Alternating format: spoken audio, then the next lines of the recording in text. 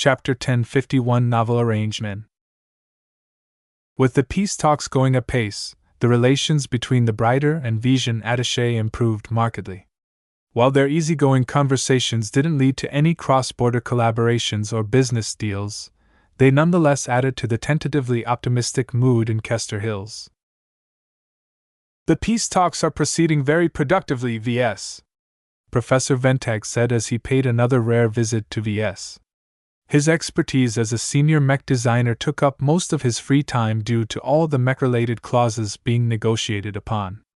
Normally, the treaties between the Bright Republic and the Vigia Kingdom are relatively barebones, but this time is different. With other concerns looming on the horizon, we desperately need to find some common ground and pool our strengths together. That sounded practically alien to VS. He frowned. Why did the professor bring this topic up with him of all people? What kind of common ground are we talking about, Professor? The terms are still being discussed, so take it with a grain of salt, but I have received permission to fill you in on what we are working. First, let's take a step back. Previously, we talked about the impending transition to the next mech generation. Are you still aiming to hit the ground running in the next generation? VS nodded. I am. Do you know how expensive that can get? I know that the cheapest new component licenses are worth tens of billions of credits at least. As for the good stuff, you can forget about licensing the good stuff. Ventag shook his head. It is plainly unaffordable for you to acquire the rights to make use of the latest components that the MTA has prepared. In fact, even Nora Consolidated will have some issues if they pay full price for a complete set of component licenses.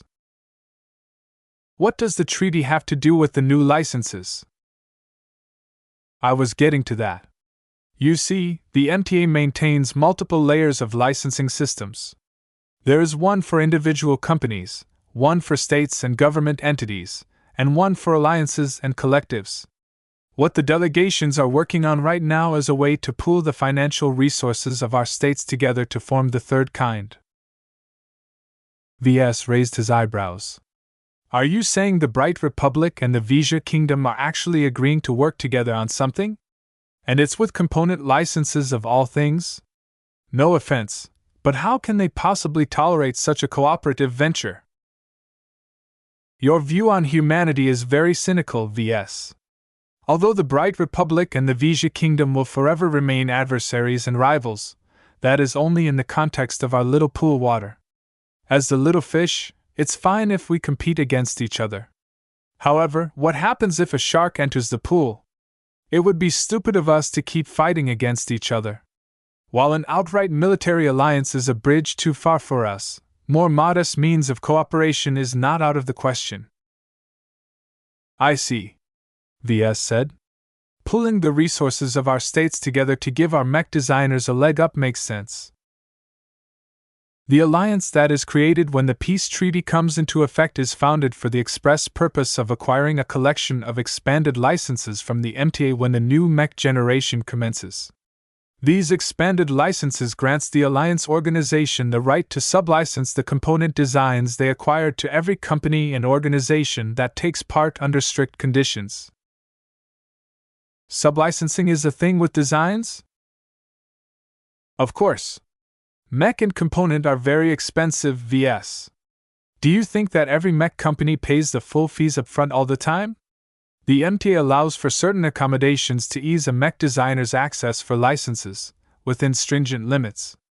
For example, the expanded licenses vary their fees depending on how many times it can be sublicensed. The majority of the funding provided to the alliance are provided directly by our two states. They are essentially subsidizing the future development of their mech industries. What a novel arrangement! VS couldn't help but be astounded by the ambition of setting up such a powerful alliance. This had the fingerprints of Senator Tovar and Prince Colchester all over it. In fact, he strongly suspected it might be the brainchild of Camden Tovar himself. It was the kind of diplomatic solution that a consummate diplomatic like himself would come up with to achieve some limited form of cooperation between the two rivaling states. VS picked up something very crucial. You mentioned that expanded licenses can only be sublicenses for a certain amount of times. So it effectively amounts to a quota? That is a good way to look at it. The professor nodded with a pleased smile. Right now, we are contemplating on making the Alliance acquire expanded licenses with the right to sublicense them for a total quota of 500, or 250 per state. In case of the Bright Republic, it is a given that around 100 of these sublicenses will be extended to the mech companies founded by our seniors. Around 50 more will be sublicensed to various government, academic, and nonprofit institutions. That leaves only 100 for the rest. VS already had an inkling of what Professor Ventag had in mind. Are you saying that the LMC is eligible for the remaining quota? I expect that there will be a lot of competition for the quota. When the Bright Republic's mech industry hears about it, every mech designer will go crazy. However, with Senator Tovar and my support, you can skip this entire hurdle and be directly eligible for a coveted quota. I cannot emphasize the value of this quota. Good use of the new licenses may see your new mech designs be propelled beyond this star sector. Any journeyman not automatically eligible will fight like sharks in a tank for a quota, but you get to enjoy a free pass if all goes well. We intend this to be a reward for all the services you have rendered and a favor for your continued dedication and service to us and the Bright Republic. Do you understand the value you are receiving? I am very clear about the favor, VS uttered with an astonished breath. I am inordinately grateful to the Senator and you for bestowing me this opportunity. How could he not be shocked by the depth of favor being bestowed upon him? This was practically giving him access to hundreds of billions or even trillion credits worth of new component licenses. VS always knew that Senator Tovar never skimped on his rewards. This was just the latest example of the benefits he could accrue by remaining in his favor. Of course, there were two sides to a coin. The professor explicitly said that the value of a quota to the sublicenses issued by the Alliance exceeded his merits so far. Saving Senator Tovar from getting kidnapped and preventing Colonel Zelvin and Count Reginald's heads from being absconded gave him a huge amount of kudos, but it seemed as if it didn't completely cover this humongous favor. In other words, VS became more intricately tied to Senator Tovar and Professor Ventag's camps. VS only received this quota by virtue of his connections to both of these eminent individuals. As long as he remained on their good side, he would continue to benefit from the sublicenses. If he somehow pissed them off or cut ties with them, then VS believed those sublicenses could easily be taken away from him without any warning. After all, it was the Alliance that managed the sublicenses, not the MTA itself. This Alliance organization would come under the administration of the governments, both the Bright Republic and the Ves Kingdom, which effectively meant that their senior statesmen called all the shots. There is one important point to keep in mind. Do not presume this is a free service, the professor added. Expanded licenses are extremely expensive, and the only reason the two states are even capable of acquiring them is because the MTA allows them to offset the costs with certain favors and allows them to repay their huge debts over a larger span of time instead of all at once. The ultimate goal of the Alliance is to break even. So it is essentially a loan rather than a gift? An enormous loan, yes. If the LMC receives a quota, it essentially gains the right to make use of the new generation's component designs immediately while deferring the associated fees at a later date under generous conditions. This is a valuable service in itself because as long as you take advantage of the reduced competition and increased market demand for new generation designs, you will stand to make an incredible amount of profit. How will the LMC pay back the money owed? Through a flat per-unit licensing fee. No upfront costs. Depending on how many sublicensed component designs you include in your new design, you'll have to pay the Alliance 1 million credits to tens of millions of credits for each new generation mech sold. This is standard business practice. VS smiled thinly. If everything goes well, the Alliance will be able to do more than break even. they'll be able to run a profit. VS was familiar with the trade-offs between licensing a design by paying a single lump sum at the start, by paying a small fee for each use of the license, or a combination of both. The latter was most common in the mech industry, but not the most ideal. In situations where a mech designer had complete faith in the success of their design, it was much more advantageous to pay a couple of billion credits for a good license up front and be rid of any further obligations to pay more fees. When their mech models that made use of those licenses sold for thousands or tens of thousands of copies, the huge upfront licensing costs could quickly be earned back within a year or two. Every mech sold after this period were no longer burdened with repaying the debt. They therefore offered higher product margins, which in turn entailed higher profits for the company. On the other hand, if a mech designer was designing something risky or lacked confidence in their own products, then it was much more advantageous to license a design with a pay-per-use payment scheme. For example, each mech sold meant the mech company paid 250,000 credits, or something to the licensor. The lack of upfront costs made life much easier for the smaller and struggling mech companies. They lacked the capital to produce mechs at scale and wouldn't be able to afford expensive standard licenses. However, this convenience came at the cost of lower product margins and therefore lower profits. It also made products burdened by ongoing pay-per-use fees rather uncompetitive in the long term. When market conditions worsened, the first products to become uncompetitive and unprofitable would always be designs that made use of pay-per-use licenses. Naturally, the licensor, which in this case would be the Alliance, stood to rake in massive sums of continuous sub-licensing fees with this payment scheme. It took advantage of the enormous financial strength bestowed by two states and turned it into a way to milk the best mech designers of their states of some of their earning power. As a businessman, VS understood the mercantile intentions of Senator Tovar and Prince Colchester very well. For the Alliance to pay back the enormous investment the states put into it, they needed to hand over the quotas to the most successful and most business-savvy mech designers. It was therefore already a given that the senior mech designers of the two states would all be granted a quota. As for the remainder, leaving aside the governments and universities and such, the journeymen would all be forced to fight over the scraps that remained. In this, an important condition emerged. The professor adopted a serious expression. While the senator and I can give your mech company a backdoor into the Alliance, your eligibility is not assured right now. Whether your mech company is granted a quota is highly dependent on whether you can advance to journeyman by the time the new generation commences.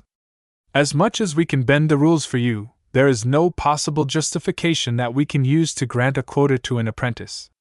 I'm sorry for that, VS. VS understood this message very well. Little kids should play in the sandbox while the adults did all the real work. He never felt more motivated to advance to journeyman right now, and hopefully his upcoming design would give him the impetus to take that much-desired step. I will definitely advance to journeyman within a year. You can count on it, Professor. Chapter 1052 Junior Winner. The revelation of an alliance to administer sublicenses of new generation component designs excited VS to no end. After the professor returned to his own duties, VS stewed over the implications of this ambitious scheme. Professor Ventag never mentioned the cost incurred by the states, but it must be extremely hefty. VS murmured to himself.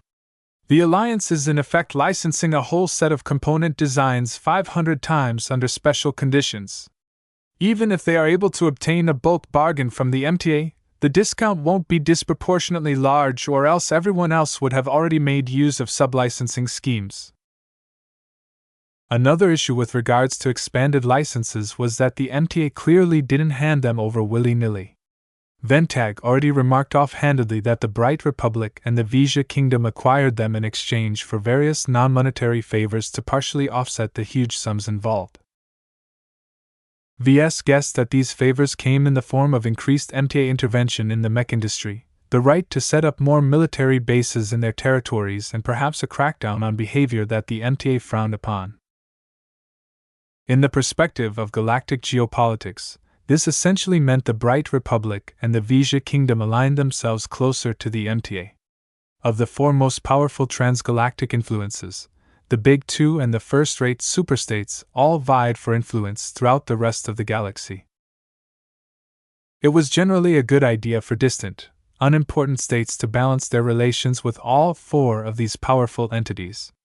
In this case, however, the decision of the two states implied that they inched closer to the MTA at the cost of distancing themselves a bit from the other three influences. The CFA won't be pleased their main rival managed to worm their way further into the two states, VS predicted. None of this concerned VS. Instead, he would rather much think about the implications to his medium-term business plans. Once the war ended, he always intended to find a way to earn huge sums of money to afford some of the cheaper new generation component licenses. He was always aware of their pricey licensing fees, so he never aimed to acquire a full set. It was much more realistic for him to license a couple of core component designs to form the nucleus of his new designs. This opportunity is even better. Instead of picking and choosing among the cheapest and poorest new generation component designs, I'll be able to gain the rights to make use of the full set without going bankrupt. The terms offered by the Alliance sounded generous to him. Even though his mech company, which would be the legal entity which sublicensed the component designs from the Alliance, owed a continuous flow of fees while selling mechs based off the sublicenses, it was a win-win arrangement for everyone involved. He knew that only a handful of entities possessed the muscle to refuse the temptation offered by the Alliance. Perhaps the biggest companies led by the most successful seniors can skip the Alliance and use their own financial muscle to gain more favorable component licenses. As for every other company, it just makes more sense to forego the massive upfront fees and ease their entry in the new generation by spreading out the costs of sublicensing the new component designs. VS did not envision making use of the new generation licenses forever. Usually, a decade into the new generation was enough to allow other component designers and developers to catch up and offer better alternatives at cheaper prices. However, by then, the first entrants into the market for new generation mechs already captured large swathes of market share and earned a killing. As long as those first entrants didn't publish too many flops, they would certainly be able to hold on to the advantage they gained at the start of the new generation. The important point is that mech designers have to hit the ground running. Use the new generation component designs to design amazing mechs. Use the earnings from selling those fantastic new mechs to license evolved versions of those component designs. Rinse and repeat. Like a snowball rolling down a mountain, the scale of earnings grew larger and larger as long as each design was a solid success. However, just climbing up the snowy mountain took a lot of effort in itself. It was unreasonable for most mech designers to be able to make it all the way up to the top, and even VS doubted he could go beyond halfway. The Alliance was like a shuttle that picked him up from the base of the mountain and flew him all the way up the top without putting in his own effort. Naturally, he needed to pay the Alliance back for the shuttle ride in other ways, but it beat climbing the enormous mountain with his own two legs. This solution solves one of the biggest problems facing my company in the next 10 to 20 years. VS sighed. All he could say that Professor Ventag knew his condition and the condition of his company extremely well to offer this kind of opportunity to him. While it was predicated upon his advancement to journeyman, both VS and the senior knew very well that this wasn't a difficult hurdle to overcome in this case. A more concerning implication was that VS needed to continue to cozy up with his current backers in the Bright Republic. With Senator Tovar as the principal backer from the government, and Professor Ventag as his backer from the mech industry, VS would be assured of a quota despite being one of the youngest and least experienced journeyman mech designers eligible for this opportunity. Flashlight might also throw in their support from behind the scenes. They would love it if a mech company under their sphere of influence became a part of the exclusive club of quota owners. On the flip side, Ves also predicted that he would draw the attention of a lot of jealous journeymen. He could not ignore the political implications of making use of a backdoor into this new sub-licensing system. This is a direct shot across the bow to all of the Ansel mech designers. A quota to Ves, who appeared to be connected to Rittersberg, the Tovar family and the DCTI, was one quota less to a promising and talented Ansel mech designer. In fact, considering the recent KNG affair, Katter and Navis might miss out on a quota despite their robust design skills and abundant experience. It's not really fair, is it? Yet that's life. The main concern that Ves had to keep in mind that all of this political support did not come for free. Nothing ever came for free. Aside from the financial obligations built into the sublicensing agreements, Ves also needed to continue to maintain relations with his current backers. While Ves was rather leery of being taken advantage of, especially in light of the depth of Senator Tovar's schemes, it wasn't as if he took advantage of the situation as well. Both of them won in this arrangement. It was just that Senator Tovar won enjoyed the last laugh. Perhaps one day, Ves would be able to lean back in his comfy chair befitting his status as an overlord and laugh as he occupied the lion's share of any win-win agreements he brokered. That day was very far away at the moment. It was enough for him to be the junior partner of such an arrangement. As for the whiners? Who cared? Ves shouldn't have to pay attention to the criticism that accused him of occupying a quota that a better journeyman mech designer deserved more. I'll make the critics shut up with the quality of my upcoming designs. I can be just as good as those older journeymen with decades of experience under their belt. He grinned. Ves strongly felt that all of the hardships he suffered so far recently had been worth it. You just couldn't buy this sort of leg up. If Ves spent his entire time during the war locked inside some research base performing unimportant work, then he would have never been eligible for such a magnanimous reward.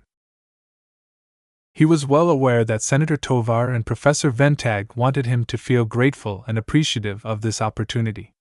The expectation was that Ves would continue to serve on their behalf. For now, that was fine. All of the caveats did not detract from his good mood at all. As the negotiations progressed, the professor came back again to inform him that the structure of the new cooperative venture had been fixed.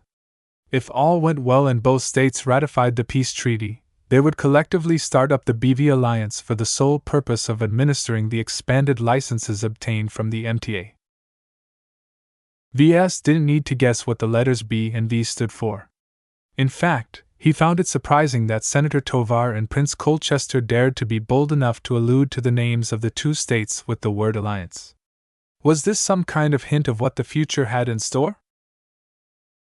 Impossible. He shook his head. It's probably a sick joke of theirs. There's no way our two states will agree to join hands in a military alliance.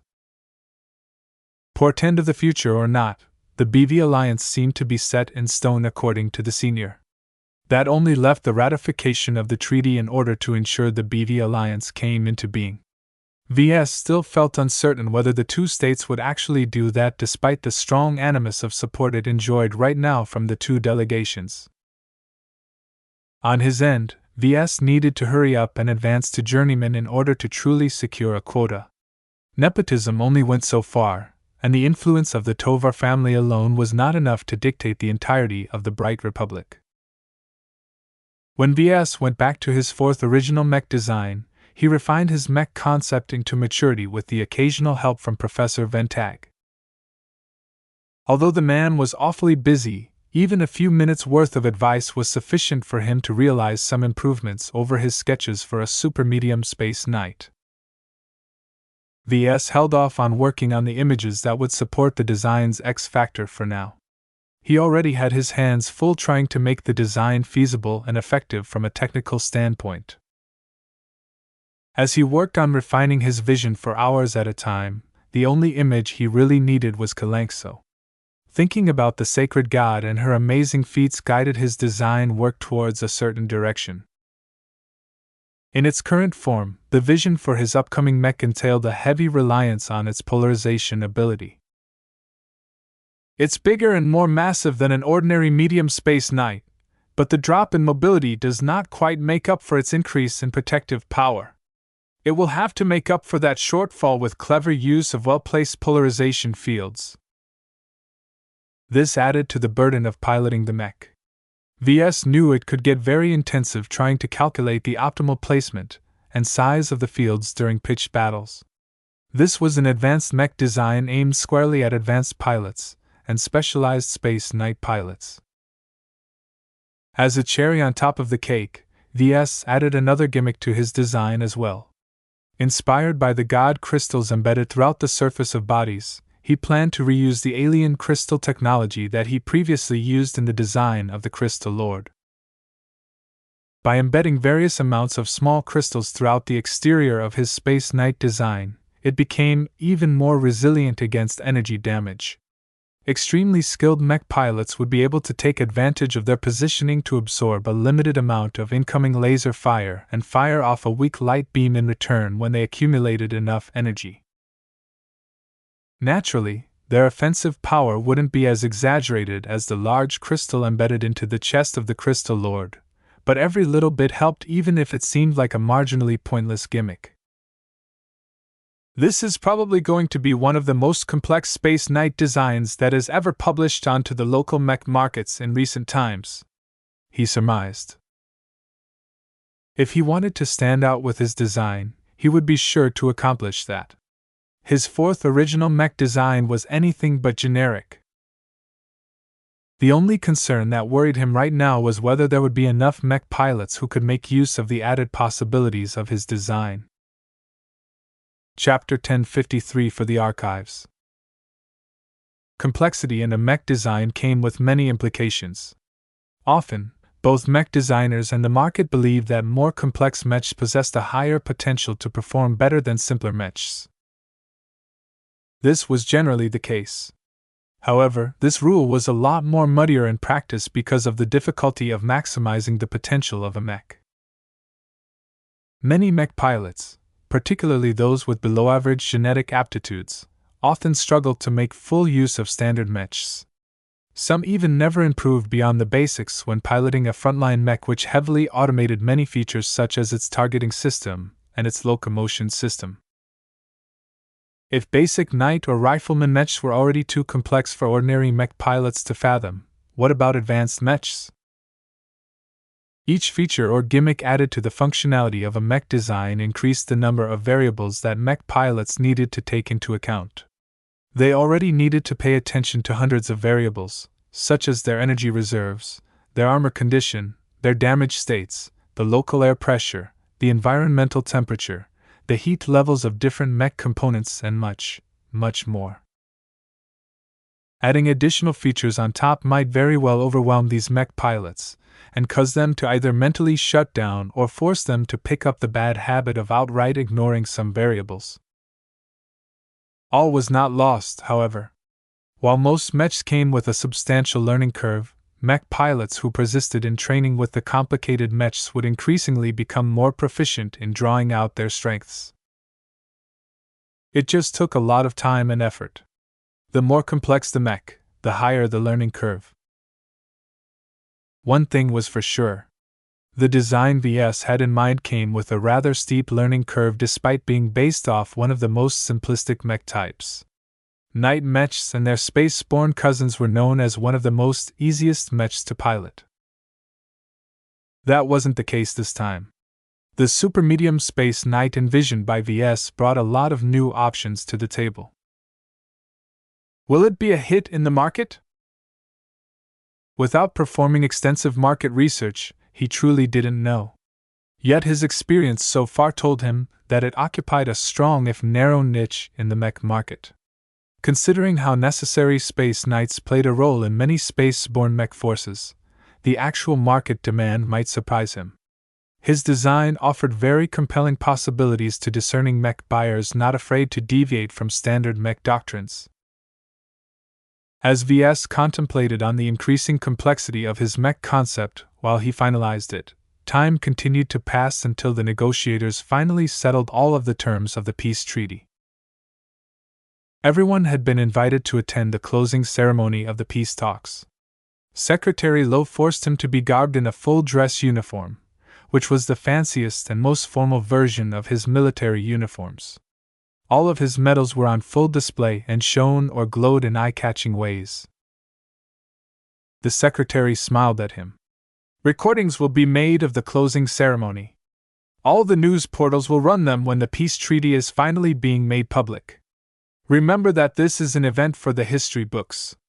Maintain your composure and act like you belong. Your impressive array of medals will look good in the historical archives.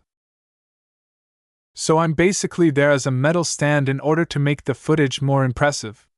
VS smiled ruefully. Don't say as if you don't benefit. As a young man in a sea of old people, you'll attract a lot of attention. Just the fact that you are a part of Senator Tovar's delegation is enough to enhance your reputation. Am I entitled to more medals? I recently earned a lot of merit. That should count for something, right? Secretary Lowe shook his head. Unfortunately, Senator Tovar has exhausted his connections to the higher-ups of the Mech Corps. It will be difficult for him to arrange additional awards to you when you already earned several major distinctions very recently. Some generals and officials might accuse him of padding your accomplishments for political aims rather than genuine merit. My merit should not be in question. I'm not arguing with you, but the generals won't see it that way. From what I have gathered, Senator Tovar will make sure the Mech Corps will grant you some form of recognition after we return to the Bright Republic. It is very difficult for him to make his case while we are many light years away from new Foundation V. While Secretary Lowe made it sound like Senator Tovar fought hard for the awards that VS deserved, the truth was probably less glamorous than it sounded. VS figured that Senator Tovar was too busy trying to shape the peace treaty and arranging the political turmoil that resulted from the botched attacks on his person and the peace talks to divert any attention to anything else. He tried hard not to feel bad about the stalled opportunity to pad his row of medals. VS did not consider himself a glory hound who chased after awards and recognition from the military like his uncles and aunts once described. While he felt honored that he received all of those awards, many regular servicemen performed their utmost, and never received anything more than a pat on their back each day.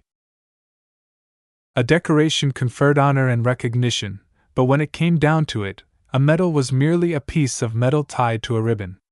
The social value ascribed to these pieces of metal tied to ribbons was considerate, but was it essential to VS? Not really.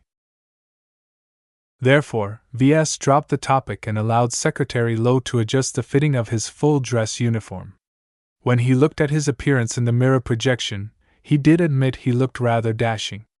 If not for his green-tinged Mech Designer uniform, he might be mistaken for a mech pilot instead. All right, Mr. Larkinson, you are ready for the show. Go out and make the Republic proud by appearing as your best. Once everyone dressed to the nines, they filed into the conference chamber, which the Reinaldans rapidly repaired and reinforced after the previous attack, and stood to the sides while Senator Tovar and Prince Colchester stepped forward in unison. They approached an exaggeratingly large data pad and signed the electronic document contained within with their own names. Senator Camden Tovar and Prince Colchester of the Royal House of Vesia, on behalf of their respective states, have finalized the terms of the peace treaty. Someone announced in a loud and formal tone. The peace treaty is ready to be ratified by the administrations of the respective states.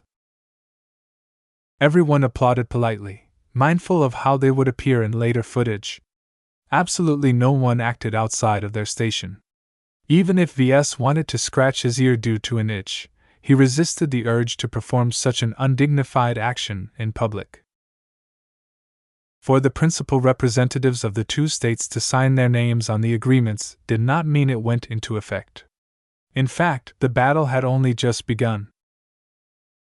Ves knew that the next step after finalizing the terms of the peace treaty was to take them back to their respective states and have their governments ratify the entire treaty.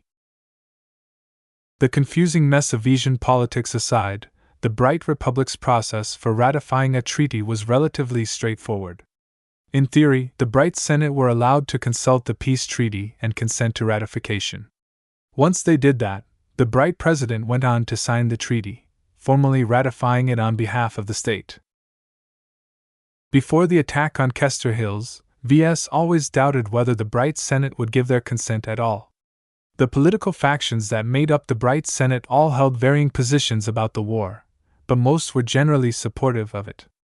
How could they ever be persuaded to give up their opposition to the peace treaty? Apparently, Senator Tovar had them by the balls. By turning concrete evidence of foul play back to his critics, he possessed the leverage to shut them up lest he air their foul laundry. Ves had to admit that was a pretty good way to stifle opposition to the peace treaty. Even so, the Bright Senate did not speak for the rest of the Republic. Would the average citizens be able to stomach an early peace with the Vesians? Probably. The Bright Republic was always the more disadvantaged side of the wars. Ves worried more about how the Vesians managed to convince their own subjects to swallow the peace treaty. They were much more fervent about the war and would therefore likely resist a premature peace the most. Prince Colchester had his work cut out for him. It must be much more difficult for the prince of a weak royal house to get every ducal house to come to a consensus on the peace treaty. After signing their names on the virtual document, the two statesmen slowly departed after posing for the recording devices. They were far too old to mingle with the crowd of rabble, after all. In their place, both Colonel Zelvin and Count Reginald retook their places as the lead representatives of their respective patrons. Their heads were firmly reattached to their bodies again, and Ves hardly noticed anything out of place, though that didn't necessarily mean they made a full recovery. Surprisingly, Colonel Zelvin directly approached Ves with a smile. "Mr. Larkinson, I never got to thank you for saving me. I apologize for not expressing my gratitude earlier. The operations I went through are not for the faint of heart, you see." Ves chuckled. "I understand. Not everyone gets to experience what you went through. I believe you had help when you saved me, is that right?" "The presence of Venerable Foster did indeed prove useful in thwarting the intruders," Ves replied, though he did not add that he mainly used her as a meat shield to deter the traitors from shooting at him. He needed to remain diplomatic, if only for posterity. "I think this is a rare instance where a Brighter and a Vesian managed to accomplish something when they worked together." That sounded good, right? Ves mentally patted himself on his back for coming up with something so positive. However, Colonel Zelvin smiled wider for some reason. Perhaps we should reunite you with your Vesian partner. I'm sure she will be thrilled to meet her comrade in arms for one last time. Come with me." The colonel abruptly grabbed onto V's arm and practically dragged him over to a small gathering which included Count Reginald and Venerable Foster. It seems our honored Brighter guests have taken the initiative to approach," the Vesian Count said with a pleased expression. "Mr. Larkinson, thank you for saving this poor old man's life." "I was merely doing my duty," Ves replied with a stiff smile. He tried hard not to look at Venerable Foster, who stood next to the old Count. "Peace is too precious to allow some malcontents to spoil the party." "Well said," Count Reginald complimented before he gently pushed Venerable Foster forward. The expert pilot could have easily resisted the push or even knocked the noble out cold, but she knew better than that. "Venerable Foster, why not stand next to Mr. Larkinson? The two of you are both heroes.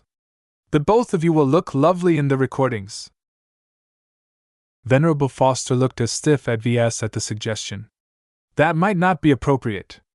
We serve in opposing militaries. This is no longer a time of war. As far as we are concerned, a new time is dawning. The time where Briters and Visions are forced to take up arms when they encounter each other is over.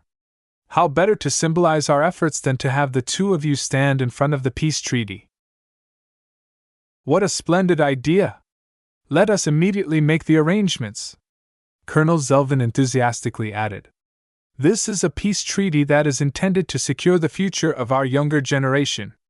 While the previous captures of Senator Tovar and Prince Colchester will look good for the archives, I'm sure the news portals would love it if they can display an image of the peace treaty alongside a pair of young heroes.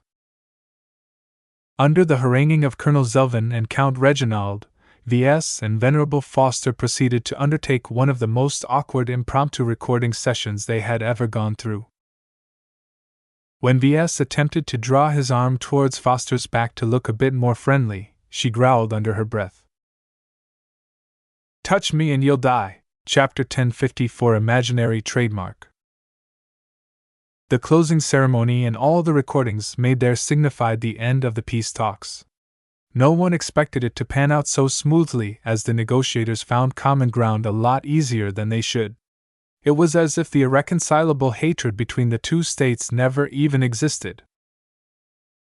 "It's probably a function of the real threat looming over our heads," Ves surmised as he boarded the Lormont Carnival. Their stay on Harkinson too had ended, and now everyone was on their way back. "As long as you're rational enough, it just makes too much sense to put down the fighting between us to a halt." Preparations for ratifying the recently finalized peace treaty were already underway in the Bright Republic and the Vesia Kingdom. Despite the collusion of several highly placed officials and statesmen in both states, getting everyone else to play along took a lot of wheeling and dealing.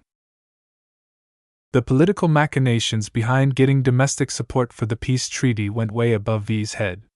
He was not a politician nor a bureaucrat, so he left that domain to those who reveled in it, such as Senator Tovar and his allies.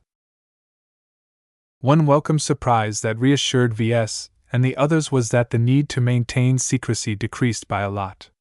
The escort fleet received additional ships and mechs from the Spiral Shockers as reinforcements. The best part of this development was that the reinforcements stopped bothering with any camouflage and brought their military-grade equipment. The elite Spiral Shockers that arrived to usher the Tovar peace delegation back home were able to display their full combat strength. Not that anyone has any reason now to attack us besides kidnapping Senator Tovar. Even then, with the reinforcements from the elite mech regiment, the cost of attempting an attack was too ruinous to attempt. Besides, the negotiations proceeded without a hitch, and the peace treaty has already been finalized. Even though we're bringing back the data pad with the formal copy of the text, the contents have already been sent back to the Republic through the galactic net. It wasn't worth it to throw a mech regiment onto the bulked-up escort fleet just so they could destroy a fancy single data pad that only held some historical value at best. To the opponents of the peace initiative, the rice had been cooked. Right now, the political battlefield concerning their attempts to continue the war moved on to the Bright Senate instead of wherever Senator Tovar could be found. In short, it meant that Ves could finally put down his guard somewhat and retract some of his paranoia. The long ride from the Reanald Republic to the Bright Republic took several weeks. During this time, Ves quickly finalized his vision for his mech after receiving occasional input from Professor Ventag. He couldn't have crafted such an intricate and well-put vision without the experience and depth of knowledge of a genuine senior. As he finished his presentation of his super medium space knight, the professor looked somewhat pensive if intrigued. "It is not a space knight for the average mech pilot," he declared. "The additional options help compensate for the weaknesses brought by your design's unusual weight class, but it is up to the mech pilot to make the most of it. A great mech pilot can achieve 50% more value out of your mech compared to a regular space knight, but how many of those are around? Most will squander your super medium space knight's potential." This wasn't anything new to Ves, who made peace with his design choices. "If that is the price I have to pay to design a unique mech, then so be it. This is a mech worth designing in my eyes." It's more expensive than regular Space Knights, and it will very likely fall into the premium price category, so amateurs have no place in piloting such an expensive machine. Even if your upcoming design flops in the market, it's fine. For a young mech designer like you, it's the experience that counts.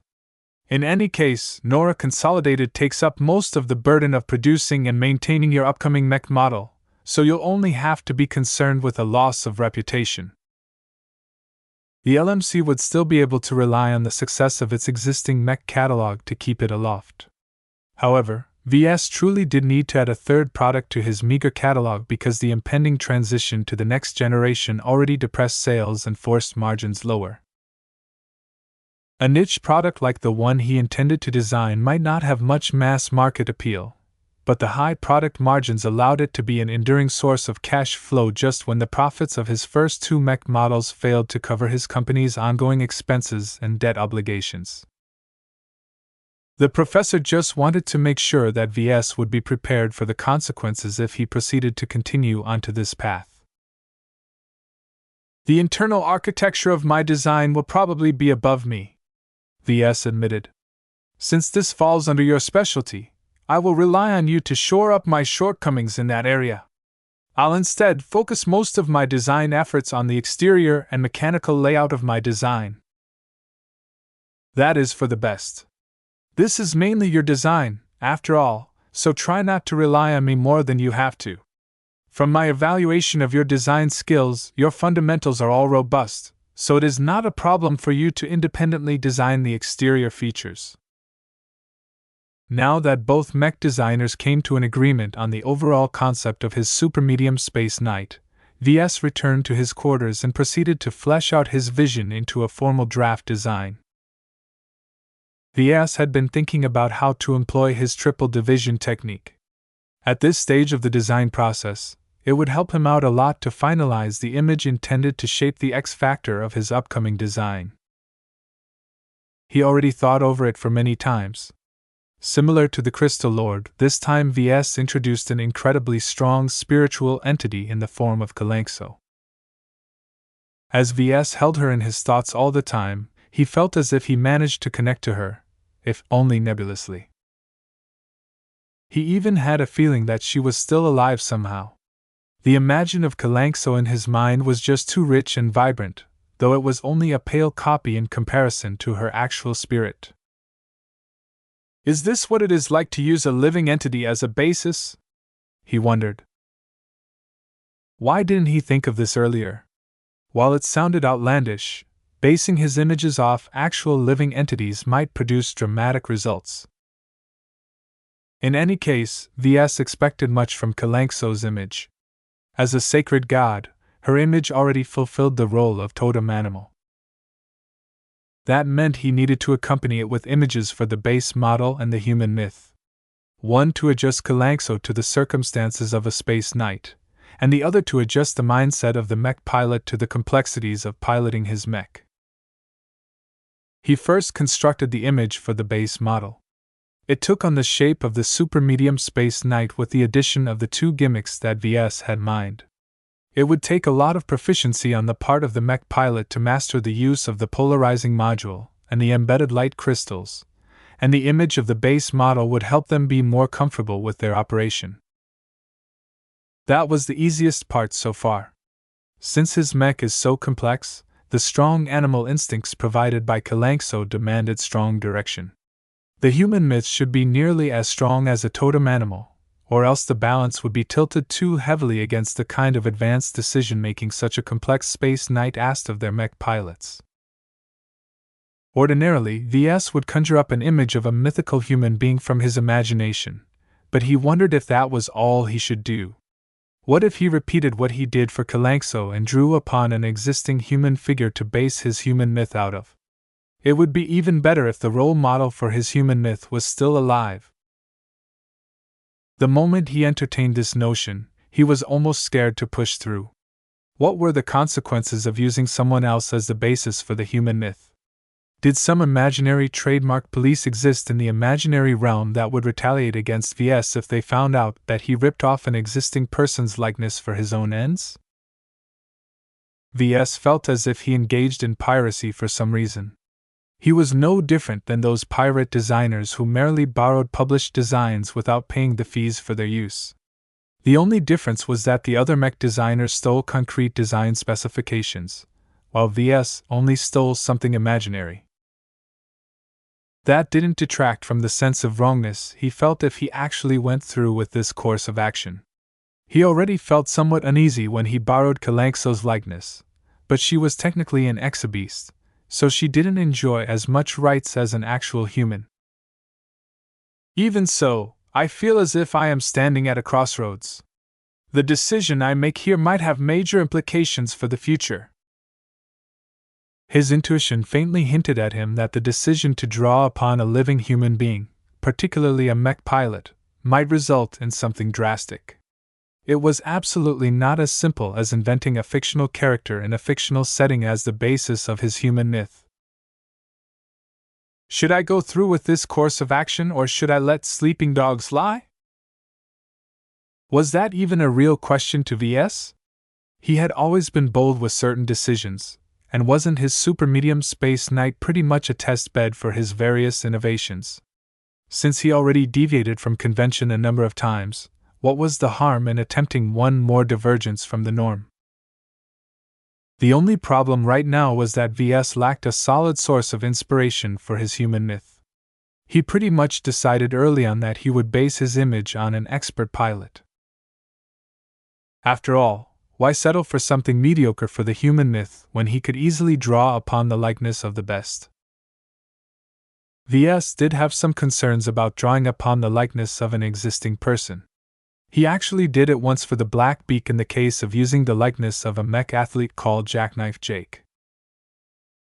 Yet that person already died, and however remarkable he performed in the water-filled arenas of Moira's Paradise, he was not too exceptional as a mech pilot.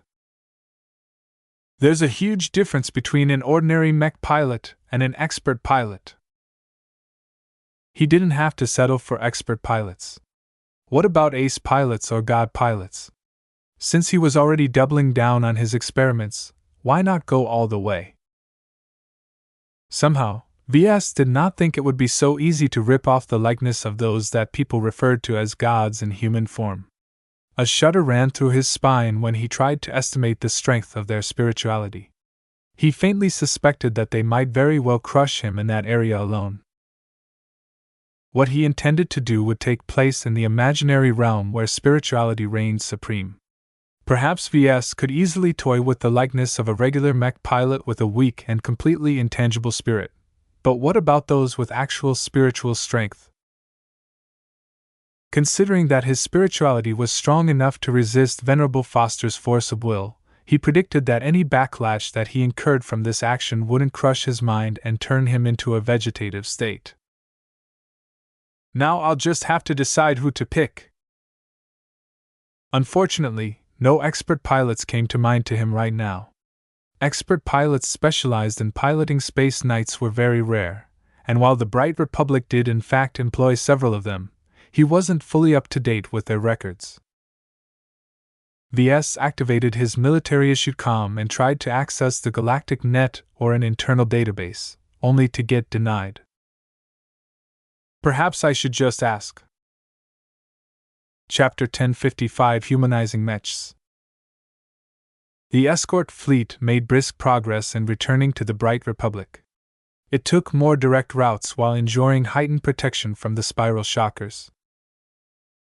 The highly alert mech pilots of the elite mech regiment took their previous failures very hard.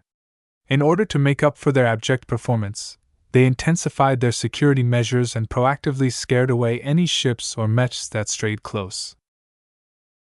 Most of the attaches began to mingle together on the Lormont Carnival. Each of them maintained connections with the Tovar family, so all of them belonged to the same side. VS didn't really quite fit into their circles due to his youth and perceived lack of value. In their eyes, he was Senator Tovar and Professor Ventag's pet. Even owning a multi-billion credit business like the LMC failed to qualify him as an equal among their esteemed ranks. Well, I'll reach those heights in time. He shook his head. He was still young and had a long and fruitful life ahead of him with the help of his genetic optimizations. Still, he missed the company of Lord Javier. As part of some under-the-table dealings, the Bright Republic finally surrendered custody over the Vision noble.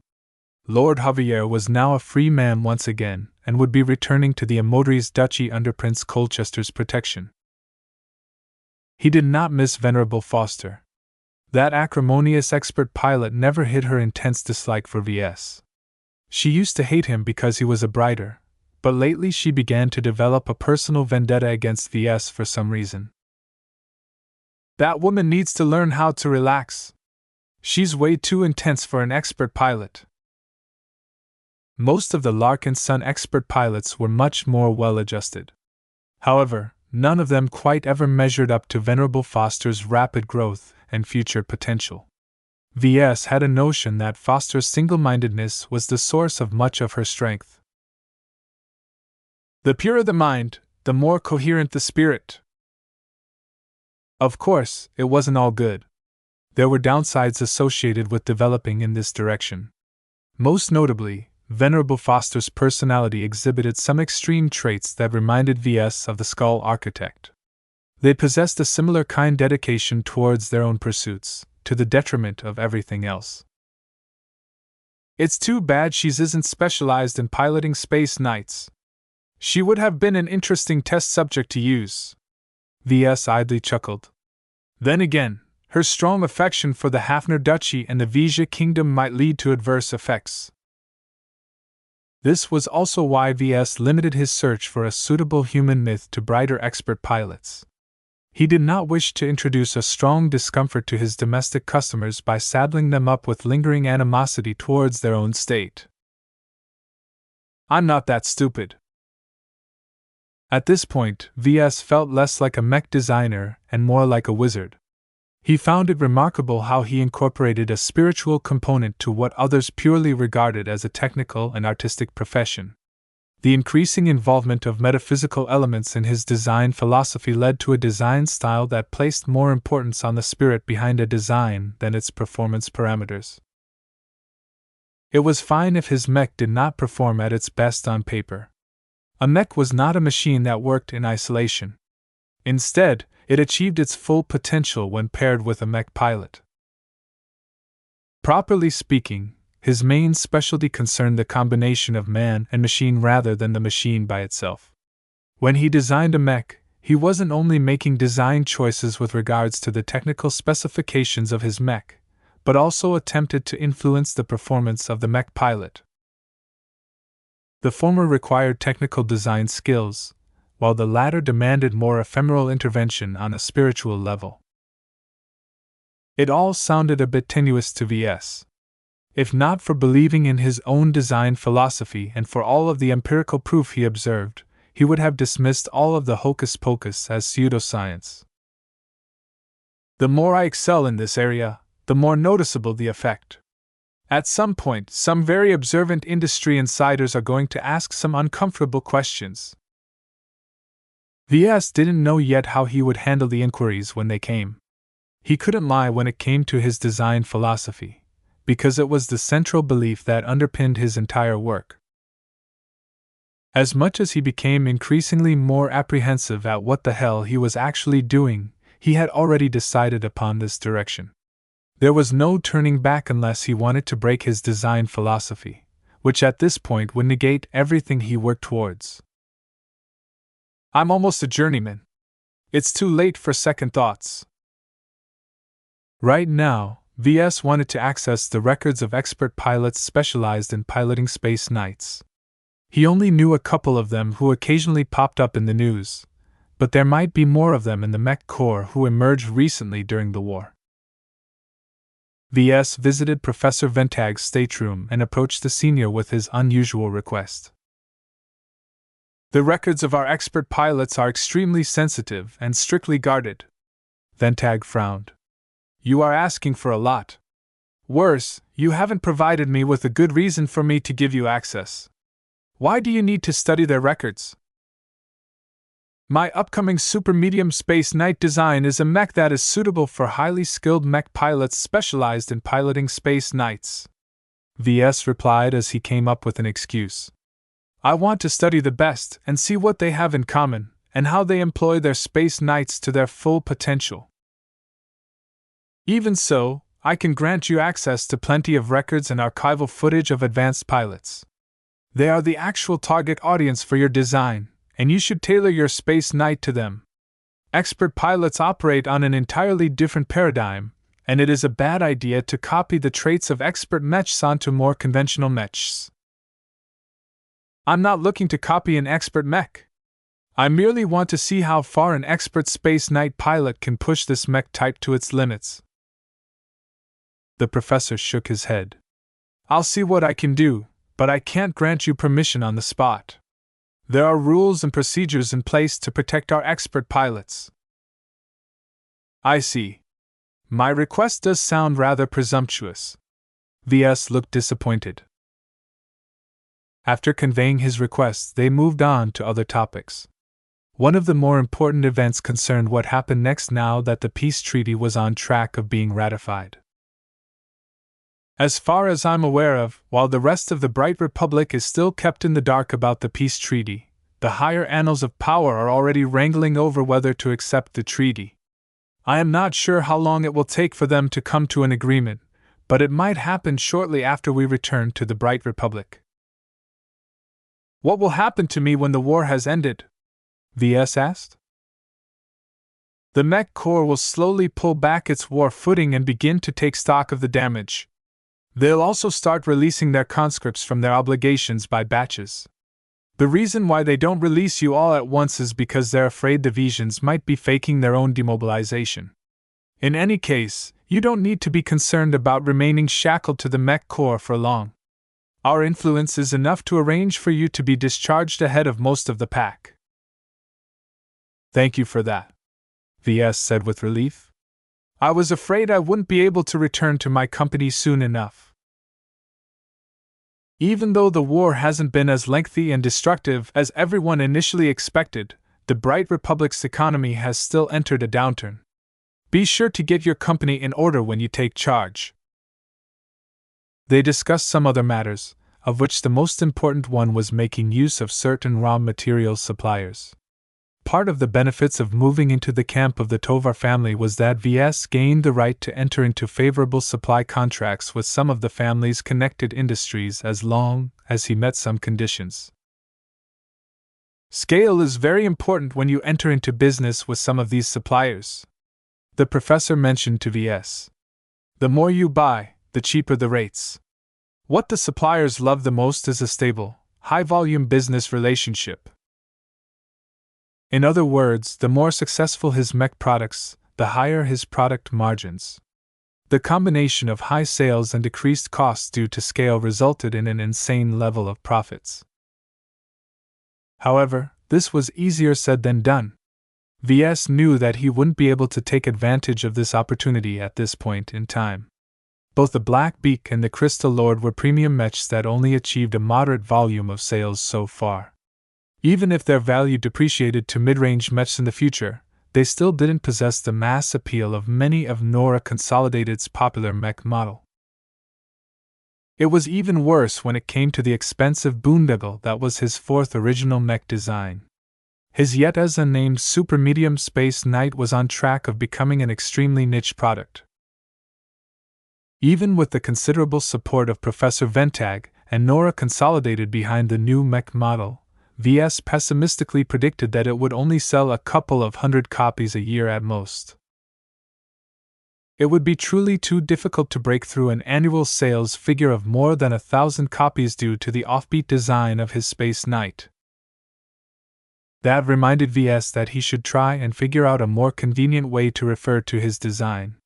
Just calling it the Super Medium Space Knight in his mind all the time started to become tedious. Do you have any suggestions on how to name my mech? Ves asked out of courtesy. Professor Ventag idly waved his hand. A name is very personal to a mech designer. Since you are the lead designer of our joint design project, it falls to you to decide upon its name. To be honest, VS already toyed with names such as the Bulwark or the Barrier. However, naming his mechs with such generic terms would only drag down its prestige. His new design should have an ostentatious name that made it stand out from the rest. "I'll think about it," VS murmured. "Right now, I'm still deliberating on this matter." "Don't rack your head over it. A name is just a name. You don't need to be too poetic about the label you are attaching to your design. Some mech designers forego names entirely and refer to their designs exclusively with code numbers." VS smiled but shook his head. He rejected such an approach that dehumanized the mechs. If he ever wanted mech pilots to treat his mechs with affection, then giving them a unique name was an important component in the humanization process. "There is one more thing you should know. Since you are close to advancing to journeyman, I don't see the harm in informing you of what will happen at that point. First, you'll have to visit the Mech Trade Association's sector headquarters in the middle of the Komodo star sector. It's situated at a star system that sits right at the border of the Friday Coalition and the hexadric hegemony." "Why must I go there?" VS frowned. Such a trip sounded like it would take months, even if he took the most direct route. "You don't have to depart immediately. However, you'll only spit in their faces if you take your sweet time to pay a visit to their headquarters. I suggest you make plans and depart immediately. There are several reasons why the MTA demands newly advanced journeymen to visit their headquarters. I am restricted from saying them, but know that it isn't detrimental to your career prospects.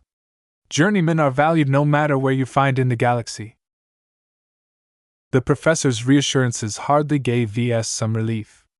While he was afraid of entering the belly of one of the biggest beasts in the Komodo star sector, it didn't sound like he had a lot of choice in the matter. What would happen if they demanded extremely stringent identity verification, the kind where they drew his blood?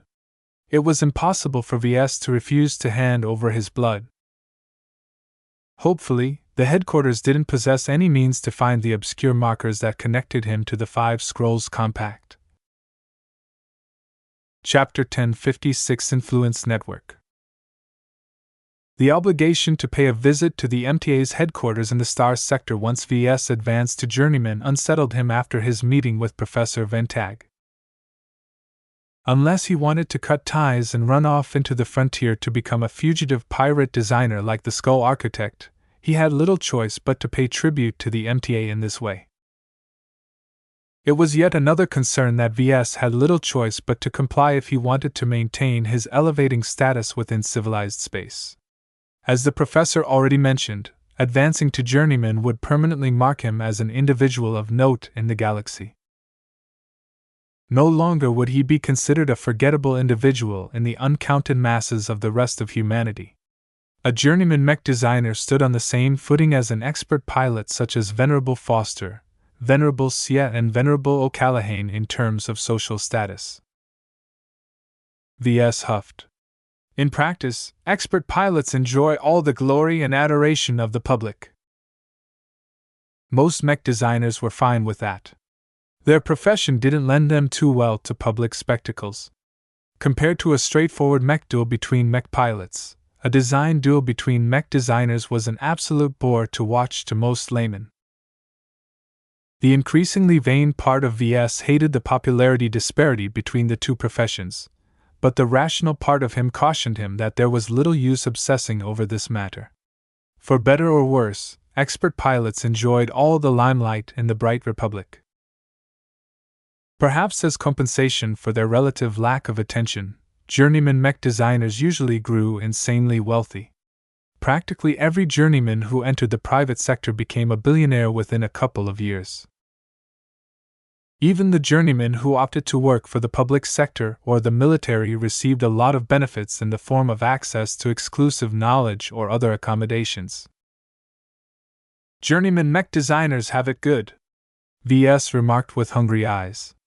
He couldn't wait to become one himself. I'll finally get rid of my pitiful apprentice status and become a real adult in the mech industry. Naturally, the increased power and ability of journeyman mech designers also meant he received new commitments. They couldn't just run off and do whatever they wanted. With power came responsibility. That was one of the messages that Professor Ventag tried to convey to Ves earlier. As the main galactic regulatory organization for mechs, mech pilots and mech designers, the MTA would make sure that Ves wielded his power responsibly instead of going astray that caused the Skull Architect to flee from the Friday Coalition. His advancement to journeyman also led to another major change. His relationship with Master Olsen changed substantially as well at that moment. He would finally become a mech designer worthy of her notice. She did tell me that she expects me to assist her organization in some way, Ves remembered. Every master mech designer led a vast organization and influenced network of subordinate mech designers and associated companies. As a young and relatively recently advanced master, Carmen Olsen's influence network was not as large or mature as the influence network of the older and more established masters. To Master Olsen, the assistance of every mech designer counted, particularly one who she invested in early like Ves. Even if their relationship was mostly transactional, Ves was fine with associating himself to a master in this way. Just like his recent association with Senator Tovar, he already benefited from staying under Master Olsen's umbrella. Occasionally working on her behalf would allow him to enjoy greater protection and access to exclusive goodies. One day, I'll be in Master Olsen's position, and many mech designers will compete for my favor, Ves daydreamed with a silly smile. Even before his advancement to journeyman, his return to civilian life also gave him the opportunity to reconnect to the system. His reunion to the mystical incarnation of the metal scroll was long overdue. Despite its contentious origins, right now Ves highly desired to make use of it to increase his chances of designing a successful super-medium space knight. Some of the suggestions made by Professor Ventag is rather hard to follow. It would be good for me if I am actually able to understand the essence of those difficult principles. A few days quietly passed by as the escort fleet made its way back to the Bright Republic. Surprisingly, Professor Ventag paid him a visit in his quarters and deposited a data pad on his desk. Do you remember your earlier request? Ordinarily, apprentice mech designers aren't allowed to access the records of our esteemed expert pilots. However, I've pulled some strings and traded some favors to fulfill your wish. Through a lot of effort, I managed to receive permission to share a redacted record of a single Space Knight expert pilot from a friendly mech regiment. This is the best I can do for you. Is that enough for your needs? Ves picked up the data pad with a careful grip. He felt very grateful for Professor Ventag's efforts on his behalf. Thank you for fulfilling my request. I'm sure I can do a lot of good with this even if it contains only a single record. It must have been difficult to pry it loose from the mech core. You have no idea, the professor chuckled. Remember, I'm only doing this favor for you because of our friendship and to repay what you've done for us so far. Continue the good work. Message received. I'll be sure to keep that in mind in the future. By the way, don't take that data pad out or try to copy its contents elsewhere. You only have 6 hours to study Venerable Fontain's record before the data pad automatically wipes its contents. The guards stationed outside your quarters will come and pick it up after you're done with your perusals. Ves hardly twitched when he heard that guards had been stationed just outside the hatch. Got it. I'll be sure to make the most of my time. When Professor Ventag left, Ves eagerly turned on the data pad. He studied the contents and saw that it contained a number of documents and recordings. The highly secured data pad contained a random collection of descriptive documents, training footage, after-action reports, actual combat footage, and even a brief exposition of the individual expert mechs piloted by the expert pilot in question. So it's Venerable Rhoda Fontaine. Most citizens of the Bright Republic could recite the names of at least 50 expert pilots at the top of their heads. The more well-educated among them could even repeat more than 100 names. Venerable Rhodofonton was not the foremost expert pilots in the service of the Mech Corps. However, as one of the few expert pilots who specialized in piloting space knights, he was not an obscure individual either. The main reason why Ves recalled Venerable Fonton served with the 8th Spiral Shockers of the 3rd New Foundation Mech Division. He even heard rumors that Venerable Fonton was actually part of the reinforcements sent to accompany the triumphant Tovar peace delegation back to the Bright Republic. It would make sense that Professor Ventag has the most success in persuading the Spiral Shockers to make an exception to the rules. Familiarity and good connections made everything easier. Ves did not enjoy a close relationship with the Spiral Shockers, but he was pretty familiar with the elite mech regiment. They were pretty stuck up and didn't make friends very easily. Only a senior mech designer connected to the Tovar family like Professor Ventag commanded enough respect from them to loosen up their shoulders.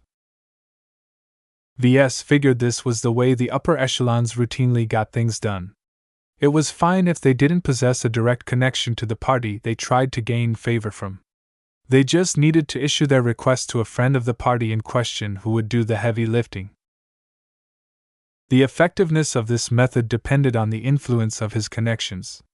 In this perspective, getting close to the Tovar family made a lot of sense as they were one of the most influential organizations in the Bright Republic. Ves shook his head as he tried to rid himself of distractions. Well, let's get back to Venerable Fonton. The contents of this data pad won't last forever. He first browsed his heavily redacted profile. The man was 55 years old and survived the previous war.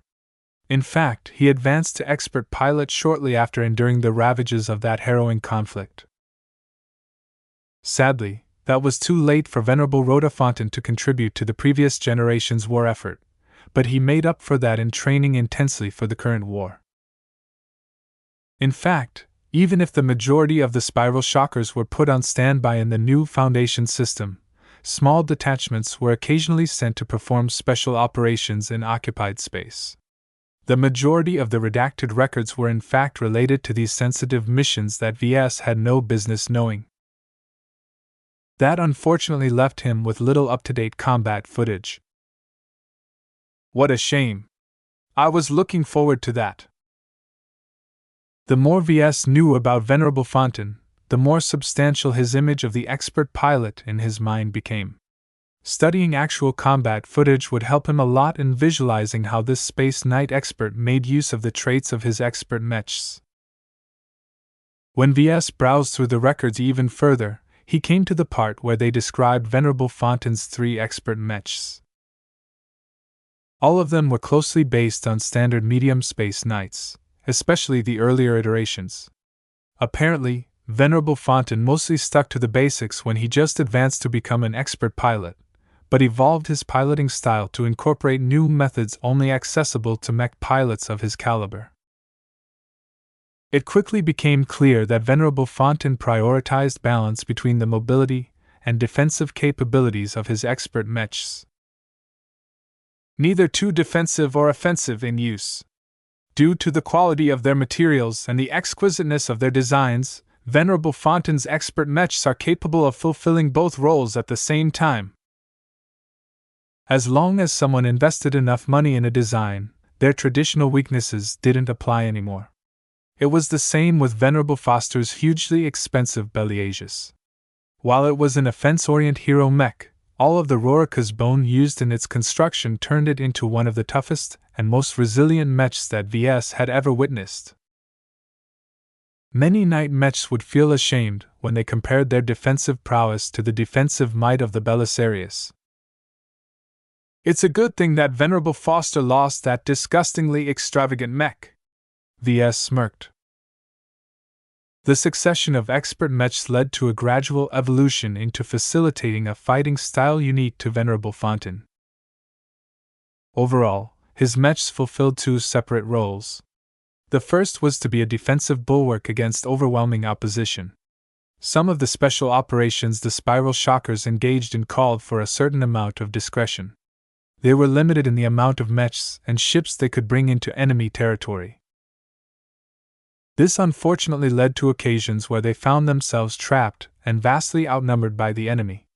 In these cases, the role the Fauvan, Venerable Fontain's current expert mech, provided was critical in facilitating their disengagement. However, the second role the Fauvan adopted was that of an unstoppable juggernaut. Its heavy mass and relatively powerful flight system enabled the Fauvan to mimic a cavalry and accumulate a devastating amount of momentum. When the Fauvan unleashed all of that momentum in a single titanic impact with its shield held in front, practically nothing that stood in its way could survive intact. Reading about the Fauvan's offensive uses reminded Ves of a battering ram, or a siege engine. Due to the low agility of the Fauvan, Venerable Fontaine mainly used this mode of attack to batter space stations of starships. Anything that was large and relatively deficient in agility became a prime target to Fontaine's unstoppable charges. Ves became inspired by the descriptions. Is it possible to incorporate this kind of attack to my own Space Knight design? Chapter 1057 Pale Copy. As much as Ves wanted to incorporate some offensive capabilities to his defensive mech, it looked unfeasible. What Venerable Fontaine of the Spiral Shockers achieved with the Fauvan was beyond mortal reach. The mech will certainly undergo a huge amount of stress from such substantial collisions, Ves murmured as he continued to study the contents of the secure data pad. The design can only come so far in mitigating the incredible forces resulting from these destructive charges. The materials need to be strong enough as well. It didn't look hopeful for his super-medium Space Knight design. While it could take a beating, it fared best against energy weapons. The polarizing fields worked fantastic against lasers, but did not do enough to block the damage from ballistic or kinetic rounds. This was a deliberate design choice to Ves. Everyone knew that laser technology would be undergoing a significant jump in power in the next mech generation, so designing his mech to cope with laser weapons only made more sense, especially in space where laser weapons were ubiquitous. Taking a direction against energy weapons left his design with some shortcomings against physical weapon. Its complicated internal architecture did not lend itself too well against sustaining severe shocks to its frame. While Ves found it regretful to leave such a weakness in his design, he could only take a single direction at a time. Besides, a Space Knight design was already fairly robust, so it was no slouch when it came to absorbing physical damage. Mobility is another area where my Space Knight falters. A regular Space Knight actually possessed quite a decent amount of mobility. Their uncomplicated design and lack of weapon systems allowed them to dedicate more of their internal volume to powering a stronger flight system. While this added capability didn't allow a Space Knight to keep up with a light skirmisher, it was sufficient to provide them with some offensive options. Not so for his Space Knight. It was just too big, and with all the extra bells and whistles, it didn't leave enough room to fit a flight system that could keep up with the increase in mass. In short, regardless of what Ves attempted to do, he couldn't escape the fact that he was essentially designing an obese medium mech when looking at its external appearance. My fatty mech's acceleration won't be able to keep up with all the other mechs in play. It takes too much effort to lug around its fat here and there. That relegated his fatty mech to a purely defensive role. It was a shame to Ves that he couldn't make use of the offensive aspect of Venerable Fontaine's kit, but he couldn't have everything. A couple of hours went by as Ves delved in deeper into Venerable Fontaine's record. The favor provided by Professor Ventag substantially enriched his knowledge with regards to Space Knights. He did not particularly lie when he said that it would be useful for him to know what Space Knights could do when taken to their limits. The Fauvan, Venerable Fontaine's current expert mech, was a masterpiece in design. Even though the redacted records were relatively sparse in its details, Ves ascertained that multiple senior mech designers put a lot of effort in pooling their respective specialties together in developing such an exquisitely balanced Space Knight. The Favin's existence showcased the extensive involvement of the Bright Republic seniors into the design of its military mechs. Expert mechs did not come about randomly, and their designs simply couldn't be bought from the galactic mech market. They were too rare and tailored to individual expert pilots to be able to work well with others. To be able to design an expert mech for an expert pilot was an immense privilege and a great opportunity. It allowed mech designers to showcase their design ability in a project with much higher budgets and much fewer practical limitations on the use of expensive materials and components. Yet VS could only admire them from afar for the foreseeable time. While it wasn't unheard of for journeymen to design expert mechs, in practice the mech corps would rather turn to the best rather than the second best to design their strategically important expert mechs. At the end of the 6-hour reading period, the data pad fizzled out. The guard stepped into his quarters without warning and silently took the useless pad out of his grasp even though VS could do nothing to restore its contents. When the guards departed, VS sighed and leaned back against his chair. Expert pilots are such amazing figures.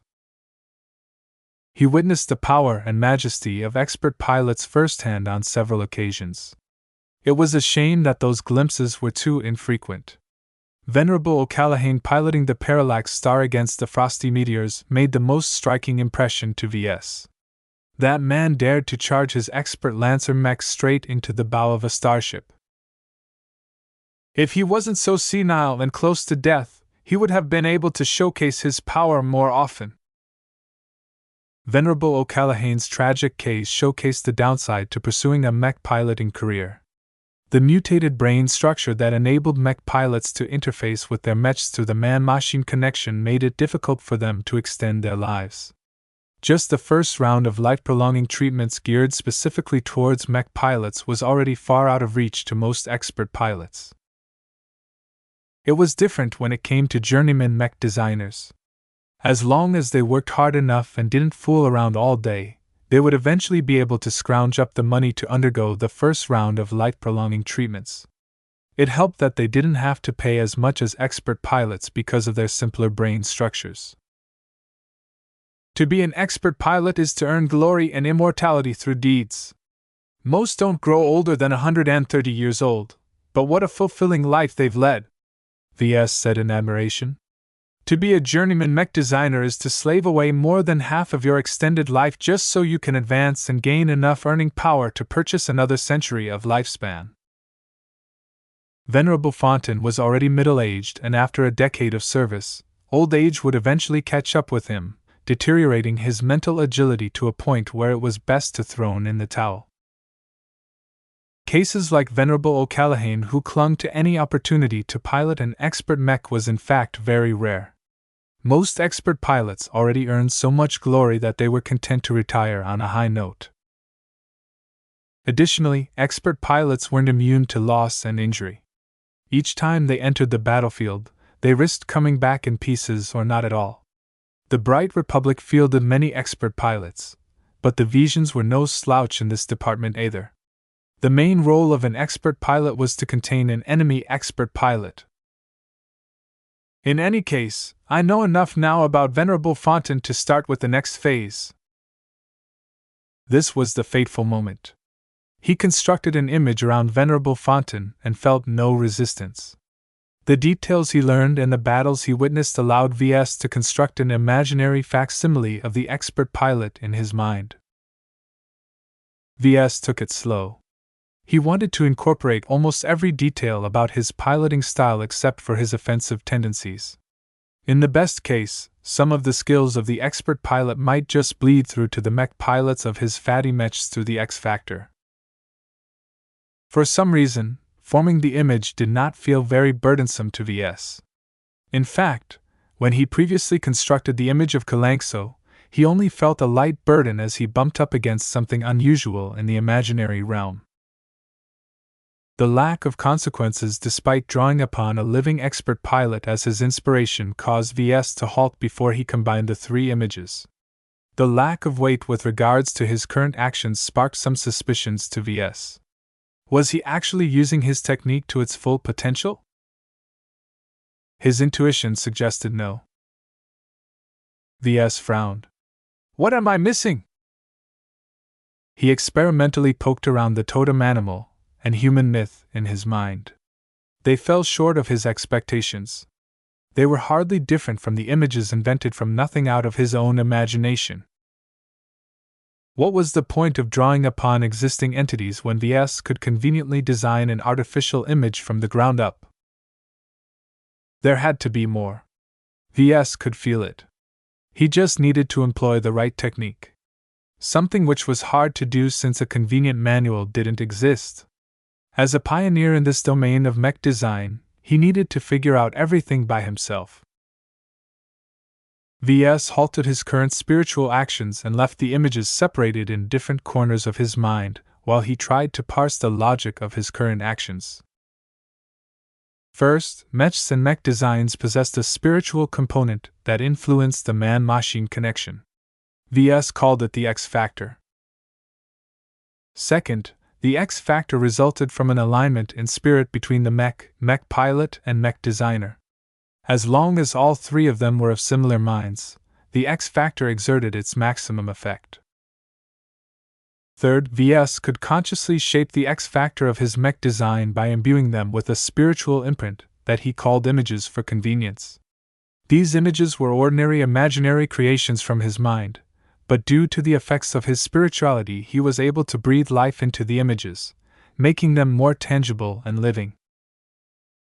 Fourth, Ves did not have to base these images out of nothing. He could draw upon existing entities, whether alive or dead. The strongest proof of this assertion was when he made use of the spiritual fragment of a long-dead miniature crystal builder leader to form the principal part of the X factor for his Crystal Lord design.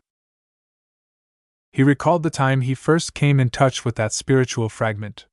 He came across some ruins and through some shenanigans, he obtained some objects including the corpse of the crystal builder leader that held the spiritual fragment. Ves lit up his eyes. This is the key! Back then, his ghostly mother drew upon the spiritual fragment with ease. He remembered that she also taught him how to do it himself. He was still upset that she stole the crystal leader's corpse and appropriated it for her own use, but he largely got over it. As much as he tried to deny it in his mind, his heart already came around to the possibility that she was truly his mother rather than some alien ghost that adopted her identity. Ves believed she was not who she seemed back when she was alive. Both his mother and the system's origins appeared to be tied to the secretive but unimaginably powerful Five Scrolls Compact. Even if he advanced to journeyman, he was in no position to touch upon these topics. Ves left this matter aside and turned his attention back to the advice his mother once imparted to him in their last meeting. Resonate with their desires. In essence, Ves needed to commune with the inspiration of his images. It was not enough to construct a facsimile of his impression of them in his mind. A copy would always be a copy. In order to make them true to life, Ves needed to take another step. He developed a bold notion. Why settle for copies when he could turn them into an offshoot of the originals? If he could figure out how to apply his mother's resonance technique, he'd be able to borrow some of the spiritual essence of the originals and use it for his own ends. What a brilliant method! Yet, would it really be so easy to infringe upon the spiritual territory of a living expert pilot? What about a more formidable entity like Kalankso?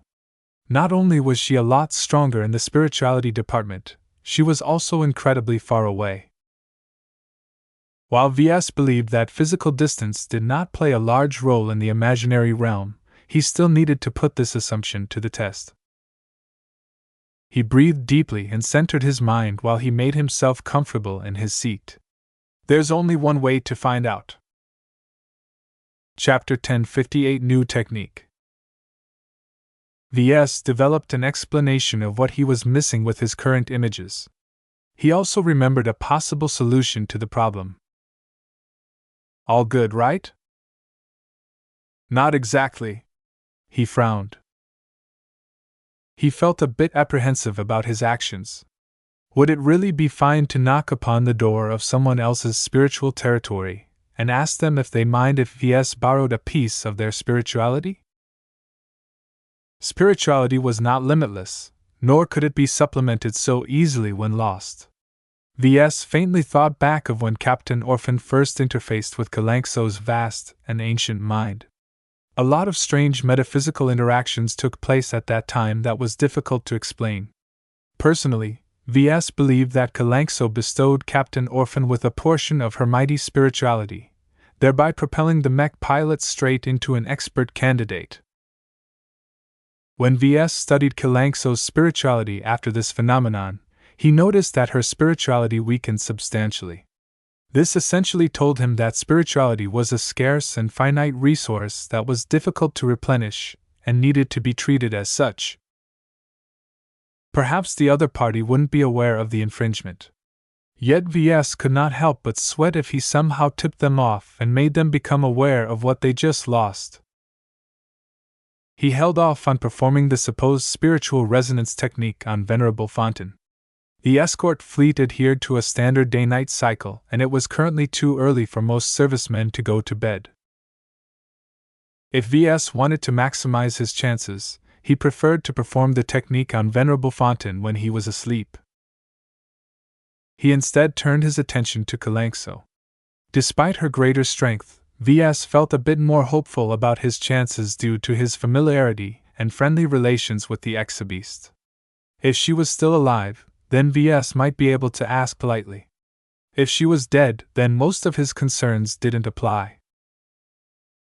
Ves had no idea whether Kalankso was awake or asleep now, so there was no point for him to wait. He needed to pull the trigger. Here goes nothing. He pretended to enter a séance and closed his eyes. His heartbeat slowed down as he concentrated his mind towards Kalankso.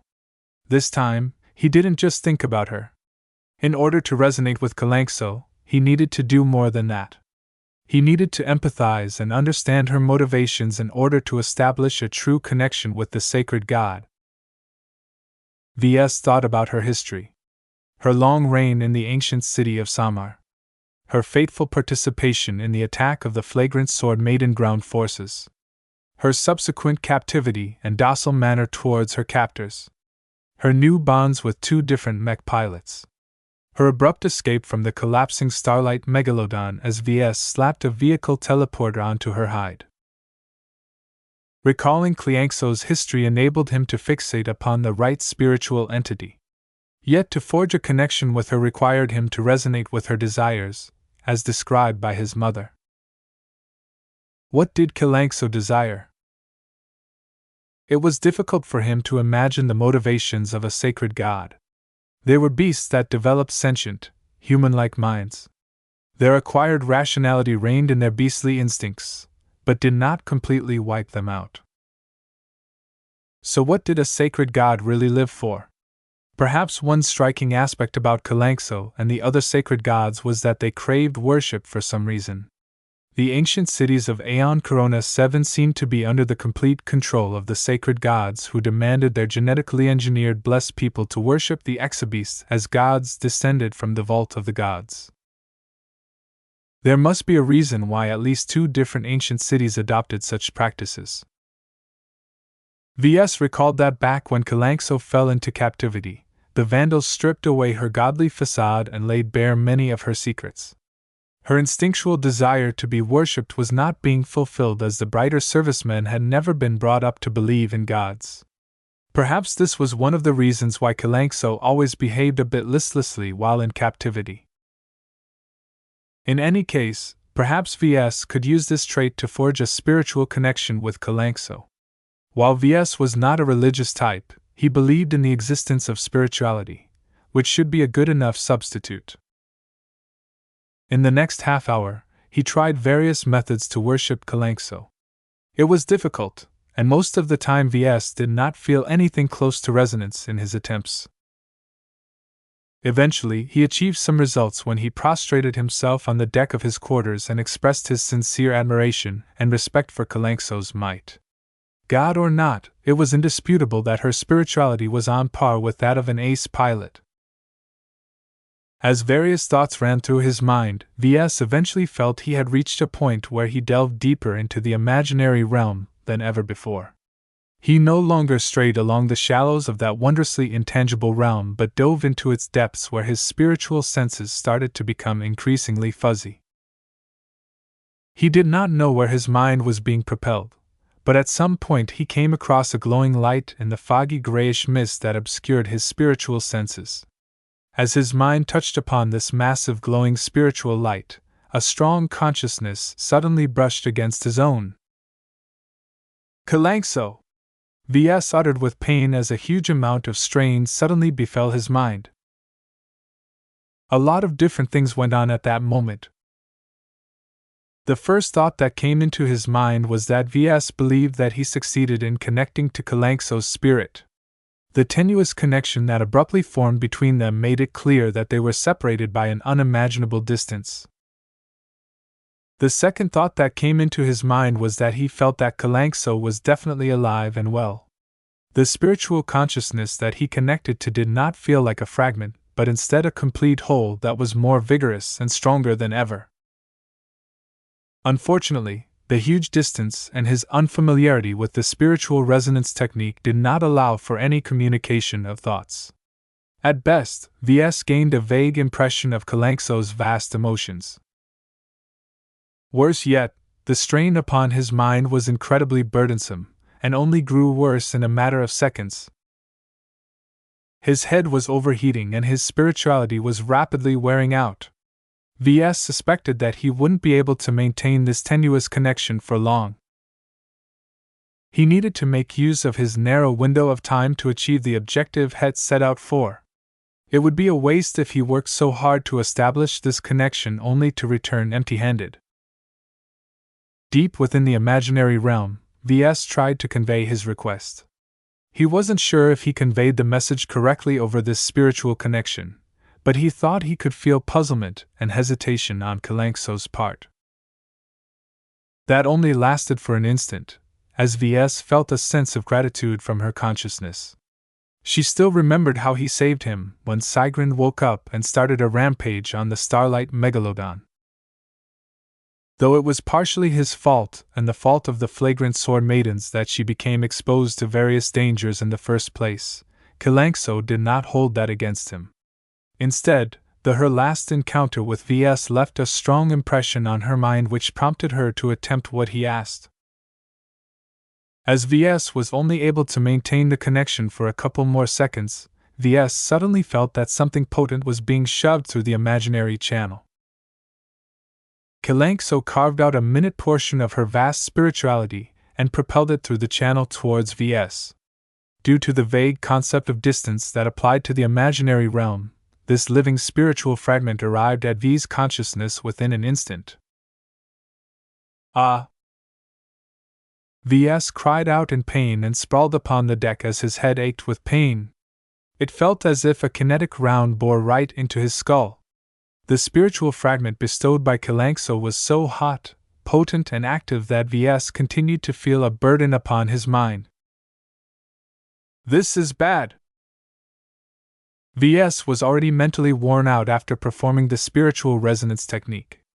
Now that he hosted the strongest and most active spiritual fragment that he ever had the privilege of hosting, it would take days for him to recover his spiritual strength. Ha ha ha ha ha! Even so, Ves laughed triumphantly as he believed he succeeded in what he set out to do. His mother was right. Resonating with a spiritual entity's desires allowed him to establish a connection with them in the imaginary realm. That it worked with a powerful living entity like Kalankso, who was man light years away from Ves, confirmed many theories he held towards this field of metaphysics. He made a lot of progress in his understanding of spirituality. He could practically feel the design philosophy hibernating deep within his mind, beginning to seethe with excitement as well. He would definitely be able to enrich his mech designs in light of this development. His jubilation helped push away some of his exhaustion, but there was no doubt that his mental fatigue left him in no state to proceed any further in his experimentation. Damn! It feels like I'm hosting a power reactor in my mind, Ves muttered as he rubbed the side of his head. He wearily picked himself off the deck before the monitoring system decided that he was having a stroke or something and assigned some guards to check upon him. As he swayed on his feet, Ves lumbered over to his bed and slumped into the soft pillows and sheets. He instantly fell asleep.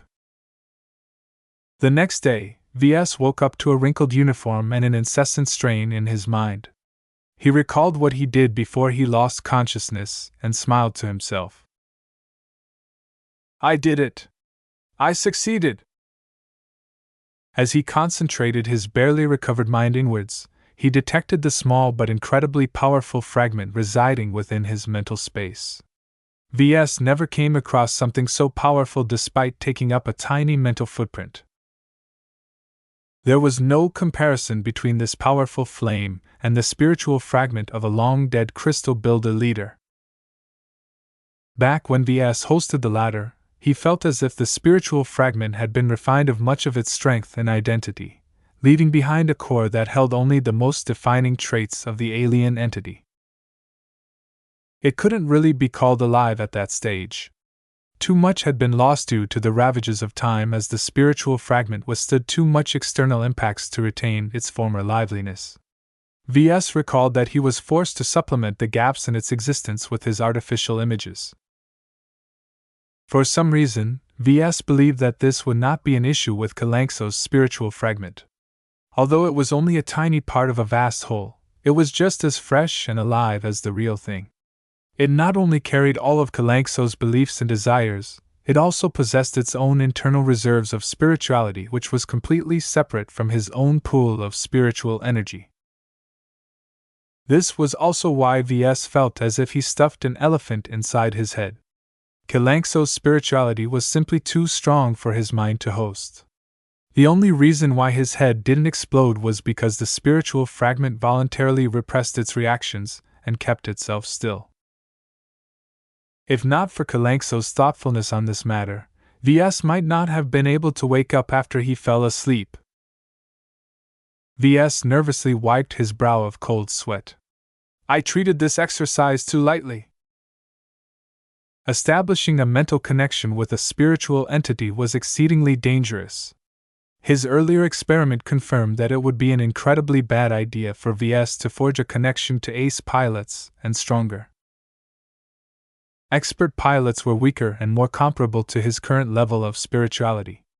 Even so, Ves predicted that he wouldn't be able to avoid the repercussions of connecting with them, especially the stronger ones.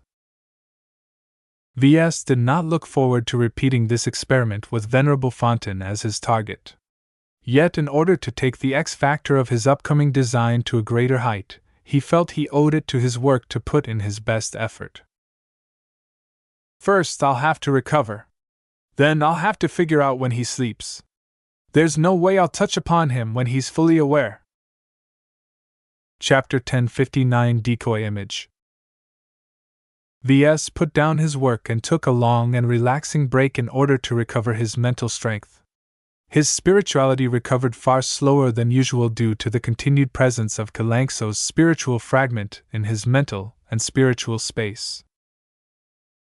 He described the sensation as hosting a power reactor in his home.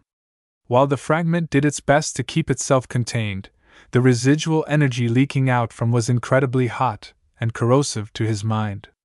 Its spiritual quality and quantity was far above what Ves could muster on his own.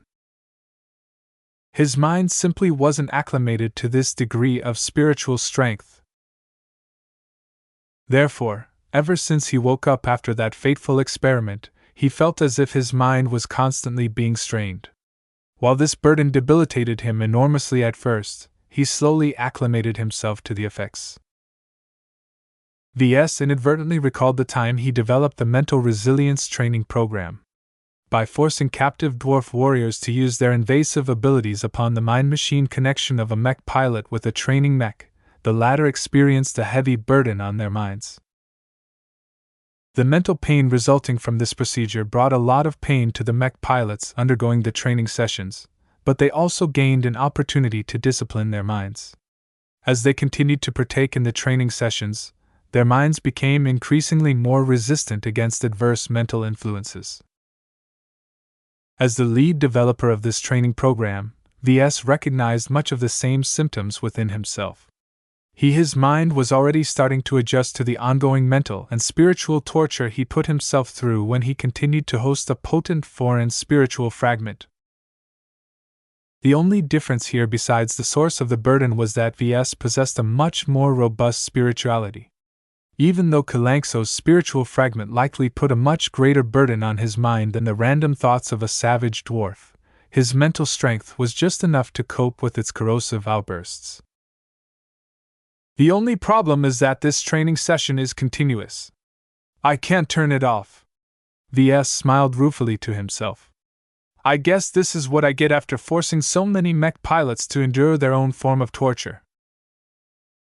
Whenever Ves emerged from his quarters, he drew several stares due to his slow movements and his strained expressions.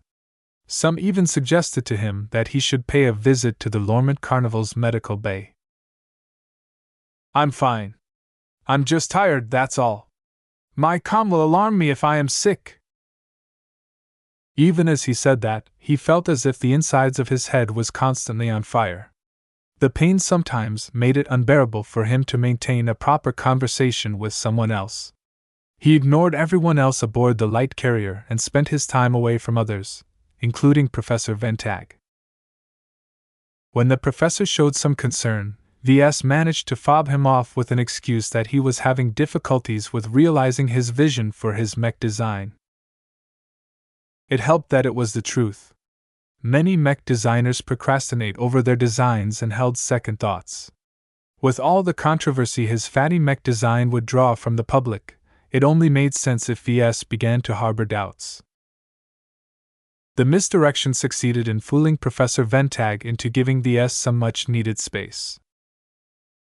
While being able to polish his mentality sounded nice, Ves absolutely did not enjoy the pain that came with it.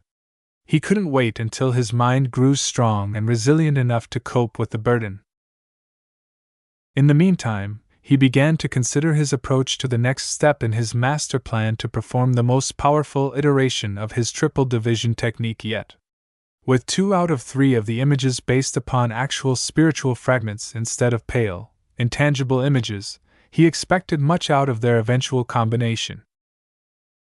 The main issue that concerned Ves at the moment was that he was afraid that Kalankso's spiritual fragment was simply too strong to be combined with the other 2 images.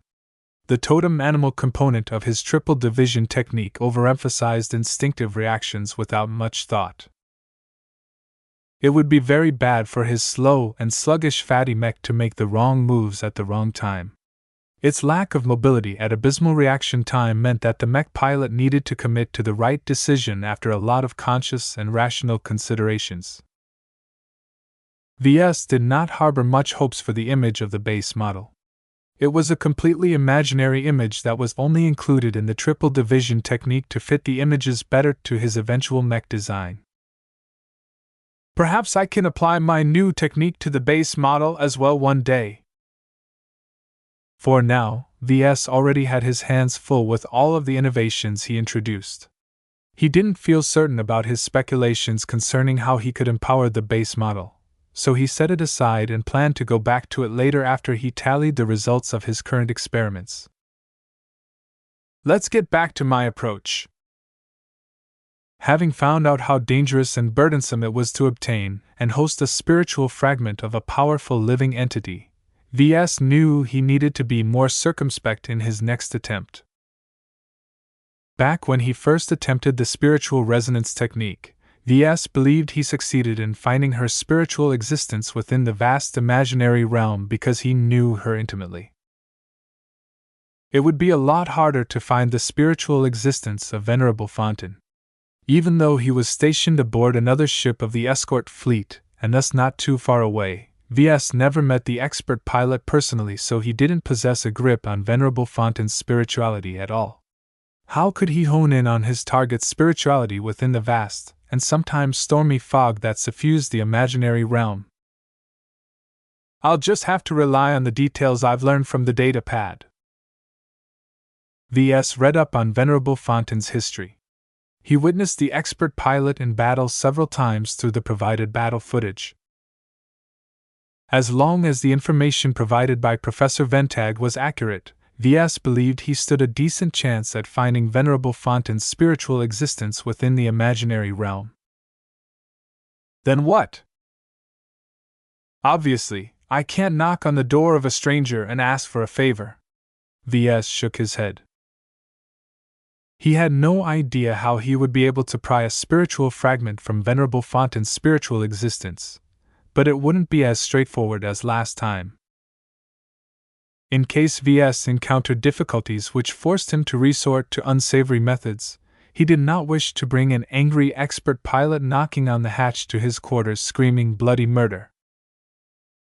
If he wanted to commit a crime and get away with it, the first rules should be to hide his identity. As long as Venerable Fontaine didn't know it was VS who rudely stole a part of his spirituality, then he had no recourse to get it back. Naturally, VS only reluctantly dared to do so because he believed he could handle the strength of an expert pilot. While Venerable Foster was no representative of veteran expert pilots, she was already considerably strong due to her talent. Even if Venerable Fontaine possessed a substantially stronger spirituality, the key to V's approach that he intended to move when the expert was asleep. No one can stay awake forever. For all the talk about comparing expert pilots to demigods, even they need to sleep every once in a while. The records on the expert pilot already stated that Venerable Fontaine was a baseline human. Aside from some light genetic treatments, he was as human as the average person that VS could find on the streets of Bentheim. That was good. Baseline humans needed to sleep. They often developed a regular sleeping cycle as well.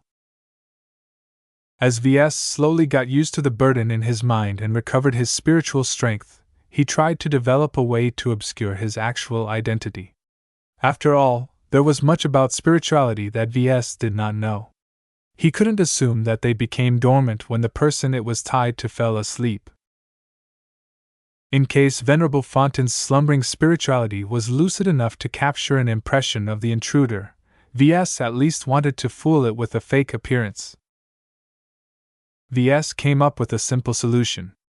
At least in concept. Since already so good and practiced at forming images in my mind, why not construct a decoy? If VS developed an image of a pink unicorn and put it in front of his consciousness, perhaps he might be able to fool Venerable Fontaine into thinking it was just his mind going astray. Why a pink unicorn? Why not something else? Perhaps. He could even cast the blame on someone else. VS suddenly grinned as a devious thought occurred to him. Why not construct an image of Venerable Foster and pretend to be her when he invaded Venerable Fontaine's mind? What could Fontaine do if he became aware of what occurred?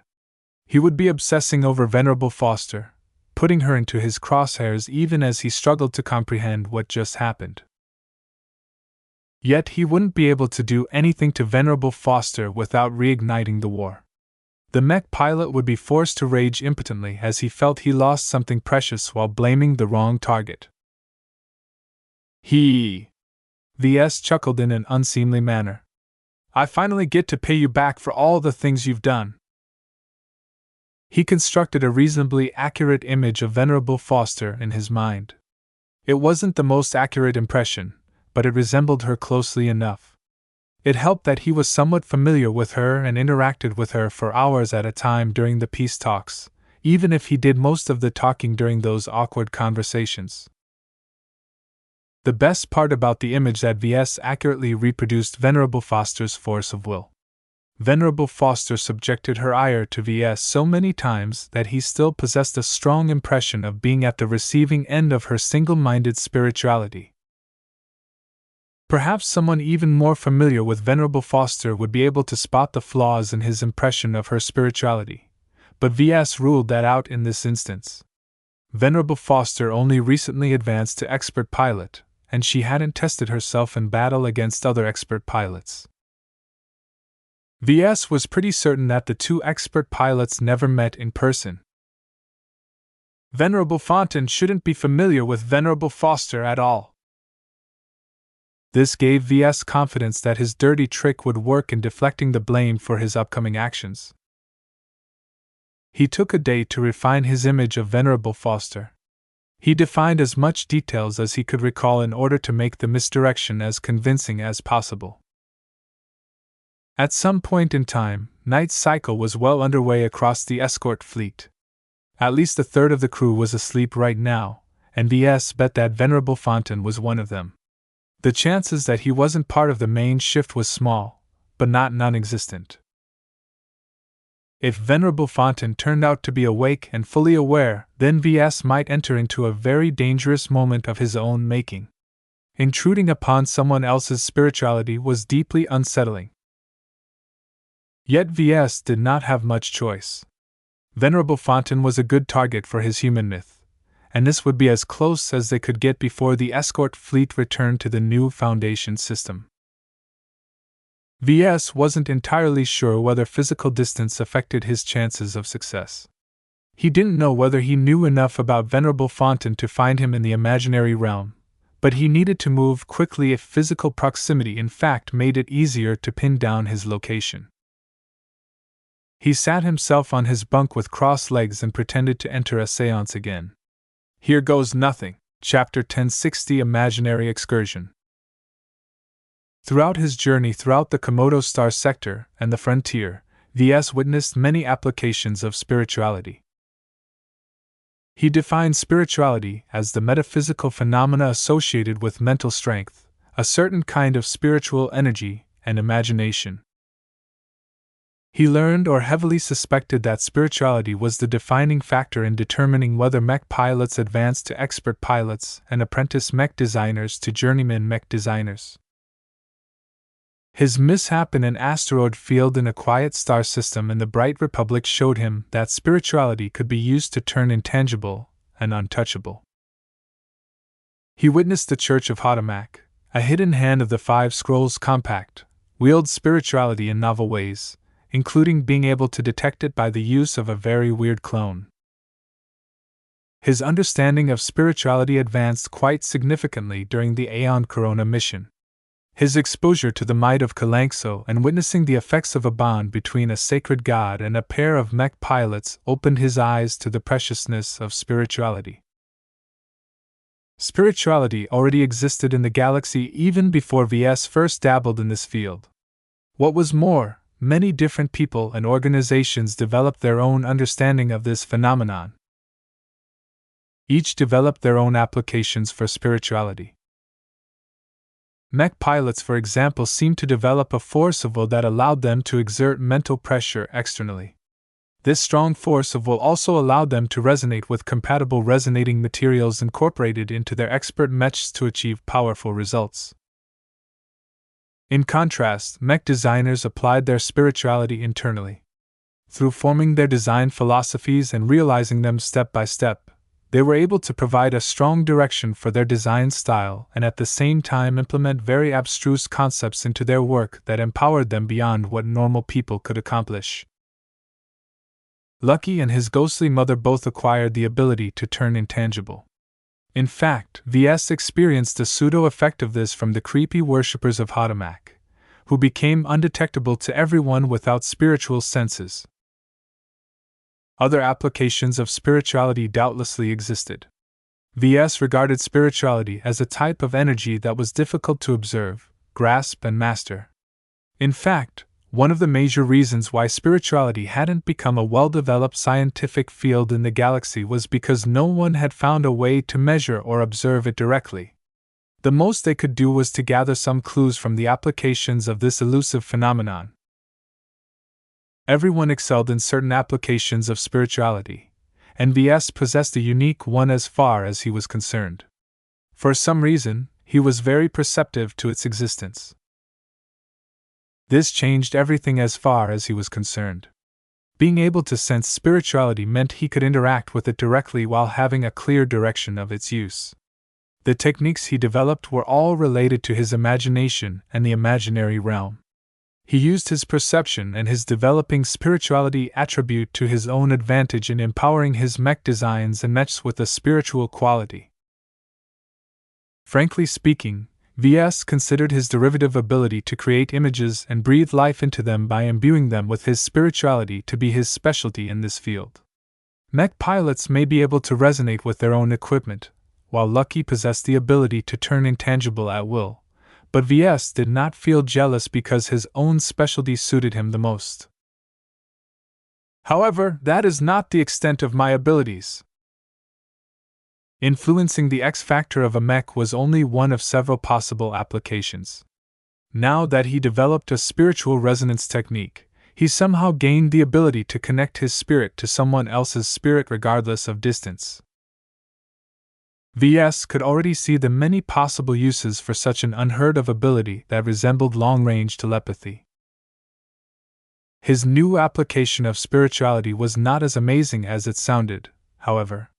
It was hard to hone in on the right spiritual imprint that someone left in the vast and directionless imaginary realm. Only expert pilots or entities of similar spiritual strength occupied enough weight in the imaginary realm for Ves to find. Even then, he needed to know them well enough to be drawn to their existence.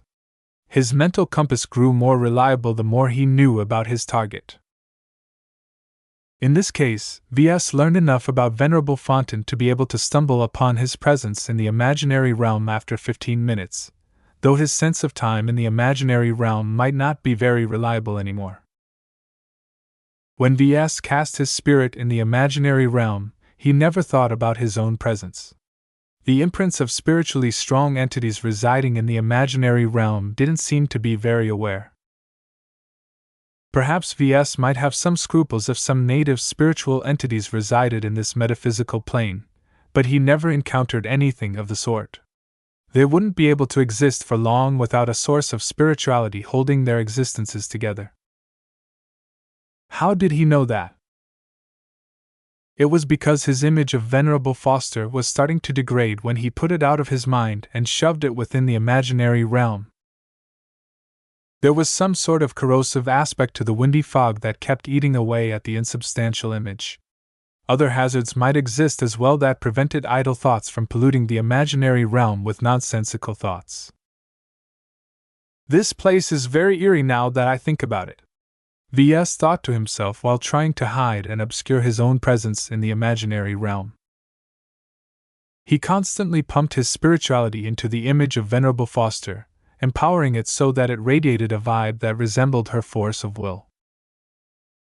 This image formed the key to his harebrained scheme of trying to obtain a spiritual fragment from Venerable Fontaine of the Spiral Shockers. Ves knew that his next act might substantially harm Venerable Fontaine and impact his ability to pilot his expert mech. Yet he figured that with the war about to end, the loyal, brighter expert pilot wouldn't need to be in tip-top shape anyway.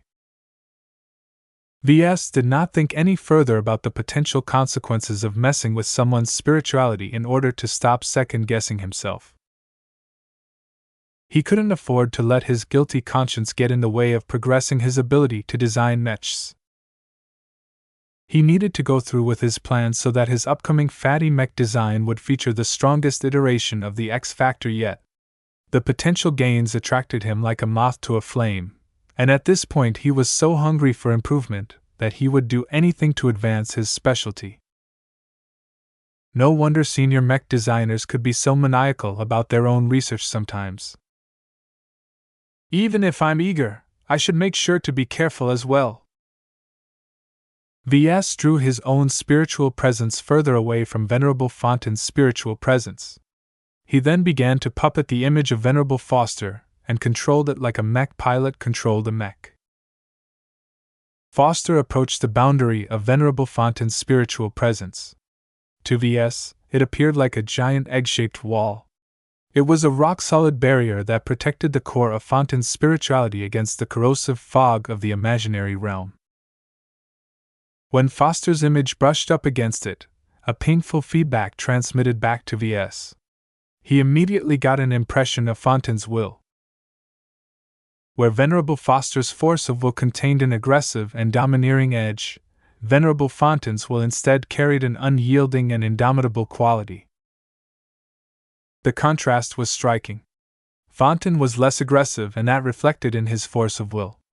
Above all else, Ves learned more about the expert pilot in that single touch than spending 6 hours reading through his record. Venerable Fontaine didn't appear to be a space knight specialist that clung to any notions of knighthood and chivalry. Ves got the sense that he used to be a normal mech pilot who somehow lucked out in the spirituality department and succeeded in advancing to expert pilot. In any case, Fontaine's force of will mattered a lot because his spiritual presence within the imaginary realm was like an all-encompassing space fortress. The image of Venerable Foster rotated around Fontaine's fortress but found not a single opening or gate for it to break through.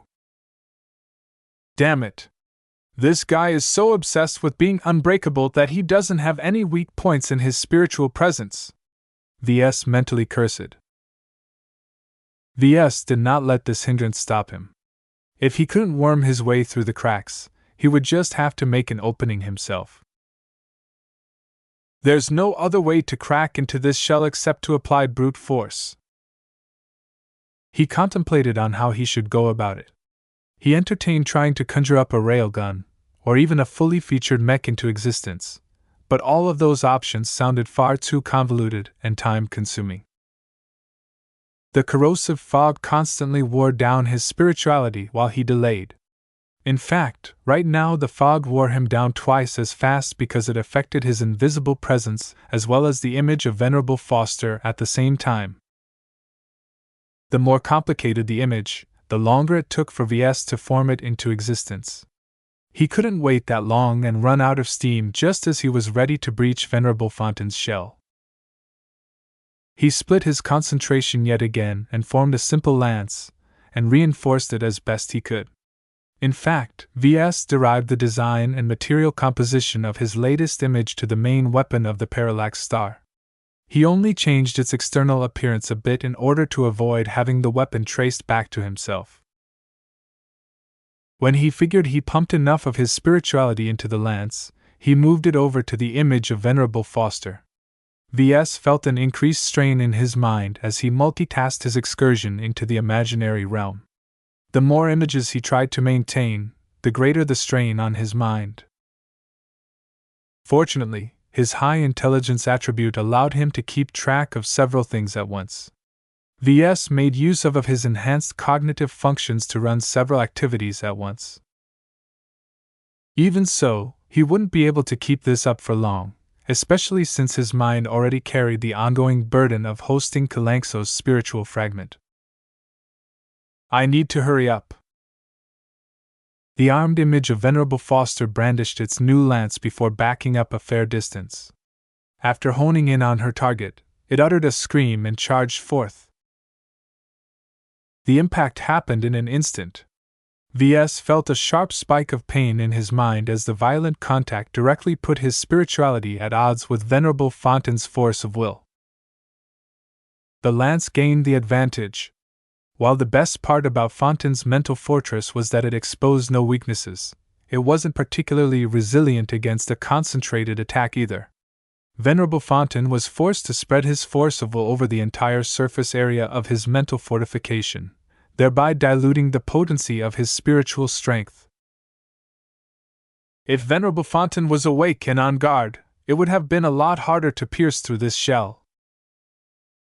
Right now, the hole the lance managed to form in the shell exposed a bright and psychedelic gaseous substance inside. Some of it had already started to leak through the hole, but most remained within the shell. Ves mentally lit up at the sight. This couldn't be anything else except Venerable Fontaine's spiritual energy. The image of Venerable Foster laughed deviously as it extended its hands and scooped up handfuls of hot and glowing gas.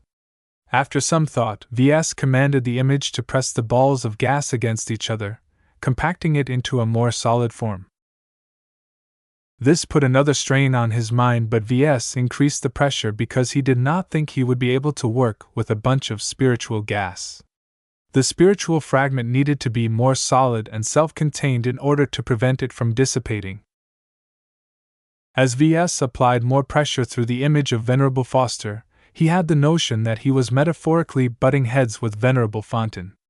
Some of the expert pilot's confused thoughts began to filter into his mind. Ves began to realize that Venerable Fontaine was starting to regain his consciousness. "I have to hurry up. I don't think I'll be able to steal from him once he's fully awake." The undignified image of Venerable Foster kept poking its hand into the hole in the fortification and drew back a ball of gas. The image then pressed the ball into the growing chunk of compressed spirituality that increasingly resembled a self-contained spiritual fragment. Just when Ves thought he stole enough spiritual energy to work with, Venerable Fontaine's fortification began to shudder. "Who dares? A vision?" Spikes suddenly emerged out of its smooth surface, one of them impaling the image of Venerable Foster directly. The attack transmitted a huge spike of pain into V's mind, throwing him directly out of the imaginary realm. Just as he was removed from this realm, he made sure to drag along his loot from this excursion as well. Chapter 1061 Uncontrollable. Ves laughed in triumph as he returned with his prize. He did it! He managed to seek out Venerable Fontaine's spiritual presence within the imaginary realm and abscond with a portion of his personal spiritual energy. The success of this imaginary excursion confirmed several theories that Ves developed about spirituality and its connection to the imaginary realm. There was a lot of potential here. His unique awareness and perception of spirituality allowed him to interact with it in ways completely novel to those who were blind to its existence. He quickly stifled his laughter and tried to regain his composure. It wouldn't do to attract too much attention from the monitoring system, especially after inflicting major harm to Venerable Fontaine. Since spirituality seems to play a key role in empowering expert pilots, and losing a small chunk of it would certainly be felt by them, Ves expected that his actions would lead to severe consequences for Venerable Fontaine, and none of it would be good. Above all else, Ves could not afford to be connected to the crime. Therefore, the next day, Ves tried his best to shake off his exhaustion and spiritual weariness, and pretended to work on his upcoming mech design. He browsed through Nora Consolidated's vast library of component licenses which Professor Ventag generally gave him access to at some point. He wanted to familiarize himself with the options at his disposal and the limitations he needed to take into account when he began to work on his upcoming draft design. Just as the morning shift progressed, an alert sounded from the hatch to his quarters. It opened up barely a second later. A squad of guards hailing from the spiral shockers quickly entered. Some of them carried weapons while others held scanners. Ves stood up and pretended to be surprised. "Gentlemen, what seems to be the problem? Please stay still while we inspect your quarters. We have reason to suspect that intruders may have infiltrated the escort fleet." "Are we in danger?" "We have already found one major instance of sabotage," the guard officer replied. "In light of this egregious sneak attack, we are scouring every single corner of our ships. For the duration of our return journey, we will remain in yellow alert. I highly suggest for you to remain within your quarters for the duration of this emergency. We don't want anything happening to you, Mr. Larkinson." Ves nodded graciously. "Understood. I won't get in your way." He hoped that the guards didn't detect anything strange about the cold sweat pouring down his back. For some reason, what he just did last night spooked the spiral shockers into thinking that Venerable Fontaine suffered a deliberate attack. His actions single-handedly threw the entire escort fleet into disarray. Fortunately, it didn't appear that they thought that Ves had anything to do with the attack. After 5 minutes of fruitless searching, the guards quickly left his quarters, shutting the hatch as they departed. Outwardly, Ves looked mildly concerned. Inwardly, he sighed in relief. Nothing about the behavior of the guards suggested that they kept up their guard against him. They were just searching his quarters as ordered, not expecting to find anything incriminating. Ves tried to keep the grin off his face as he became more and more reassured that no one connected the incident back to him. While he was very curious how exactly Venerable Fontaine suffered from the breach of his mental fortification and the theft of some of his spiritual energy, he didn't possess the requisite authority to make any inquiries. It was already suspicious enough that he asked to obtain Venerable Fontaine's record. I should let sleeping dogs lie. He already got what he wanted, so to involve himself further would only invite more suspicion on him. Instead, he continued to pretend that he was studying something on his terminal, while he focused the majority of his concentration into his own mind. Kalankso's spiritual fragment occupied the majority of his mental space. Even at rest, it continued to exert a substantial influence on his mind. His mind slowly firmed up and got used to the pain. Yet that did not make it any less dangerous. He still felt as if a powerful bomb had nestled deep inside of him. Even if the fragment was remarkably well behaved, its mere presence alone represented a substantial risk to his mental health.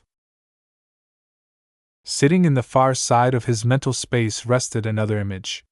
The pale image of a space knight that served as the base model did not possess any intrinsic spirituality. It only carried as much as Ves had been able to bestow on it. He now realized that this process was rather weak and unrefined.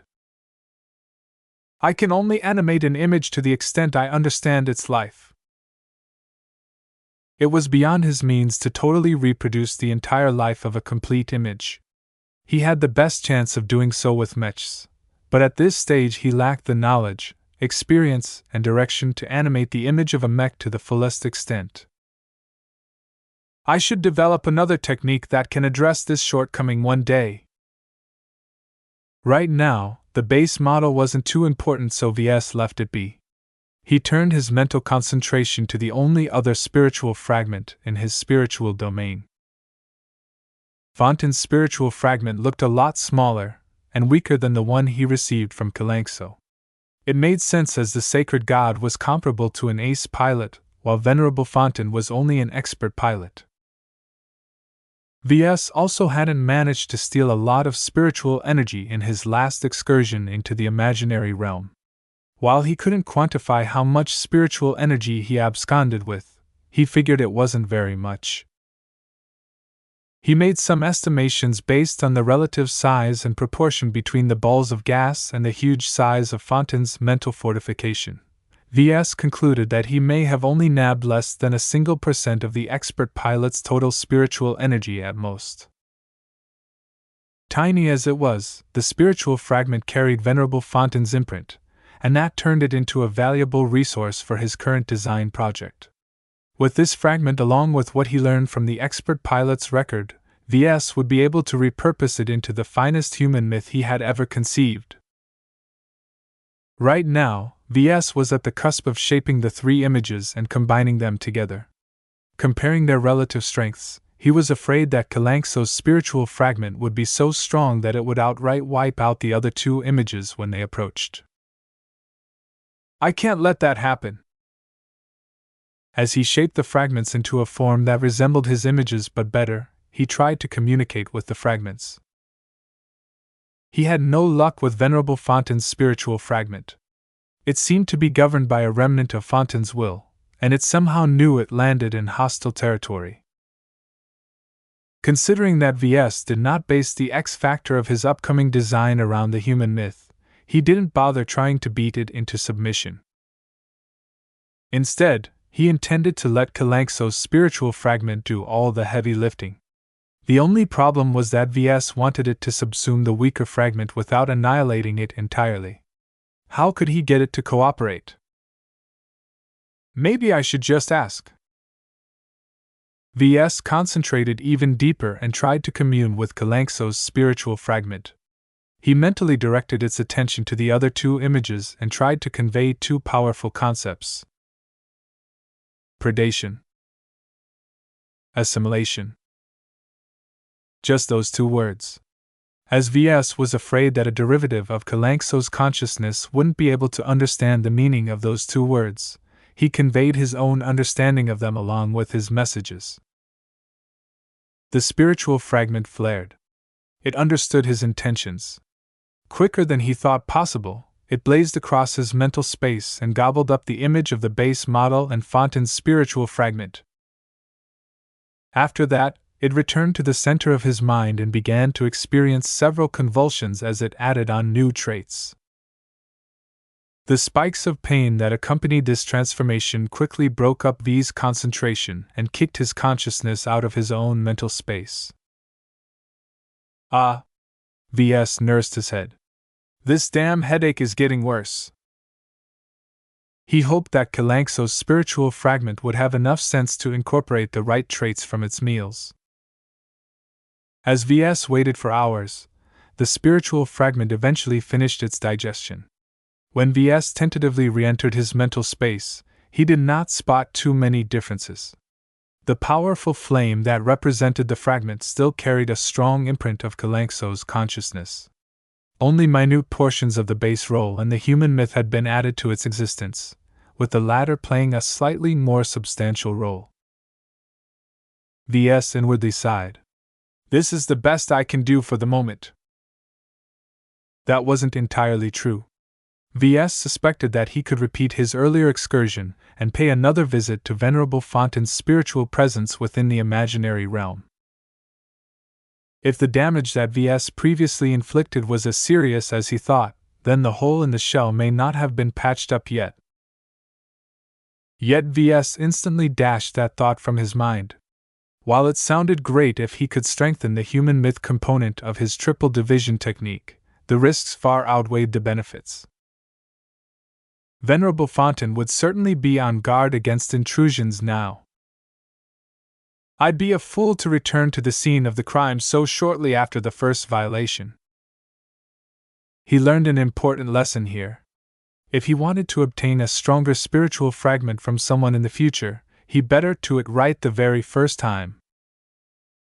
As the slightly improved spiritual fragment started to stabilize, Ves tentatively believed it was ready to be put to use in helping him design his next mech. Ves took a deep breath and activated the design software on his terminal. Working with an active and independent spiritual fragment that mainly carried Kalanxo's imprint rather than his own demanded a change in his approach. Before he worked with spiritual fragments, Ves pretty much controlled his images as if they were puppets. Even if they contained some spark of life, they were undeniably figments of his own imagination, so Ves exerted a very strong influence over their imaginary lives. This time was different. Kalanxo's spiritual fragment only carried a minute portion of his imprint due to assimilating the image of the base model which fully sprang from his own mind. Ves made another important observation. Whether he could control an image or a spiritual fragment depended on the source of their imprints. I subconsciously program my own images to be obedient to me, Ves surmised. He knew he was a bit of a control freak. Whenever he created an image, he would always seek to keep them under his thumb. There was no sense in conjuring up a bomb that exploded in his face. It was different with Kalanxo's powerful spiritual fragment that had been slightly augmented by the assimilation of the base model and human myth. Despite consisting of only a tiny portion of Kalanxo's vast spirit, it was far stronger than any spiritual strength that Ves could ever muster. If I can't control the fragment, I'll have to negotiate with it instead. In order for Ves to make use of the augmented spiritual fragment, he needed to coax it into cooperating with his design work. Fortunately, the powerful fragment proved cooperative to his overtures. Kalanxo's good impression on Ves carried over to the spiritual fragment she freely bestowed to him. Having the fragment's cooperation made his life much easier as it barely took any effort for him to get it to cooperate. Ves realized that he might not be so lucky next time when he embarked on another design project. Not every fragment would have a good impression of him, as Venerable Fontain's spiritual fragment already demonstrated. I'll have to beat them into submission or find some way to make them more pliable. There's no way I can entrust a hostile entity to assist in my design work, he muttered. Chapter 1062 Outrageous though. After embarking on several metaphysical experiments that led to a lot of new discoveries, Ves found comfort in returning to familiar ground. While the new techniques he developed possessed a strong connection to his design philosophy, Ves sometimes felt he was engaging in magic rather than mech design. It felt good for him to resume his identity as an engineer rather than wizard. I can only handle so much weird stuff at a time. Ves was afraid of pushing the envelope even further. So far, most of his theories panned out, but it could all come down like a house of cards if he pushed against the limits of what was possible. He still wanted to confirm whether the changes he made would actually improve the X factor of his upcoming design. More is not always better. My experiment can still backfire on me if I handle it improperly. Designing mech centered him in a way that nothing else could. He embraced his old routine as he slowly developed his draft design. The only difference was that he felt as if he hosted a second consciousness in his mind that mentally looked over his shoulder. Extending a connection to the augmented spiritual fragment, and having it ride on his shoulder, as he designed his mech felt as if he was emulating his previous mastery experiences. He found himself narrating every design decision, which slowed down his progress but also ensured he was very thorough with his work. He had to be in order to justify his design choices to the spiritual fragment. On its part, the augmented spiritual fragment provided quite a lot of suggestions. The image of the base model that it assimilated beforehand granted the image a good understanding of space knights. In fact, the fragment's knowledge was derived from V's own understanding of space knights. This realization gave Ves a brilliant idea. If the knowledge imparted to the images are acquired from the source, why not borrow it from another mech designer? The triple division technique started with 3 sources and combined them into one. Ves started with the notion of basing the image of the totem animal to an actual existing animal, or exabeast. While Kalanxo was one of the most powerful exabeasts that Ves had ever encountered, the galaxy offered many wondrous forms of life.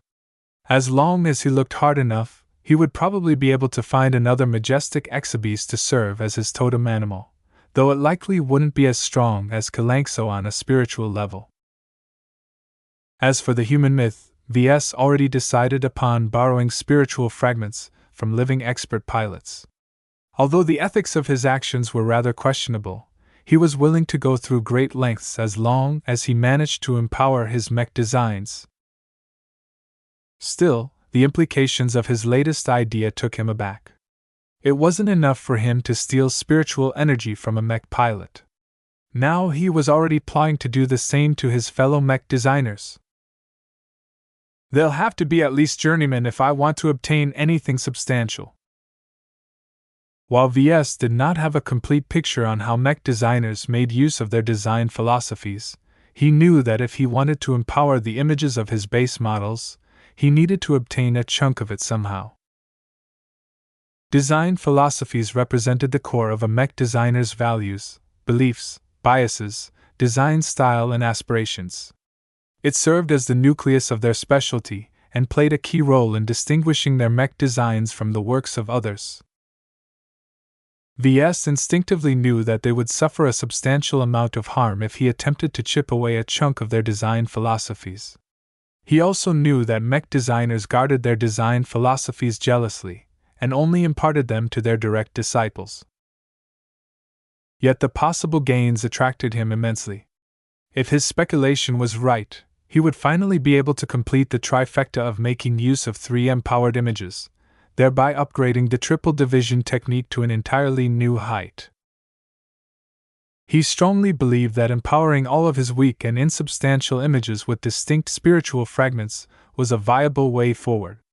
While it was likely not the only method he could use to achieve higher grades of X factor, it was the only one he could come up with right now that was within his reach.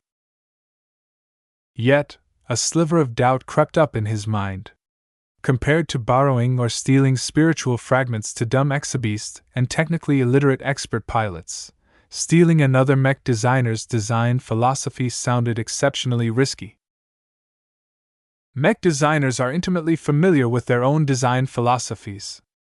How could they not recognize an echo of their own work when I borrow a portion of their own design philosophies? Ves was also afraid that making use of another mech designer's design philosophy would contaminate his mech design and muddle up the influence of his own design philosophy. He needed to be exceedingly careful and deliberate on his approach lest he screw up in the process. While the idea sounded incredibly compelling right now, Ves resisted the urge to embark on yet another detour.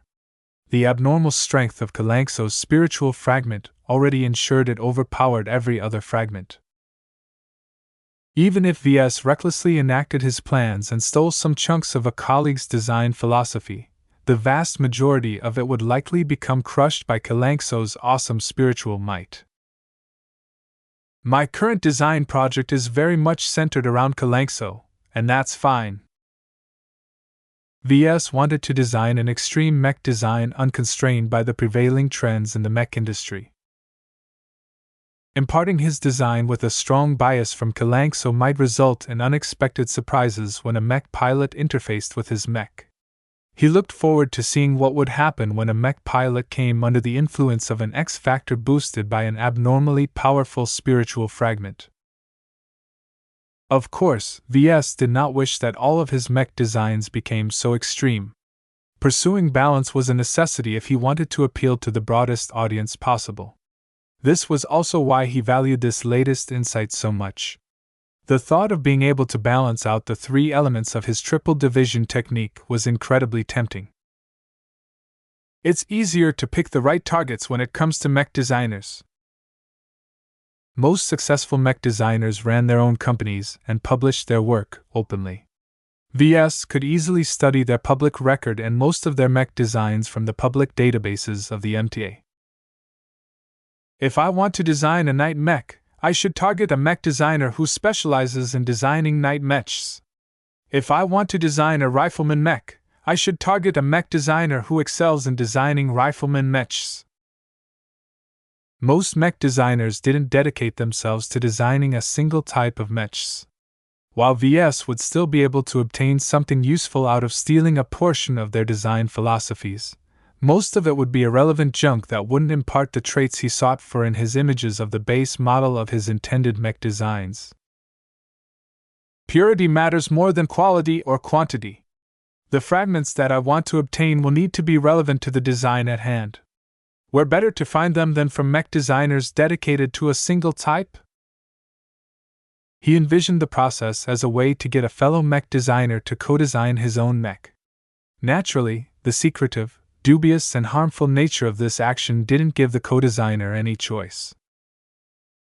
Ves was basically attempting to force another mech designer to contribute to his mech design without their consent. He couldn't help but smirk at the outrageous thought. It's fine as long as I don't get caught. I'll have to figure out a way to hide my traces while I do it, and that will take a while. He returned to drafting his upcoming mech design. Due to his latest insights, he was in a good mood. His work easily took shape and Ves didn't get stuck very often during the drafting phase. Still, his vision for his upcoming mech design was so complicated that it would take weeks for him to finish drawing up his draft design. He merely managed to complete half of his draft before the escort fleet finally crossed back into the Bright Republic and returned to the new Foundation system. Throughout the entire journey, the Spiral Shockers kept up their guard and continued to search their ships for anything connected to the attack on Venerable Fontaine. They failed to uncover anything amiss. Even so, VS still felt the tension among the elite servicemen as he emerged from his quarters with a floating luggage trunk trailing behind him. He tipped his head at the guards who escorted him out of the Lormont Carnival. "I heard that Venerable Fontaine suffered an injury of sorts," he asked as casually as possible while they strode towards the main hatch of the light carrier. "Is he okay?" "Venerable Fontaine's condition is classified." Figures. VS gave up on his attempts to squeeze any information out of the guards. They were too well disciplined to gossip away vital information. As VS exited the ship, he emerged in an enclosed section of a military space station. Most of the attaches split up and went their separate ways, taking transits that brought them back to different parts of the Bright Republic. VS was in a strange situation where he didn't have any posts he could return to after he completed his current assignment. Alistair Cordraith found him shortly afterwards and took him to a transit shuttle that brought them down to the surface of New Foundation V. "The war is about to end, so the Mech Corps won't bother with giving you a new assignment," Senator Tovar's executive assistant explained while the shuttle breached the atmosphere. "Senator Tovar has arranged a number of ceremonies to celebrate the peace talks. We are holding them in order to build up political support for the ratification of the peace treaty in the Bright Senate, so you will have to dress impeccably for these gatherings." "I think I have had my fill of formal gatherings," VS said mildly while trying to hold back his groan. "Please, I don't think you will need my presence and my shiny medals. I'm not used to mingling with high officials and they won't see me as anything other than a curiosity at this point. Can I please skip attending these ceremonies?" Mr. Cordraith turned his head and looked at VS in an askance expression. "We are offering you an opportunity here. Many important politicians, businessmen, military officers and academics will attend the upcoming ceremonies. Many mech designers would kill to be able to get in touch with some of the leading individuals of our state. As long as you impress them or manage to gain their favor, they can help you in many ways." "No thanks," VS instantly declared. "I think my current relations with the Tovar family are sufficient for the moment. All of you see a lot of promise in me, but to be honest, I don't feel I am able to meet all of your expectations right now. I want to go back to my work and endeavor to advance to journeyman as soon as possible." You do have a point," Cordraith murmured as he rubbed his chin. The shuttle leveled off a bit during its descent to the surface. "I will strike you from the attendance lists then. Perhaps it is for the best, because you are a very polarizing individual at the moment." "What do you mean?" Mr. Cordraith didn't say anything, but instead activated his comm and entered the galactic net. He browsed to a very popular news portal in the Bright Republic. The projection depicted a very striking recording of VS and Venerable Foster standing side by side next to the formal data pad of the peace treaty. "Make love not war, how a dream couple single-handedly ended the war." VS wanted to puke out blood. What kind of nonsense headline did the news portal slander him with? How could they possibly think that he and Venerable Foster were a couple? Chapter 1063, A New Beginning. "The war is over! The war is over!" A week after VS returned to New Foundation V, political support for the peace treaty grew past a critical threshold. The Bright Senate ratified the peace treaty and the Bright President signed it shortly afterwards. The Vesians also ratified the peace treaty at the same time, thereby marking the formal end of the war. A ceasefire had already been agreed upon at the time of the peace treaty's unveiling, but only now did it appear that true peace had been achieved. VS looked out of the window of his guest quarters at New Foundation V and sighed in relief. As much as he learned so much from his wartime experiences, he did not wish to perpetuate this senseless conflict any longer than it had to. Now that both sides agreed to an early peace, his wartime service had come to an end. His exemplary performance and his powerful backing put him ahead of the pack. He already received a formal discharge notice from the Mech Corps, releasing him from service today. I have Mr. Cordraith to thank for that. Ves sardonically smiled as he finished his cup of tea. During his stay on New Foundation Ves did not dare to come out of his guest quarters. His face was plastered all over the galactic net because the Bright Republic's news portals all displayed the recordings of Ves and Venerable Foster standing together. They promised they would only be recording us together for archival purposes. Instead, the news portals outright fabricated a secret love story that transcended state borders. There were so many untruths in what the sleazy journalists claimed that Ves was tempted to sue them for slander. Unfortunately, the law never tended to favor the victims of slanders in the Bright Republic. On the surface, it appeared that the news portals possessed a carte blanche to publish any kind of truth they wanted. Since they were in competition against each other, they constantly sought to publish more sensational stories. Was it any kind of surprise that they became accustomed to embellishing the facts? There's a thin line between embellishing the facts and distorting the truth. It's far too easy to cross into the latter. Practically no news portal displayed recordings or images of Senator Tovar and Prince Colchester. Compared to showing off these two old geezers, it was much more attractive to present a young and talented couple who not only earned impressive achievements as demonstrated by their medals, but also lent itself to a sensational forbidden love story. The cynic in Ves did not believe that the news portals ran with such a stupid story just to attract more viewers. When Ves studied the news articles, he noticed that all mention of Senator Tovar and Prince Colchester had been scrubbed away. The news portals all seemed to follow a hidden directive that attempted to shape public opinion in a certain direction. What Ves had a problem with was that the Tovar family made use of his public image to their own advantage without asking for permission. With all of his recent publicity, Ves had gained a stellar reputation in the Bright Republic lately. Yet now that the stupid rumors of a hidden romance between a Vesian expert pilot and himself emerged, a lot of people started to develop an intensive dislike of him. The damage to his reputation was incalculable.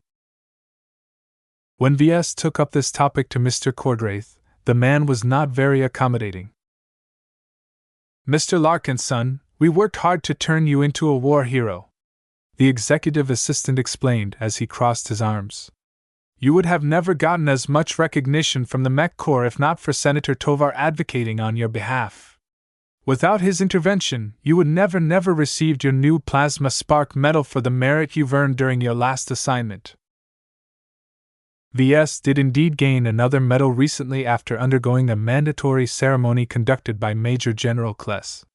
Receiving the third highest medal from the Mech Corps neatly complemented his Darkness Eater, but it did not make up for all of the bad press he received. My reputation is rather important to me and my business, Ves replied mildly. The LMC will not be able to fare too well in the Bright Republic if all the pro-war nuts hate my guts. Your concerns are noted, but I suggest you adapt to it, Mr. Larkinson. Aren't you already leveraging your military decorations for your own ends? I'm sure you can make use of the extra publicity somehow. In other words, now that the Tovar family made use of his reputation, it was up to Ves alone to pick up the pieces. I'll deal with it somehow. It isn't the end if a mech designer acquires a mixed reputation. Plenty of controversial mech designers managed to do brisk business. The extra publicity fueled them, as even bad press called more attention to their products. This is a new beginning. I've emerged from the war with far more gains than I expected. I shouldn't quibble over such a trivial issue. The fast news cycle would soon depress the current stories and replace them with fresh ones to distract the public from their worries. Over time, the public would forget about the false story, though they might still remember his name when they next saw an ad from the LMC. If there was one enduring benefit that Ves received from all of the publicity, it was that his name recognition was probably the highest among the apprentice mech designers of the Bright Republic. There were probably a lot of journeymen who were much less known than him at the moment. A new beginning dawned. With the war at an end, Ves was about to return to his company. He could make use of his increased public profile to hype up the products of the LMC. In fact, he was already planning to do so once he completed the joint design project with Professor Ventag. Ves spent his time fruitfully during his week-long hiatus. With the help of the augmented spiritual fragment in his mind, he worked on his draft design and managed to complete it just yesterday. His draft design depicted an imposing space knight. Based on the parameters of some of Nora Consolidated's best component licenses, he drafted the Space Knight with an eye towards maximum defensive power. Its super medium weight class made it larger than regular Space Knights. It showed. His attempts to incorporate the large polarizing module into the design of his Space Knight led to an unfortunate aesthetic design decision. In order to maximize his design's internal volume and keep it relatively balanced and controllable when in flight, Ves opted for the most efficient if not the most visually pleasing option. It's fat. His Space Knight resembled a sumo wrestler with wings. It looked like an upright flying pig and flew like one as well due to all of its extra mass. Sluggish and unwieldy, his Space Knight design obviously did not excel in mobility. Still, Ves regarded his draft design with affection. Its girthy frame made for an iconic sight that always stood out from a crowd of mechs. It exhibited a compelling luster that caught the eye no matter how much people wanted to brush aside. To Ves, the spiritual quality of his draft design already exceeded every other draft design he composed. Not only did he perceive an increase in spiritual strength, but also an increase in complexity. Two explanations came to mind when he noticed these differences. First, his spirituality probably increased his strength, allowing him to imbue more of it into his designs. Second, the added flavors blended into the spiritual nature of his draft design carried the imprints of Kalankso and Venerable Fontaine. They mingled with his own imprint for a total of 3 different influences. They did not exhibit their influence in equal proportion. As the originator of the design, Ves left the deepest mark. However, Kalankso's spirituality was so strong that it threatened to overpower V's influence. Among these 2 major influences, the remnants of Venerable Fontaine's spirituality only occupied a minute portion within the space that remained. Its influence was so faint that Ves wouldn't have been able to sense it if he didn't know it was present. The current pattern was a portent of the final shape of the X-factor of his finished design. It carried a more complex blend of flavors than before, which reminded Ves of some of the mastercraft mechs fabricated by renowned experts in their craft. Perhaps this is the direction I should develop towards with my design specialty. He felt he was working towards becoming a magical enchanter who spiritually imbued his mechs with sparks of life derived from astounding existences and living legends.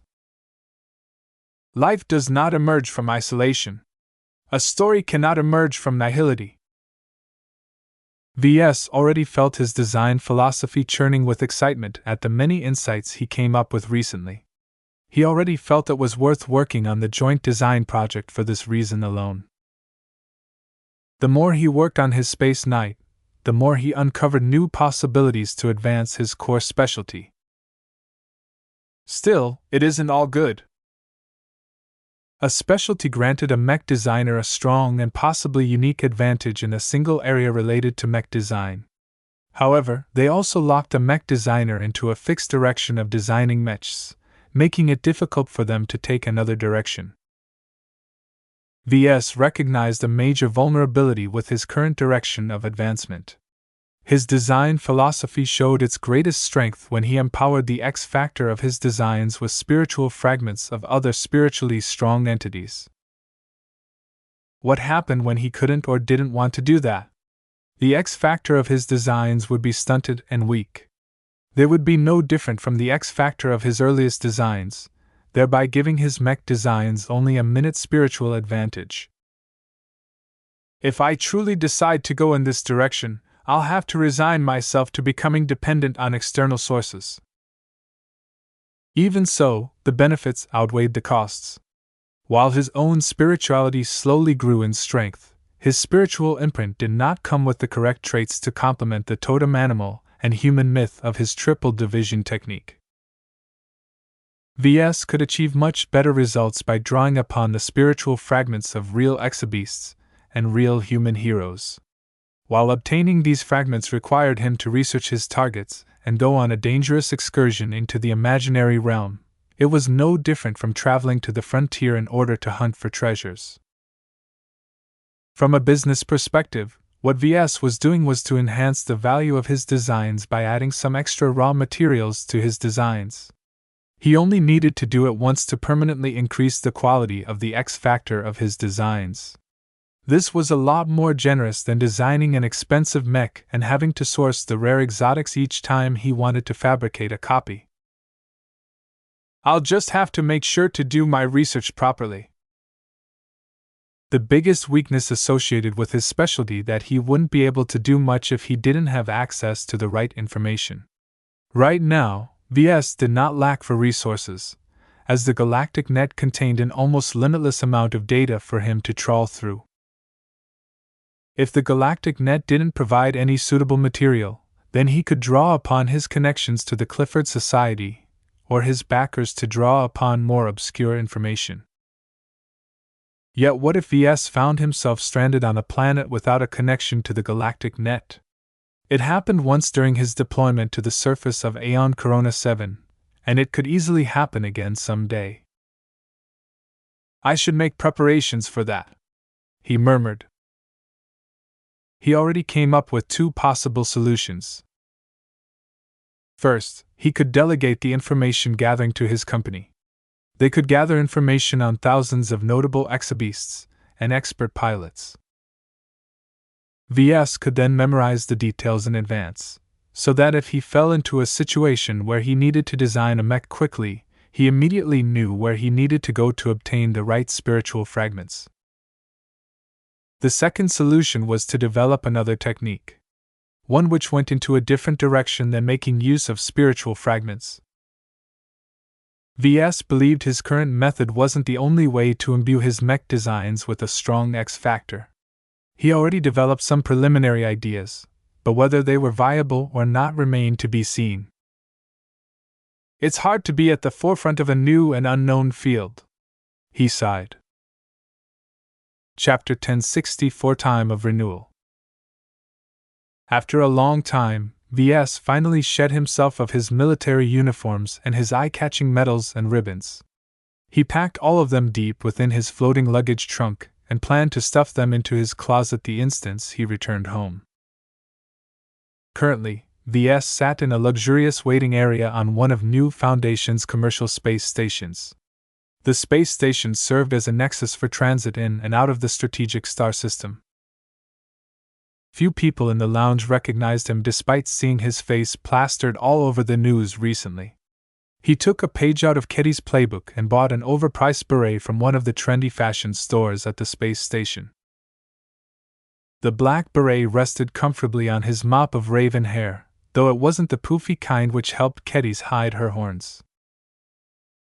In order to make himself more incognito, he also copied Melker and bought a large violet visor that covered half of his upper face.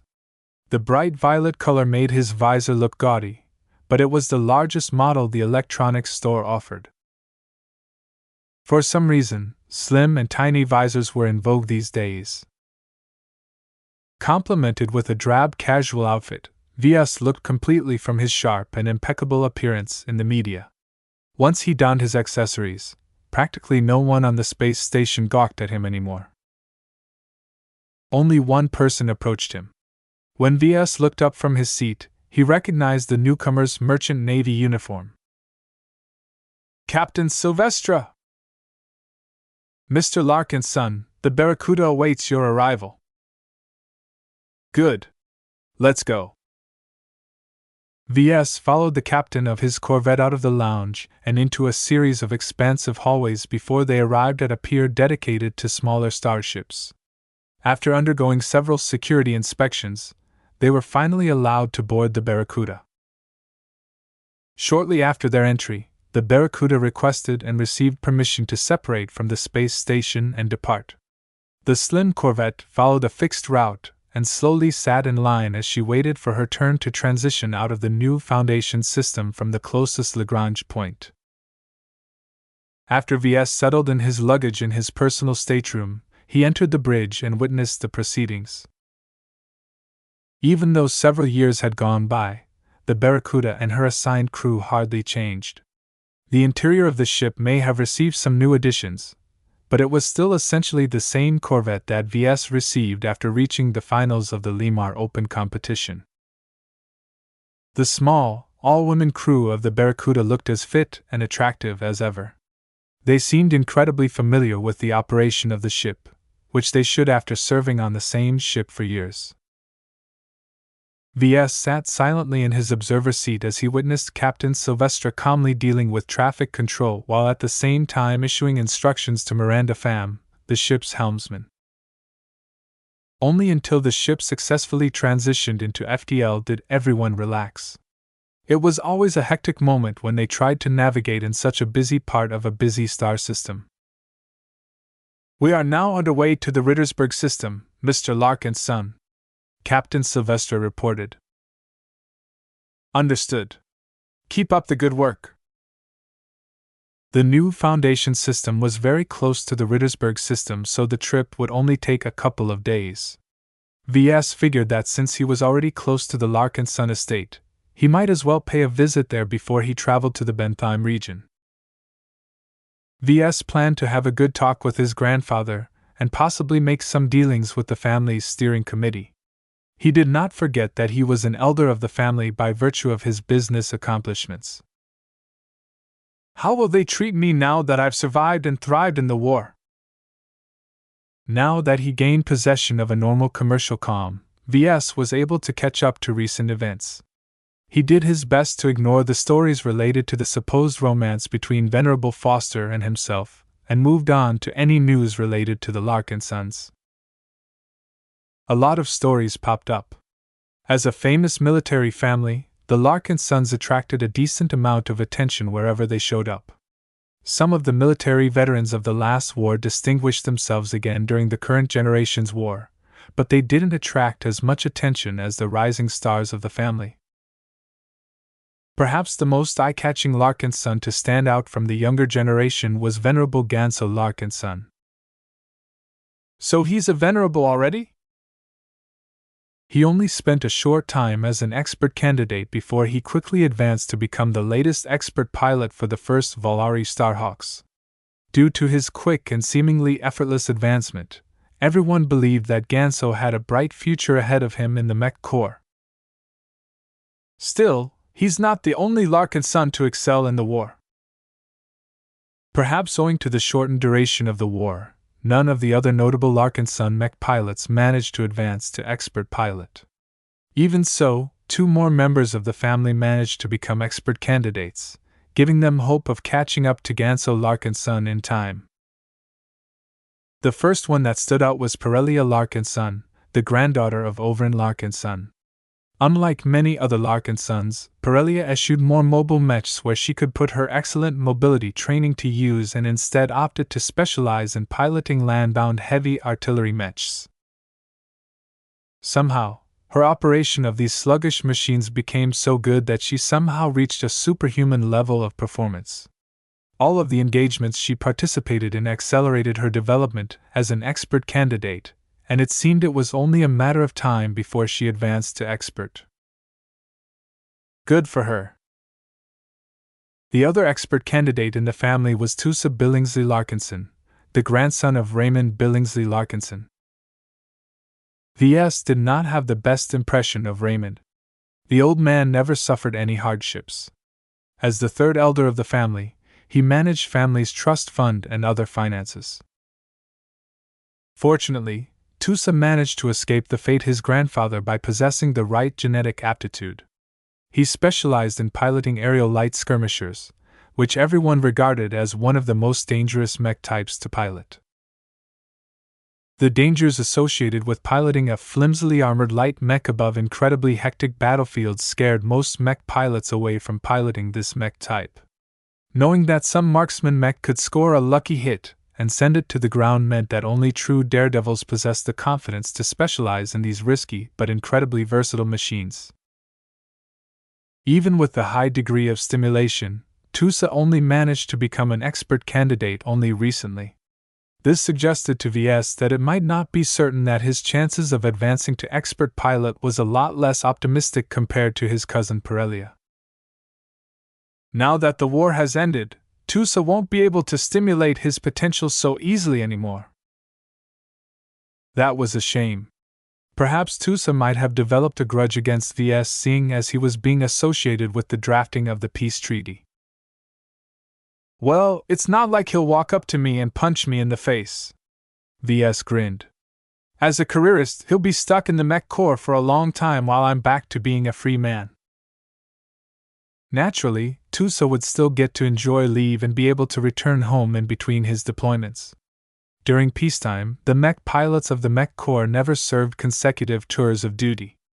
Otherwise, how would they have the time to start up their own families? My own father shacked up with my mother shortly after the previous generation's war, Ves recalled. The end of a war meant a new beginning for many people. Many people married and many children were born shortly after each war. It was as if the citizens of the Bright Republic were eager to inject some happiness in their lives so that they could forget the horrors they suffered during the war. Ves knew for sure that the higher-ups like Senator Tovar deliberately fostered such an atmosphere.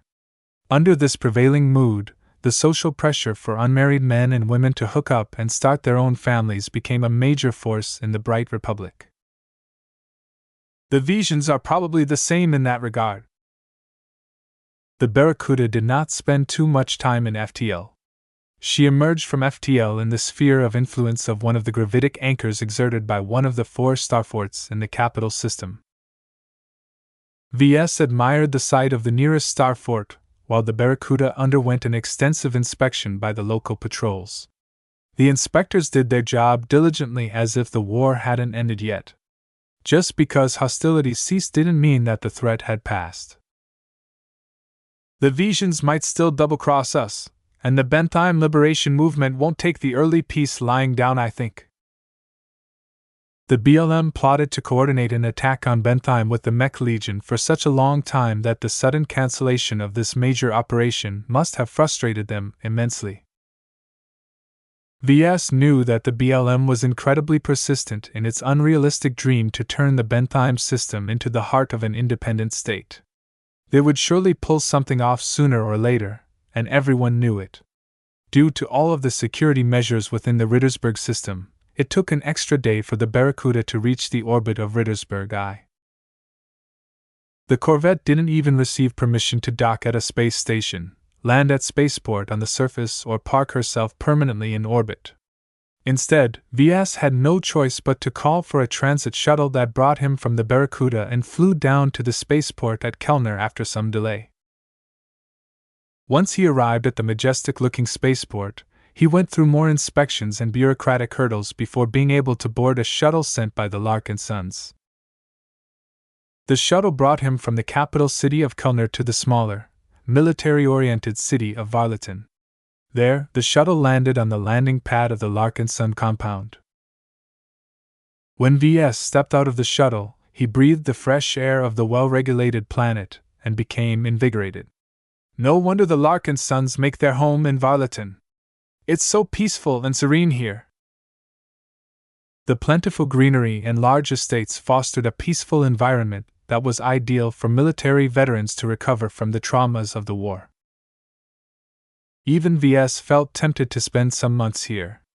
Sadly, his business and career obligations prevented him from taking an extended time off. His current design project demanded a lot of design work due to its high complexity.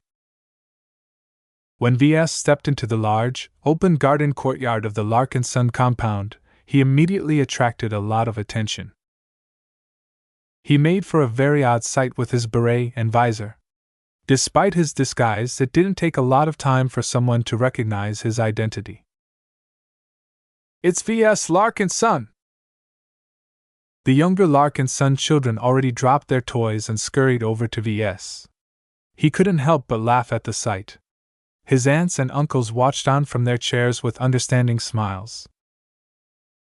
Even though they hadn't approached him yet, Ves could feel some kinship with the older generation. They lived through the previous generation's war and had been marked by the conflict. Compared to his last visit, a lot fewer Larkinsons resided in the compound.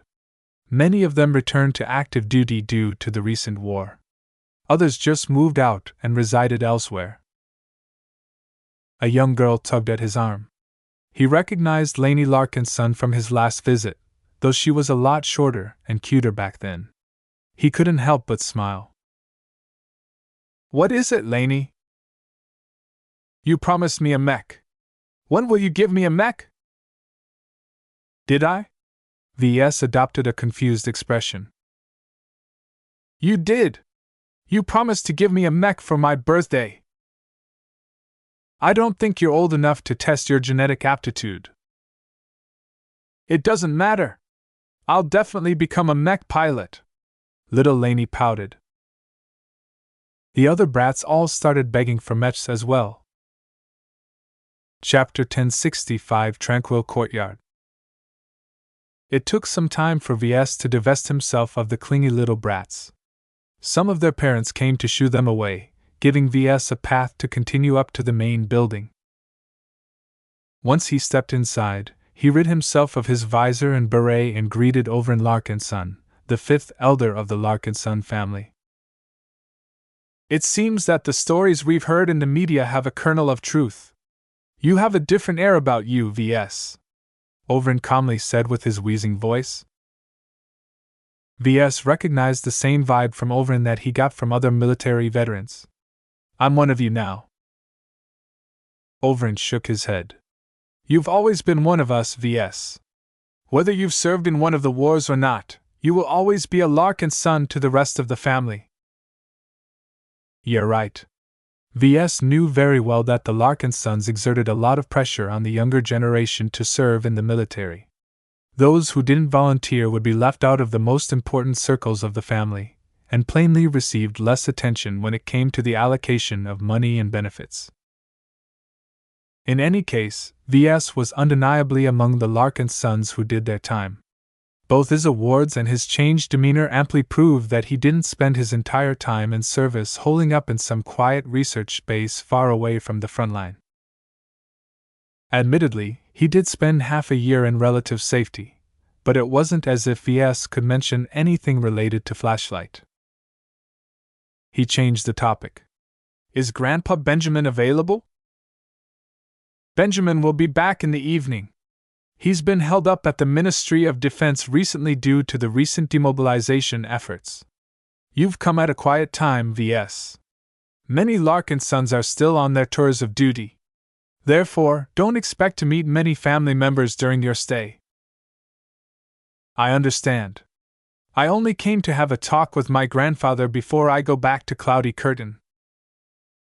He spent the rest of the afternoon in the Larkinson compound sitting with the aunts and uncles at the front courtyard.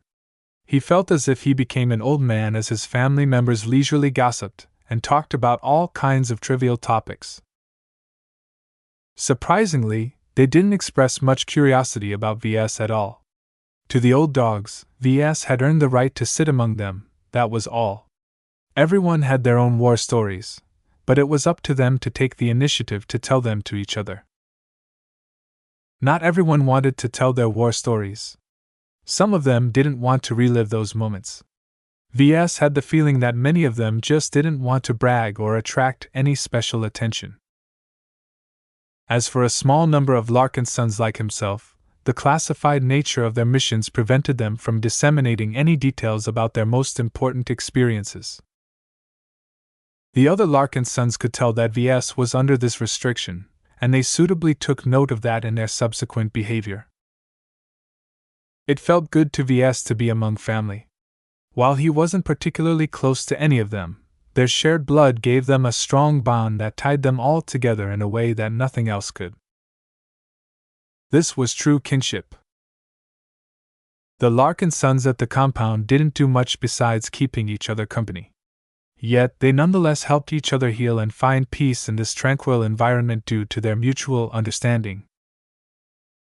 Time flew by, and before he knew it, Benjamin Larkinson returned from the Ministry of Defense. He immediately called up Ves once he heard that his grandson arrived at the compound.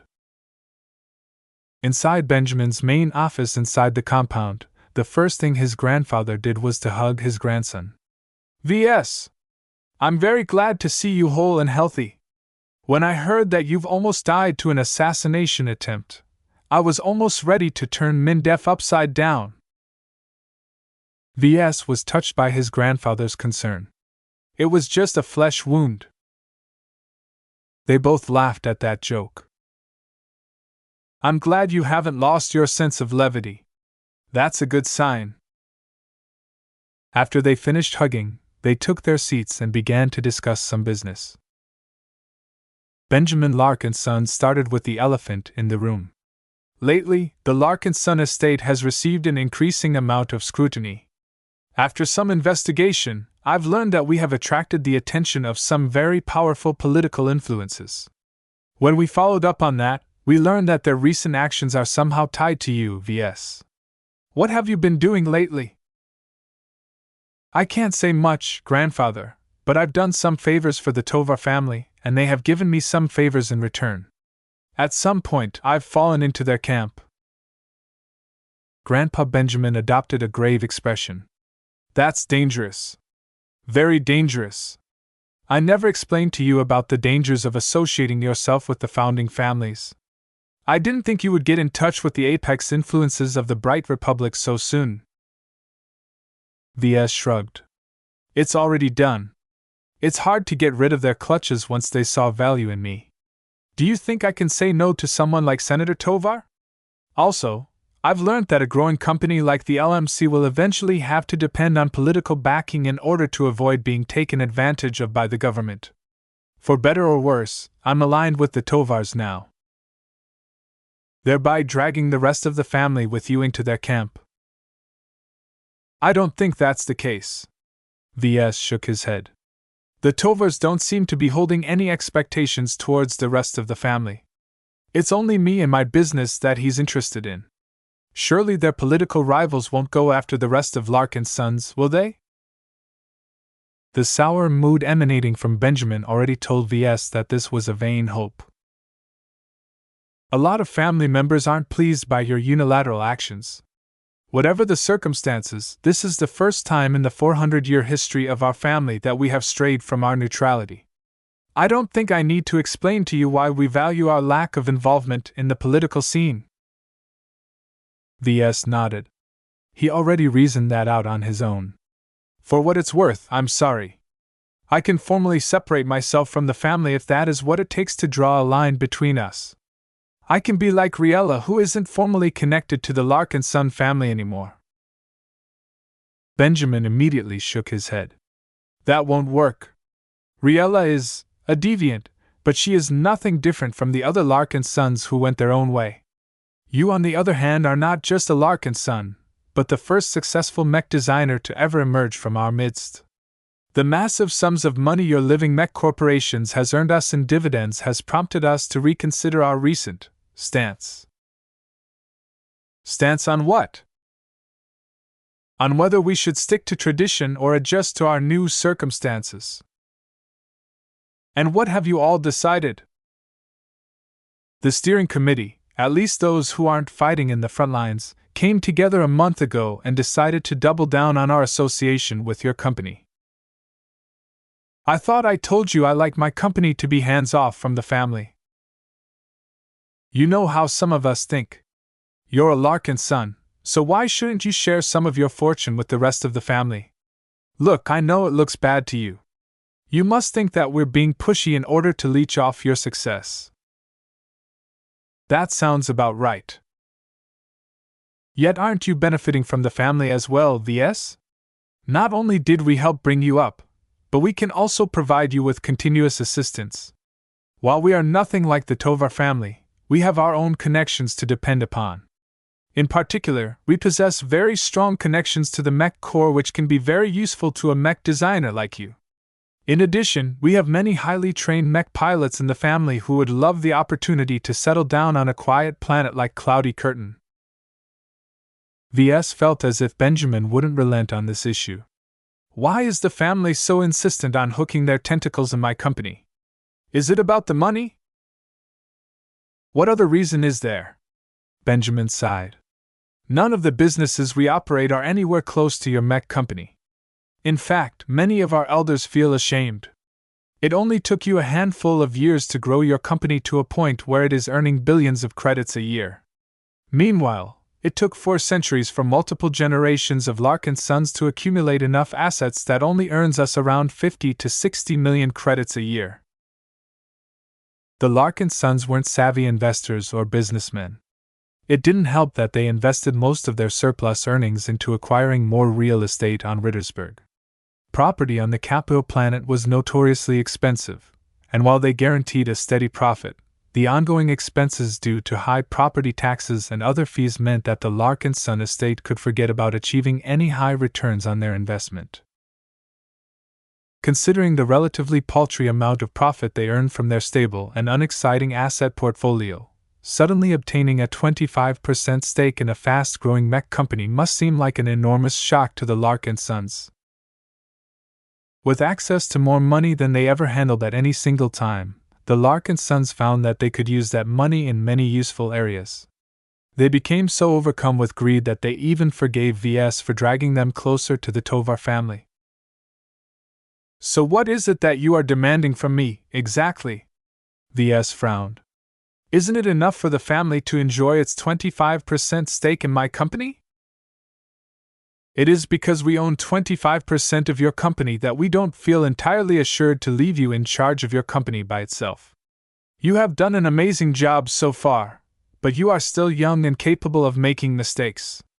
Having some of our old hands help you out will do a lot to reassure the family of the continuity of your company. I don't need any help. We insist. Ves and Benjamin stared at each other in a brief period of silence. Even though Benjamin was a former expert pilot who earned a lot of distinctions back in the day, Ves was no longer a defenseless young lamb. Eventually, Benjamin snorted. You've learned how to stand up for yourself. Compared to the likes of Senator Tovar, you're not scary at all. Now that it appeared that Ves wouldn't budge, his grandfather took a step back. Okay then. I'll tell the family to rein themselves in, alright? However, you should throw the family a bone. Since you're so touchy about retaining control over the company, we won't insist on sending additional managers to your company. Good. Ves smiled. I'm glad you gave up on this issue. Not so fast, Ves. I strongly advise you to accept our mech pilots. The mech nursery has continually expanded its production capacity, and it has become an incredibly vulnerable manufacturing complex. You will need all the help you can get, and if word leaks out that genuine Larkinson mech pilots are guarding your facility, you can scare away a lot of greedy opportunists. While Ves didn't have any exact numbers, if the LCM's mech nursery hosted more than a dozen production lines, then his grandfather indeed have a good point. With tens of billions worth of production equipment churning out mechs en masse, it would be an absolute catastrophe if someone launched an attack on the mech nursery. Ves looked intrigued. He was a lot more open to this suggestion. Larkinson mech pilots enjoyed a great reputation due to their solid training. Even if they weren't as amazing as Ganso or Pirellia, they still stood head and shoulders above practically any other mech pilot. Which Larkinsons are you planning to bolster my forces? Chapter 1066 Three Little Chicks. As much as Ves wanted to resist the influence of the Larkinsons, there was some merit to entrusting responsibility to family. In any case, he did not plan to introduce too many family members within his sphere of influence at once. Family could be useful. The Larkinsons generally enjoyed a good reputation. They were famous for their upright conduct and their excellent skill in piloting mechs. How could Ves not be attracted to such strength? They were certainly more reliable than random mercenaries who signed 10-year contracts but could easily forget about it when a battle took a bad turn. Thus, Ves came around to hosting more Larkinson mech pilots. The only concern he had about accepting the help of more family members was that he did not wish to lose control over his own outfit. If he paid for the mechs, training, salaries, and other ongoing expenses of the avatars of myth, then he damn well sure called the shots. Grandpa Benjamin suggested the names of various old dogs, but Ves rejected them all. If an old Larkinson veteran takes charge in my avatars of myth, where does that leave Melker? Ves shook his head. He's much younger and inexperienced than most of the old dogs of the Larkinson family. His grandfather smiled at Ves. No offense to Melker, but he doesn't possess any actual leadership experience. If you want to make your avatars of myth truly shine, then you should put a more capable leader in charge. Many of our retired Larkinson mech pilots have reached the rank of mech captain when they served in the mech corps. We even have a couple who have managed to reach the rank of mech major. All of the names I just put forward will certainly do a better job in leading your personal force. No thank you. Ves liked Melker even if he didn't trust the dropout from the mech corps very much. In any case, his relative youth and inexperience turned him into a pliable figurehead to Ves. Melker possessed enough administrative capabilities to run the avatars of myth but lacked the charisma and experience to be a strong leader who could subvert the loyalties of the mech pilots. On the other hand, an experienced leader of Major Verl's caliber would be much more difficult to control. Ves would constantly be worrying if the avatars of myth would still follow his orders when times got tough. Eventually, Ves agreed to receive a first batch of 3 younger mech pilots. All of them graduated from the mech academies only recently, and hadn't been able to enlist in the mech corps before the war had already ended. The 3 Larkinsons I'm putting under your care are a rather unfortunate lot. Benjamin shook his head in pity. They've trained so hard in order for them to excel in the war, but they will have to wait at least a generation before they can showcase their prowess against the Vesians. Please do them a favor and take them on. Perhaps they will be able to learn there is more to piloting mechs than fighting against the Vesians. Once they agreed on this topic, they moved on to discuss some other minor matters. For example, the increased prominence of the LMC within the family increased V's stature among the Larkinsons. Although the Larkinsons didn't went as far as to make Ves their new patriarch, it was undeniable that he was more than just an elder of the family. As long as Ves continued to bring in the money, his influence within the family was just as great as an expert pilot. Our Larkinson expert pilots continue to earn renown for our family, but they aren't exactly capable of leveraging their abilities into money. Benjamin sighed. You're different in that regard. It's not shameful for a mech designer to be a profiteer. Having a higher say in the family meant that he wielded more power in the steering committee, not that Ves particularly paid attention to that. In any case, this was just the start to Ves. Once he advanced to journeyman, and his LMC grew even further, he would quickly become more prominent than all the Larkinson expert pilots put together. There's one more topic I wanted to address before you go, Ves. It's about your father. Ves suddenly turned stony-eyed. Did you obtain any news from the Nixian Gap? It's difficult to obtain reliable information from that pirate-infested region. We've managed to find traces of your father throughout the Nixian Gap, but at some point a year ago he dropped off the face of the galaxy. For what it's worth, we haven't found any signs that someone killed or kidnapped him. We think that he has changed his face and adopted another identity to throw off pursuit. Since the investigators we've hired haven't managed to find a clue of his current whereabouts, it's safe to say it's working. Anything could be behind the disappearance of his father. While Ves wanted to believe that his grandfather was right and that his father merely reconstructed his face and took on another name, he couldn't help but be afraid that something drastic happened. Unfortunately, Ves was in no position to help his father out. In fact, he would just be implicating himself if he blundered into the Nixian gap without the right preparations. He needed to grow much more powerful in order to track his father down and provide meaningful assistance. For now, it was best that they remained separate. Ves never felt the urge to advance faster than this moment. If he wanted to take his first step towards greater prominence, then he needed to advance to journeyman as fast as possible.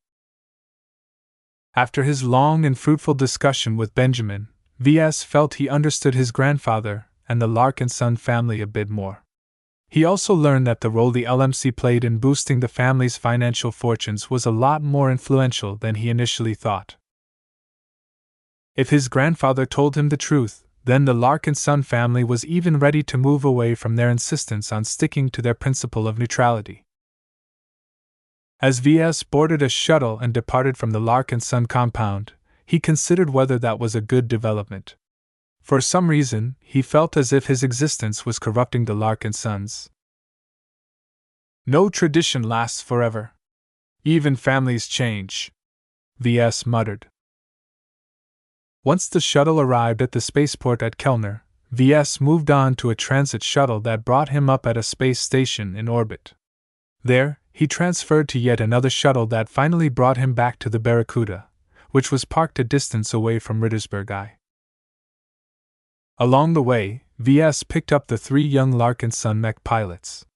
He welcomed them onto his personal space yacht. For the moment, the mech pilots appeared dazzled by the extravagant wealth implied by his ownership of such a fine little starship. "How much does the Barracuda cost?" "Around $1 billion calls when I first got it. It's a competition prize. I didn't pay for it myself." Ves nonchalantly shrugged. The eyes of Chet, Janzi, and Rode all widened at the mention of such an immense sum. $1 billion calls was $1 billion coalition credits. This basically meant that the Barracuda was worth at least 100 billion bright credits at her peak value. Of course, several years of regular operation depreciated her value by at least half. In addition, there wouldn't be many second-hand buyers who would actually fork over 50 billion credits for a little private yacht.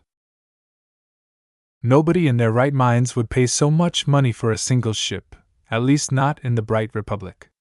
Ves would have to go to the Friday Coalition and find some profligate spender to liquidate the Barracuda.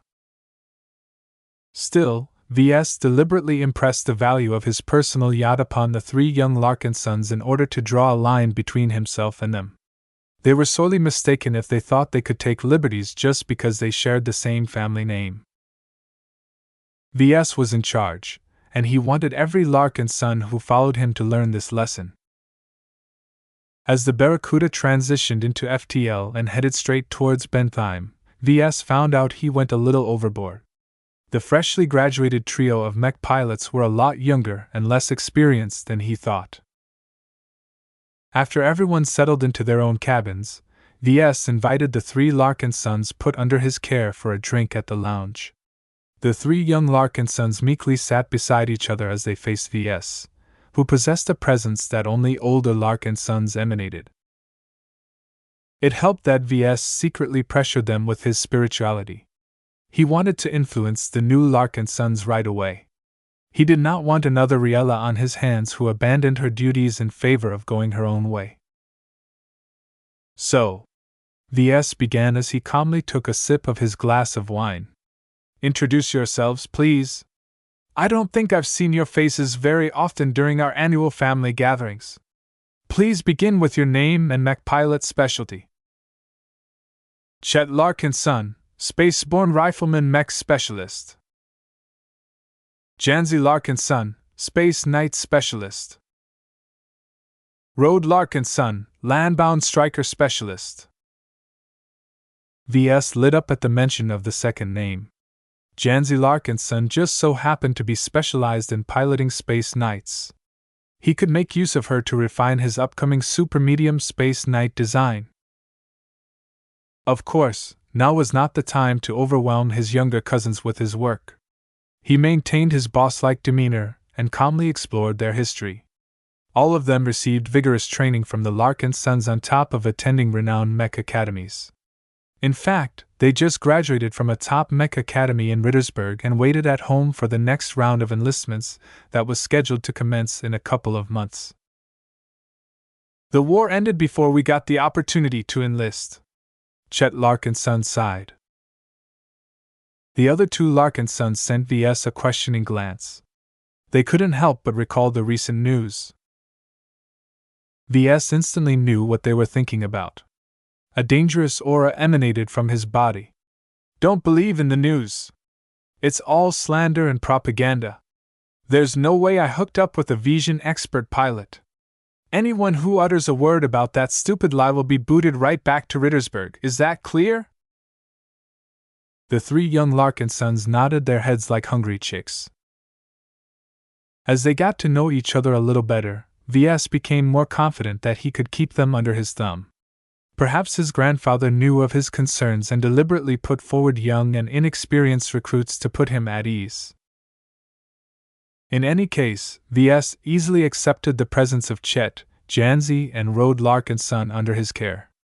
All three of them were destined to join the Avatars of Myth and follow orders from Melker. Rode Larkinson would be supplementing the existing land-bound mech company of the Avatars of Myth. Since he specialized in piloting a land-bound striker mech, he would have to make do with a commercial mech bought from the market. Striker mechs didn't sell as well as the other mech types, so Ves wouldn't design such a mech anytime soon. As for Chet and Janzi, they both professed a desire to pilot space-borne mechs. It would be a waste to keep them bound to the land. Ves planned to brush off his long-dormant plans of setting up a space-borne contingent of the Avatars of Myth. With an adequate amount of protection on land and in space, the Avatars of Myth should be able to provide comprehensive protection to both himself and his company. The Barracuda made swift progress in reaching Bentheim. It was always easier to travel to a port system. The Barracuda didn't travel in system but instead lingered at the edge of the star system long enough to jump to Cloudy Curtain. After more than a week of travel, the Barracuda comfortably arrived at the Cloudy Curtain system and reached the orbit of its only inhabited planet. The corvette descended into the atmosphere and landed straight onto a purpose-built landing pad next to the mech nursery. Ves was surprised that Captain Silvestra opted to go straight home without bothering to stop by at the spaceport at Orinoco. We've received an exemption. The captain of the Barracuda grinned. There's so much goods flowing in and out of the mech nursery that it's a huge bother to go through the spaceport. After applying some pressure on the local government, the LMC received a pass on inspections. It seemed that the influence of the LMC on Cloudy Curtain grew so large that the local government had no choice but to bend its own rules. Chapter 1067 Massive Sums. Home sweet home. Ves muttered as he looked out the expansive windows of the penthouse office of the LMC's headquarters. He missed the omnipresent gray clouds with its rainbow color shine. How many times did he dream about returning home? It felt so good for him to be back in the saddle. Below the ground, the mech nursery churned out mechs after mechs on a daily basis. The LMC employed thousands of employees, all working to satisfy the market demands for the company's two iconic mech models. When the Barracuda landed at the manufacturing complex, Ves arranged for someone to settle Chet, Janzi, and Rode Larkinson. At the same time, Ves called up all of his core confidants to his penthouse office in order to get up to speed to the current state of the LMC. As Ves turned around, he turned his gaze to a set of couches where his key subordinates waited for their boss to get down to business. Kelsey Dornbos looked relieved now that Ves returned to helm the company. While she managed to hold down the fort in the founder's absence, the responsibility of operating such a huge company was not for the light-hearted. It was admirable that she managed to hold out for so long without running the LMC into the ground. As a publicist and marketing manager, Gavin Newman did not hold a high position within the hierarchy of the company. Nevertheless, the man was adaptable and possessed a sober perspective with regards to mechs. The young man was ready to work as V's executive assistant at any time. Mech Larkinson hadn't escaped the war entirely untouched. Ves already heard that several skirmishes and attacks took place on Cloudy Curtain, but his cousin did an admirable job in repelling those opportunistic attacks. Not only that, but Melker also managed to learn on the job as he led the avatars of myth. Ves saw echoes of Captain Bird and Major Verl in his cousin's demeanor. The only odd person out of this intimate gathering was Keddies. Wearing iconic poofy black beret, the pirate designer barely seemed to have reined in her dangerous vibe. Ves wanted to palm his face when he saw her. Even though she wore modern trendy clothes, the giant scabbard greatsword floating behind the couch made it clear that she was barely civilized.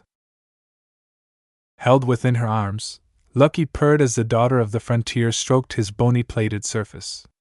His exterior looked a little darker and more metallic since the last time Ves spotted Lucky back at the military hospital on Bentheim. In any case, Ves confirmed that Lucky still carried his personal calm on his collar. "Lucky, come here, boy." The mechanical cat didn't obey the words of his owner. Instead, he continued to squint his eyes and purr as Keddies kept stroking his back. Ves exasperatingly sighed and walked all the way towards the couch and made a grab for Lucky's collar. With a quick snap of his finger, he detached his personal calm from his cat. "Meow!" Lucky woke up from his petting session and hissed at the thief who snatched his collar. "What are you so touchy about?" Ves snorted at his pet while he snapped his calm around his wrist. "This calm is mine in the first place. You were just a convenient holder to hang up my calm during my military service. Now that I've been discharged from the Mech Corps, my calm can finally return to its rightful owner." "Meow meow." Ves ignored the yowls from his indignant pet and took a seat on one of the couches. He idly stroked the thin band of his calm like Keddies stroked Lucky's back. As far as he was concerned, his reunion with his personal calm and the system it held within was long overdue. He couldn't wait to activate the system for the first time in years. Still, he thought it best if he addressed more immediate business first. Right now, he wanted to know where the LMC currently stood. "Okay, Calcy. Tell me the basics. How many mechs did we sell and how much profit did we earn?" The former temporary CEO of the company knew the key figures of the LMC by heart. "The LMC grew rapidly in the 3 years since you've been gone. The board of directors pushed for a rapid expansion in production capacity in order to maximize the sales of our silver label mechs. Right now, the manufacturing floor of the Mech Nursery is host to 1 Dortmund production line, 5 Benson production lines, and 11 Hanover production lines." Ves frowned at that. That was a lot less production lines than he expected, yet he wasn't familiar with the Hanover line of production equipment. As far as he knew, a complete Benson production line cost around 3 billion credits, and the LMC acquired 5 of them in total for a total worth of 15 billion credits. That was already a huge investment, so the mention of 11 new Hanover production lines gave a sense of foreboding in him. There must be a reason why the LMC stopped making use of the perfectly serviceable Benson production lines. "How much does a Hanover production line cost?" Calcy seemed hesitant for a moment. Eventually, she bit the bullet. "Around 8 billion bright credits for each complete production line." "What? 8 billion credits?" Ves thundered. "Why in the hell would you pay almost 3 times for a Hanover compared to a perfectly serviceable Benson?" "We used to host more Benson production lines, but we've sold them back in order to ease our acquisition of the Hanover production lines. Compared to the Bensons, the Hanovers are much more geared towards mass production. They work faster and more precise. They produce less errors because they feature a higher degree of automation. This means they are more efficient and produce less waste, which improved our profit margin over time." All of those arguments sounded logical to VS, but the upfront cost of those production lines were ruinous. How could the LMC be thinking of acquiring luxurious production equipment when it only offered 2 products in its mech catalog? VS wanted to saw open the heads of those idiotic directions who wanted to pursue growth above all else, and see how much of it consisted of greed.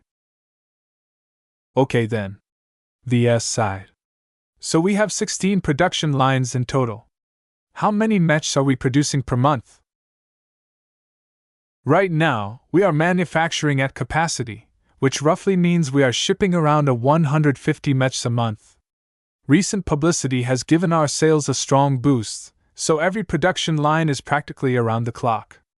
In fact, we can pump out mechs at a faster rate. The reason why we are only producing this much is because our production equipment require regular maintenance. We are also obliged to fabricate spare parts, which take up a small amount of production capacity as well. Furthermore, while we've expanded our testing ground, it still takes time for our test pilots to put our freshly fabricated mechs to their paces. That sounded reasonable to VS. This meant that every production line pumped out almost 10 mechs a month on average. Okay then. Let's move on to money. How much operating income did the company make during my 3 years of absence, and what's the current financial state of the company? Kalsi smiled. Mind you, while we are now sitting on top of 16 production lines, it took time for us to acquire the funding and means to expand.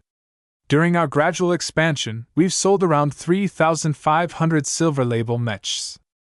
Our product margins from those sales has fluctuated over the years due to inflation and the rising cost of raw materials, but we've managed to make a profit of 26 billion credits from selling so many mechs. 26 billion credits! That's not the extent of our profits. As our Black Beak and Crystal Lord models proved to be a sleeping success, other mech companies began to grow envious at the profit margins we've achieved. Upon your instructions, we refused to offer any accommodations with regards to the licensing contracts. Even so, 7 mech companies still decided to license the Black Beak design, while 12 mech companies licensed the more expensive Crystal Lord design. VS abruptly shot his back a little straighter. The MTA put a high valuation on the licenses of my 2 designs. Every mech company who licensed the LMC's mech designs paid full price. Kalsi grinned.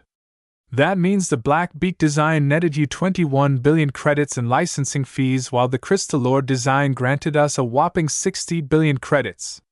Even though the MTA took a 10% cut, that still means we've earned more than 72 billion credits just from licensing your designs. 72 billion credits. VS was practically over the moon when he heard that sum. VS never expected that his earnings from licensing out his designs would dwarf the profits the LMC accumulated over 3 years. Those licensing contracts also came with per-unit licensing fees, right? Right. Kalsi nodded. Every mech company who produces a copy of a licensed design or a variant of it is obligated to pay us a fee.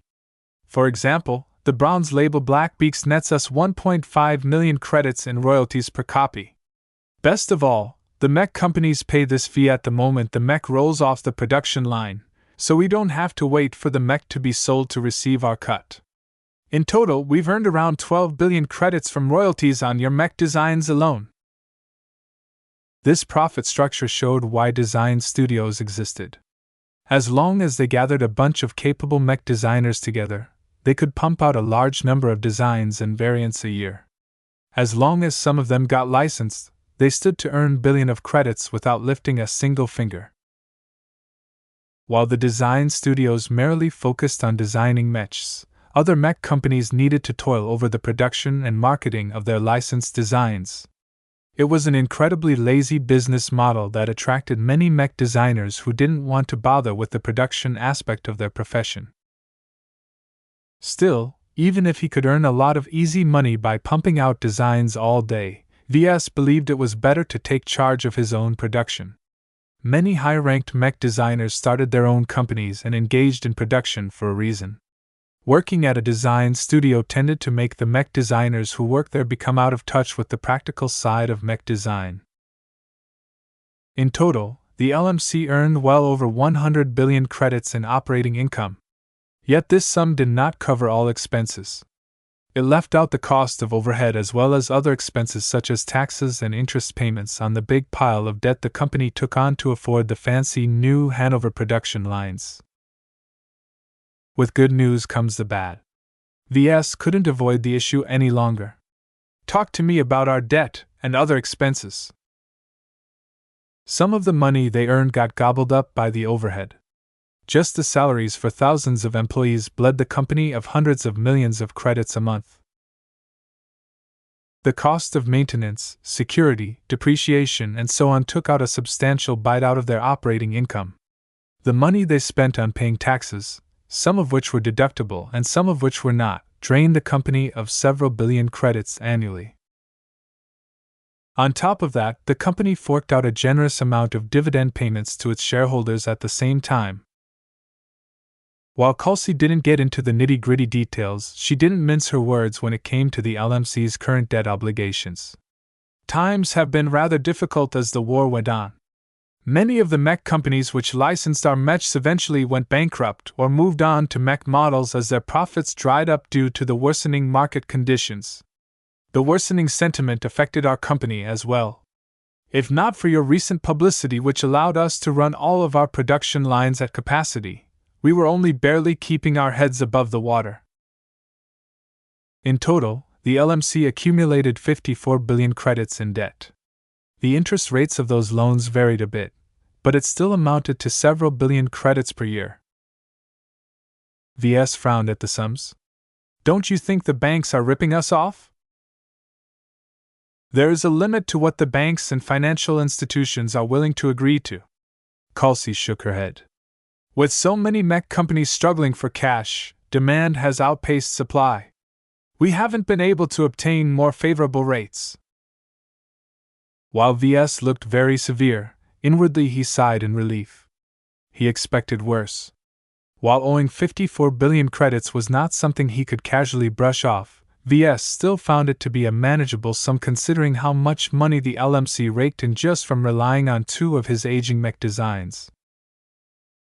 Now that VS was back in charge, the LMC would quickly be able to resume its growth in time. Chapter 1068 Queued Announcements. Currently, the LMC enjoyed a resurgence in sales. Helped by V's appearances in the news, Marcella Bollinger and the LMC's marketing department invested in multiple marketing campaigns in order to take advantage of the situation. Although the marketing campaigns cost the LMC billions of credits, the investment was clearly worth it as the company gained substantial uptick in orders for its coveted silver label mechs. The LMC is sitting on a cash pile of 4 billion credits and growing, Kelsey remarked. Even without your intervention, we'll still be able to sustain the company for at least a year even if the spike in sales has passed. VS nodded in understanding.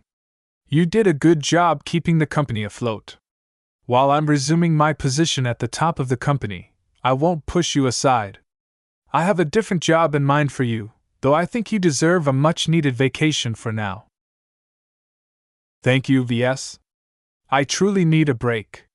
Running a mech company day by day is incredibly hectic. I don't know how you can deal with the criticism and doubts all day. That's easy. Just ignore them. Why should I pay any attention to the opinions of random bystanders? The only criteria that truly matters is how many mechs we're able to sell, and from what I see, you didn't do too badly in that area. After he finished with Kelsey, he moved on to Gavin. They didn't talk a lot. VS merely wanted to know where the LMC stood in terms of brand recognition and reputation. It's kind of a mixed bag. Gavin shrugged. Our brand is definitely a lot more famous than before, but it's still an obscure mech company to the public. Even if you've shown up a lot in the news lately, there's a limit to how much we can leverage that into boosting our brand. A lot of other mech companies are still pumping out new designs, and those are the biggest attention grabbers in the market. VS got the message. As much as the LMC became more prominent during his absence, the market would still think little of it unless it stopped resting on its laurels and expanded its mech catalog with new and exciting mech models. What about my own reputation? Yeah. About that. Gavin hesitated. I told you already, it's all lies! Ketty suddenly shrieked, causing Lucky, who rested on her lap, to jump in the air in fright. There's no way that VS has fallen in love with that witch, right? Not this again. VS couldn't believe he needed to address this topic in front of his confidants. Ketty's is right. You people should know better than to believe the lies circulating in the news. I am not in love with a Vision, nor did I become a sympathizer for the enemy. Please drop this topic. When VS turned to Melker, his cousin didn't have much more to add than what he already said during the previous hospital visit. The avatars of myth are well trained and well equipped, Melker said with a slight tinge of pride, though his face-obscuring visor made it hard for VS to read his expression. We are able to field up to 40 mechs at a time, all of which are at least mid-range or premium quality. This is a very powerful fighting force, and it has served us well in deterring many casual raids on the mech nursery. Yet you sound disappointed.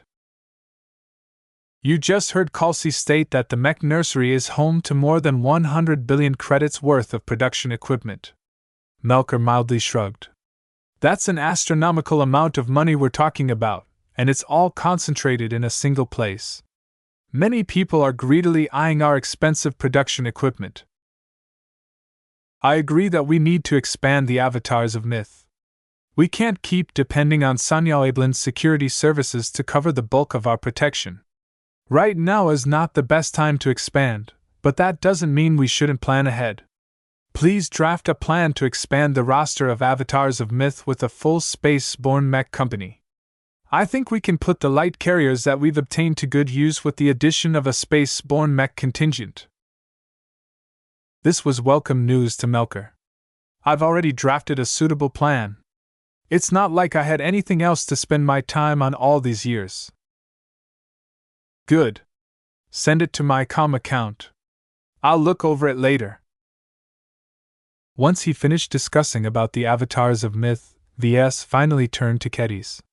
So how are you enjoying Cloudy Curtain? Boring, Ketty's replied flatly. She seemed a lot more irritable than before now that Lucky jumped from her lap and leisurely floated above their heads. There's nothing to do in this dirball of a planet. Even though I did as you suggested and tried my hand at designing some variants for practice, I feel like I can't work very well without direction. That was a common deficiency among mech designers who had been raised too closely by their mentors and teachers. VS frowned as he considered this problem. Ketty's needed to learn to be more independent, but how could he instill this quality in her by taking charge over her again? I'll give you something to do after I settle back into the company, Ketty's, VS promised. In fact, I'm currently working on an exciting new design project with someone else. Right now, I'm not cleared to discuss the details with you, but I'll be sure to give you an opportunity to contribute on my upcoming design. Everyone except Melker looked excited when VS mentioned that he was already working on another mech design. What did the LMC need the most right now? A new design. As a mech designer herself, Ketty's knew the best out of all of them how good VS was at designing mechs. She already looked forward to participating in his design project, especially if it involved a sword-wielding mech. The four of them discussed some other matters, but VS was starting to grow impatient. Now that he heard the essentials, the rest could wait. The hand stroking the thin band of his calm grew more and more insistent, as if he couldn't wait to activate it again. Eventually, he couldn't take it longer. He coughed. Please, it's been a long day and I've only just returned. Let's adjourn our meeting for the day and come back tomorrow, is that okay? After VS said goodbye to his confidants and packed them out of his office, he walked over to the imposing desk and seated himself on the formidable chair behind it. Only now did he feel as if he truly resumed his old position. "This is my seat of power," Ves declared as he ran his palm over the surface of his desk. The entire interior of his huge office with its high ceilings and large empty spaces had been designed to be as imposing and impressive as possible. He previously thought he overdid it on the theatrics, but now he felt he truly fit in his own office. No matter how you looked at it, a company that sold thousands of mechs a year could never be led by an average person. "I'm becoming more and more exceptional by the day. The times where I have to quibble over a couple of thousands credits is long gone. Even earning 1,000,000,000 credits is as easy as waving my hand at this point." All in all, Ves entered the big leagues now. As the lead designer of such a major company, he no longer felt as if he'd put too much attention on the exact sums the company handled each fiscal quarter. A mech designer should mainly concern themselves with designing mechs. Obsessing over money is only needed when money is hard to come by. Those days are long over for me at this point. Novices and apprentices routinely struggled over every single credit they could get their hands on. As for Ves, even if he threw 1,000,000,000 credits on the streets, he wouldn't cry too much over its loss. "I've grown so much, but it's time to put that into high gear." After 3 years of abstinence, Ves was finally reunited with the source of his success. No matter how much he wanted to pretend that it was his own hard work that carried him this far, the plain truth was that an average mech designer would have never enjoyed such a wild success. "It's time." Ves activated his comm. The device lit up and a projected interface popped up. All of it looked standard, and Ves remembered that he customized its interface to camouflage the exceptional software program held within. He flexed his hand while issuing a diagnostics command to his comm. It quickly reported back that all of its functions worked normally and that the comm didn't degrade even a tiny bit. Having upgraded his personal comm at least once, Ves expected nothing less from this remarkable comm aside from the secret buried deep within. The hardware itself was exceptional as well. While he was tempted to proceed with the next step, he halted his fingers and looked around. The huge space and the large windows set behind his desk did not make him feel secure. Even if Lucky possessed the capability to squish every spy bug in the chamber, Ves did not feel completely reassured he could handle his deepest secret in such an exposed location. "Come on, Lucky! Let's take a trip down to my personal lab," he said as he rose up from his seat. The mech nursery encompassed both the headquarters and the principal manufacturing facilities of the living mech corporation. With Lucky materializing on his shoulders, Ves took a number of elevators reserved for his own use and traveled all the way underground to his personal lab and workshop floor. Nothing except Lucky and some cleaning bots entered this floor in the past 3 years. When Ves entered his most important sanctuary on Cloudy Curtain, he breathed in the clean, sterile air and beheld the various lab and workshop equipment that had remained in use for so long.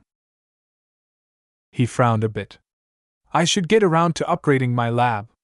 Most of this stuff is too cheap or inadequate to keep up with my current capabilities." Today was not the day for him to resume his work on his current design project. No, today was the day he reunited with the system. Ves and Lucky entered a small, enclosed room that had been designed like a vault. With meters of thick armor all around him, Ves felt pretty confident that not even the best spy bugs could listen in from afar. As for any spy bugs that had the temerity to sneak into this small space, they didn't stand a chance against Lucky and the privacy shield.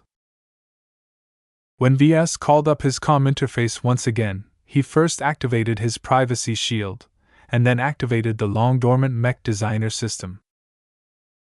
A pause ensued. "Welcome to the Mech Designer System. Please design your new mech." A familiar message greeted Ves. "Deep scan complete. Current user detected. Welcome back, Ves Larkinson." It's good to see you too, System. Ves smiled. Another short pause ensued. Then, his calm flooded him with a deluge of messages. Design evaluation, new Sentinel. You have received 1,000 design points for completing an original design that has no other equivalent. You have received 100 design points for designing a mech with a trace of X factor. Design evaluation, liner gray. You have received no design points for completing a test. You have received 100 design points for designing a mech with a trace of X factor. Design evaluation, evaporating spear. You have received 1,000 design points for completing an original design that has no other equivalent. You have received 100 design points for designing a mech with a trace of X factor. Design evaluation, enduring protector. Model name, enduring protector. Original manufacturer, Ves Larkinson. Weight classification, light. Recommended role, laser frontline mech. Armor E. Carrying capacity F. Aesthetics D. Endurance B. Energy efficiency C+. Flexibility F+. Firepower E+. Integrity A. Mobility F+. Spotting E. X factor C++. Cost efficiency A. Project involvement 100%. Original component composition 12%. Overall evaluation. The Enduring Protector is a barebones laser frontline mech intended to serve a very specialized purpose. It requires a minimum amount of maintenance to remain operational. You have received 1,000 design points for completing an original design that has no other equivalent. You have received 500 design points for designing a mech with a moderate presence of X factor. Who cares about my old designs? Ves admonished. The system cheerfully kept bombarding him with outdated announcements. Give me the good stuff. What's my current status? After his system finished its lengthy queue of messages, it finally presented him with his status. Ves widened his eyes in astonishment as he immediately honed in on his DP earnings. He grinned and laughed. I'm rich! Not even tens of billions of credits could make him feel so rich. Chapter 1069 All-Round Improvements. Status. Name Ves Larkinson. Profession Apprentice Mech Designer. Specializations None. Design points 421,612. Attributes. Strength 1.4. Dexterity 1.0. Endurance 2.0. Intelligence 2.2. Creativity 2.1. Concentration 2.1. Spirituality 0.8. Neural aptitude F. Skills. Assembly, Journeyman, 3D Printer Proficiency 4, Assembler Proficiency 4. Battle Mechatronics, Apprentice, Night Mech Mastery I, Rifleman Mech Mastery I. Business, Apprentice. Computer Science, Apprentice, Mech Hacking 2. Electrical Engineering, Journeyman, Structural Pathway Configuration 4, Energy Storage 4, Conductors 3, Ultra Compact Energy Storage I. Materials Science, Journeyman, Crystallography 2, Crystal Laser Propagation 2. Mathematics, Journeyman. Mechanics, Journeyman, Jury Rigging 4, Speed Tuning 4. Metallurgy, Journeyman, Alloy Compression 3. Metaphysics, Apprentice, X Factor 4, Spiritual Vision 2, Spiritual Exploration I. Interfacing, Novice. Physics, Senior, Directed Energy Weapon Optimization 3, Gamma Laser Weapons I, Lightweight Armor Optimization 2, Medium Weight Armor Optimization 4, Melee Weapon Optimization 4, Rapid Fire Laser Weapon Operation 2, Optics 3. Propulsion, Incompetent Flight Systems I. Salvaging, Apprentice, Field Repairs 3. Signals and Communications, Journeyman, Anti-Stealth Detection 2. Stealth and Cloaking, Novice. Abilities. Super Publish, available. Can be activated once a year. Evaluation, a post-human mech designer who has almost advanced to Journeyman. Over 400,000 design points, Ves uttered. Was that a lot? Sure. Could he have done better? Certainly. Ves could have earned a lot more DP if he continued to lead the company and expand its mech catalog. By far the greatest source of DP over the past 3 years had been the steady sales of his Blackbeak models. The Silver Label edition proved to be a resilient seller, and though the Bronze Label edition weren't being produced very much anymore, they still made a hefty contribution to his DP earnings. It's too bad my Crystal Lord isn't able to earn me any DP. I could have easily doubled my stash of DP if I hadn't superpublished that design. Even though he had already made peace with this trade-off, he couldn't help but wince at the thought of how much DP slipped through his fingers. Aside from his physical mech sales, his virtual mechs also sold a lot over the years. The only downside was that his most popular virtual training mechs such as the Old Soul and the Young Blood already reached the system's stingy DP earning limits. Ves could have easily earned twice or even thrice as much DP if not for those caps.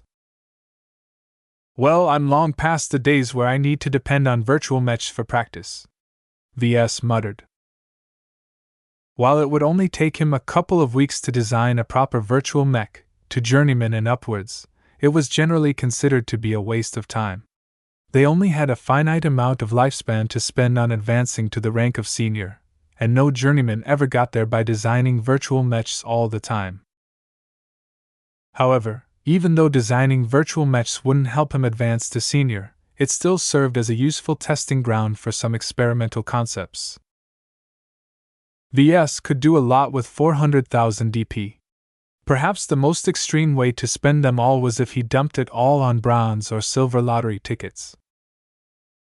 I'd be stupid if I waste all that money on your rip-off of a lottery draw, Ves muttered resentfully at the system. It would be a different story if Ves had the option of purchasing golden lottery tickets and higher. Even though the chance of winning a prize with a golden lottery ticket was fairly low, he once scored a huge win when he obtained a copy of the Amastendera. This single prize alone had been worth all of the dangers he went through when he participated in the Glowing Planet campaign. The best investment of his DP remained spending them on skills and sub-skills. He sorely felt he needed to shore up his knowledge base now that he embarked on a complicated joint design project in collaboration with a senior. I'll have to be prudent in my spending. I can't ignore the role that items play there. His constant inadequacies regarding the gear he'd been issued made him realize how much of a role it played. Several times, Ves only hung on because he managed to retain possession of the Amastendera. While it was a very good weapon, it couldn't help him out of every crisis. Now that he had left military service, he could finally pick and choose his own equipment. I still have some goodies in the vault, he smiled. I'll have to pay a visit there to pick up my shield generator at the very least. He didn't plan on retrieving his spoils from the Starlight Megalogon. It would be a bit too extreme to be walking around wearing the squalene in his own headquarters. After Ves got over the bounty of DP he earned, he turned his attention to the other changes in his status. As he studied the rest of the list, he perceived overall improvement in many attributes and skills. The change in his attributes encompassed both his physical and mental aspects. All the genetic and corrective treatments he redeemed from the Starlight Megalodon boosted his body comprehensively. The system doesn't even list most of my recent gains in this area, such as my extended lifespan. His mental attributes rose as well. Perhaps the most drastic change would be his spirituality. For some reason, it rose by 0.4 points. Whether this meant his spirituality increased in a linear or geometric fashion, Ves couldn't tell because he hadn't developed a good measuring stick for this ephemeral energy source. Aside from his hugely improved spirituality attribute, his list of skills showed huge jumps as well. Ves distinctly noticed the addition of several new sub-skills which he hadn't redeemed any DP for in the skill tree. Sub-skills such as ultra-compact batteries I, field repairs 3, spiritual vision 2 and spiritual exploration. I weren't there the last time I checked my status. I've also become a novice in the field of stealth and cloaking. In addition, many of his older sub-skills received some bumps in ranking, likely due to his stint as head designer when he served with the Flagrant Vandals. His proficiencies in working with 3D printers and assembly systems received a welcome boost, and that was just one of many improvements he made over the years. The extensive amount of changes signified to Ves that he didn't have to rely on the system's skill tree to acquire or improve his skills and sub-skills. He could always study on his own or learn from practice.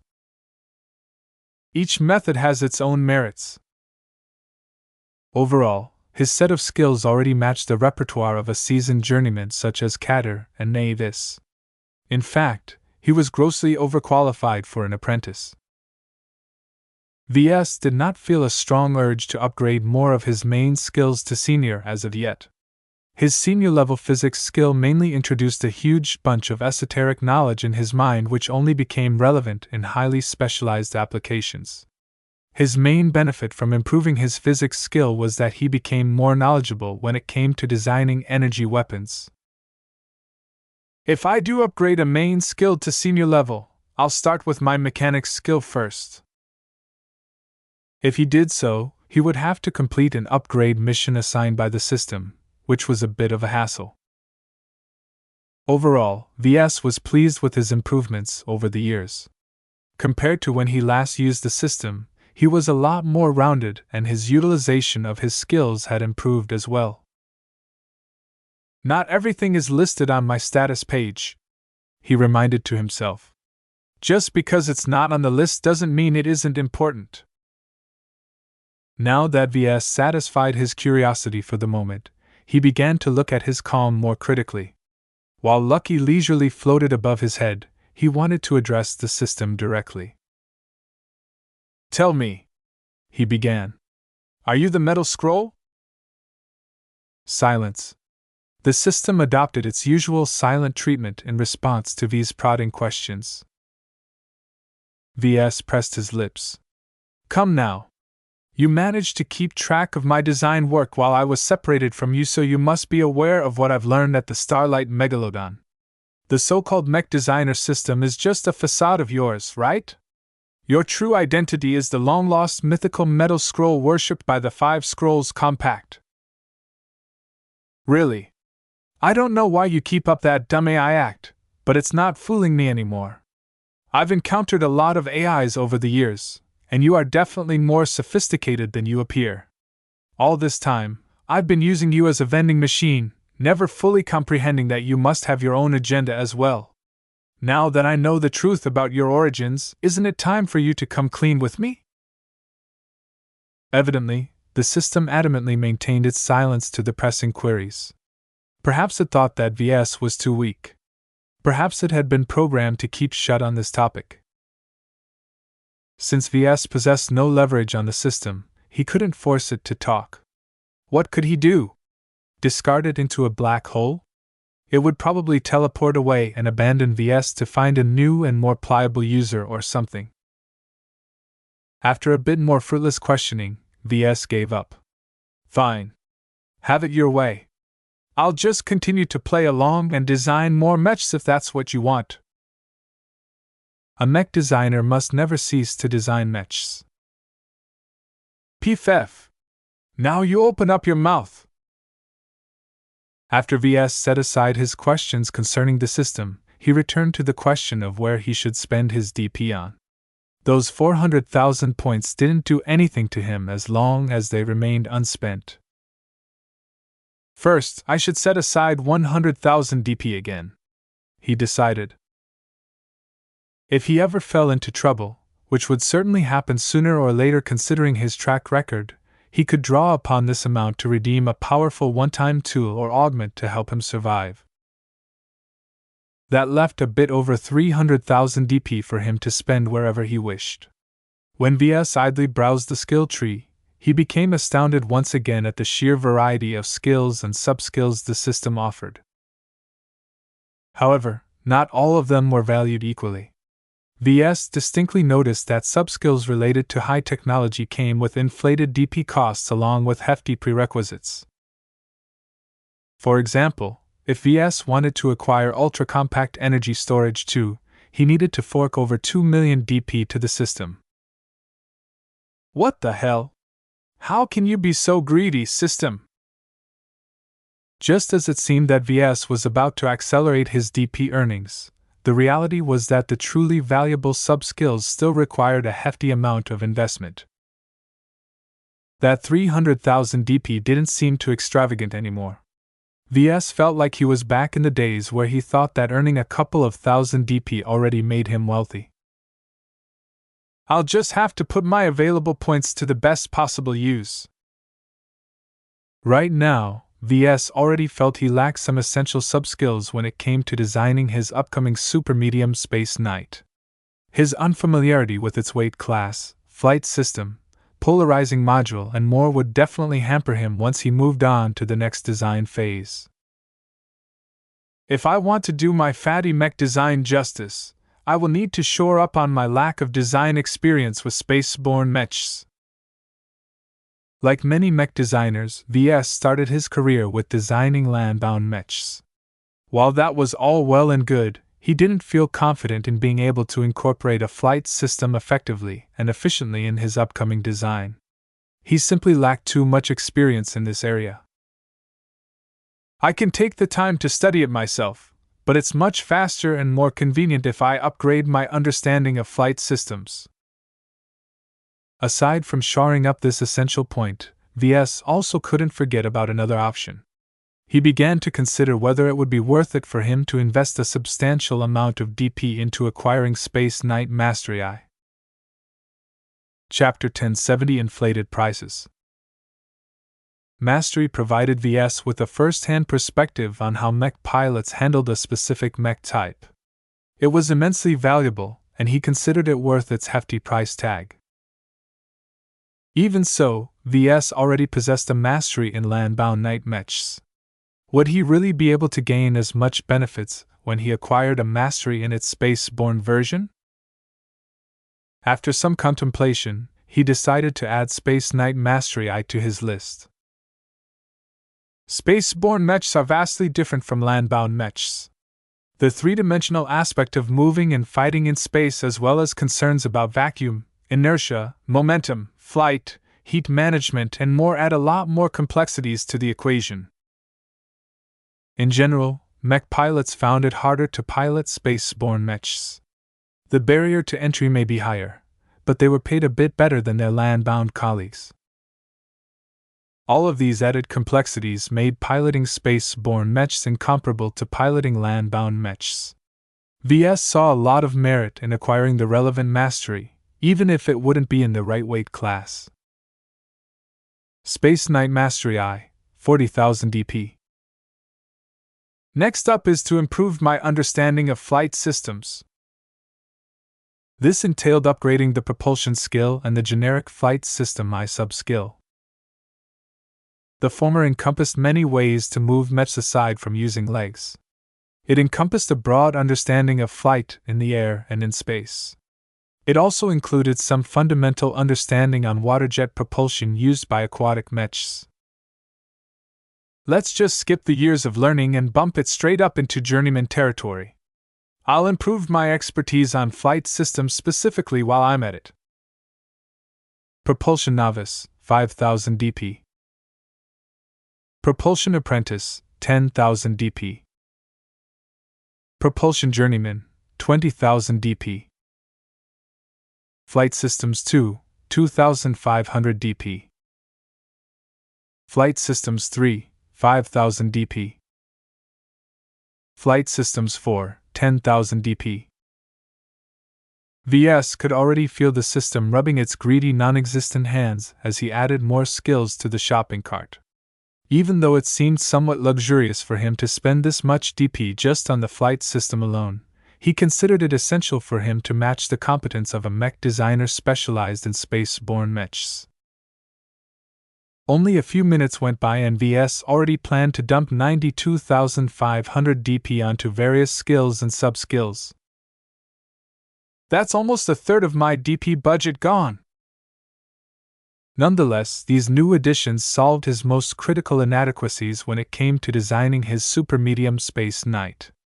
With a mastery and a vastly improved understanding of flight systems, he didn't fear the prospects of mistakes any longer. Not only that, he would also be able to incorporate various aspects unique to space-borne mechs a lot better into other areas of his design. Many laymen had the mistaken impression that space-borne mechs were actually land-bound mechs with flight systems slapped onto their backs.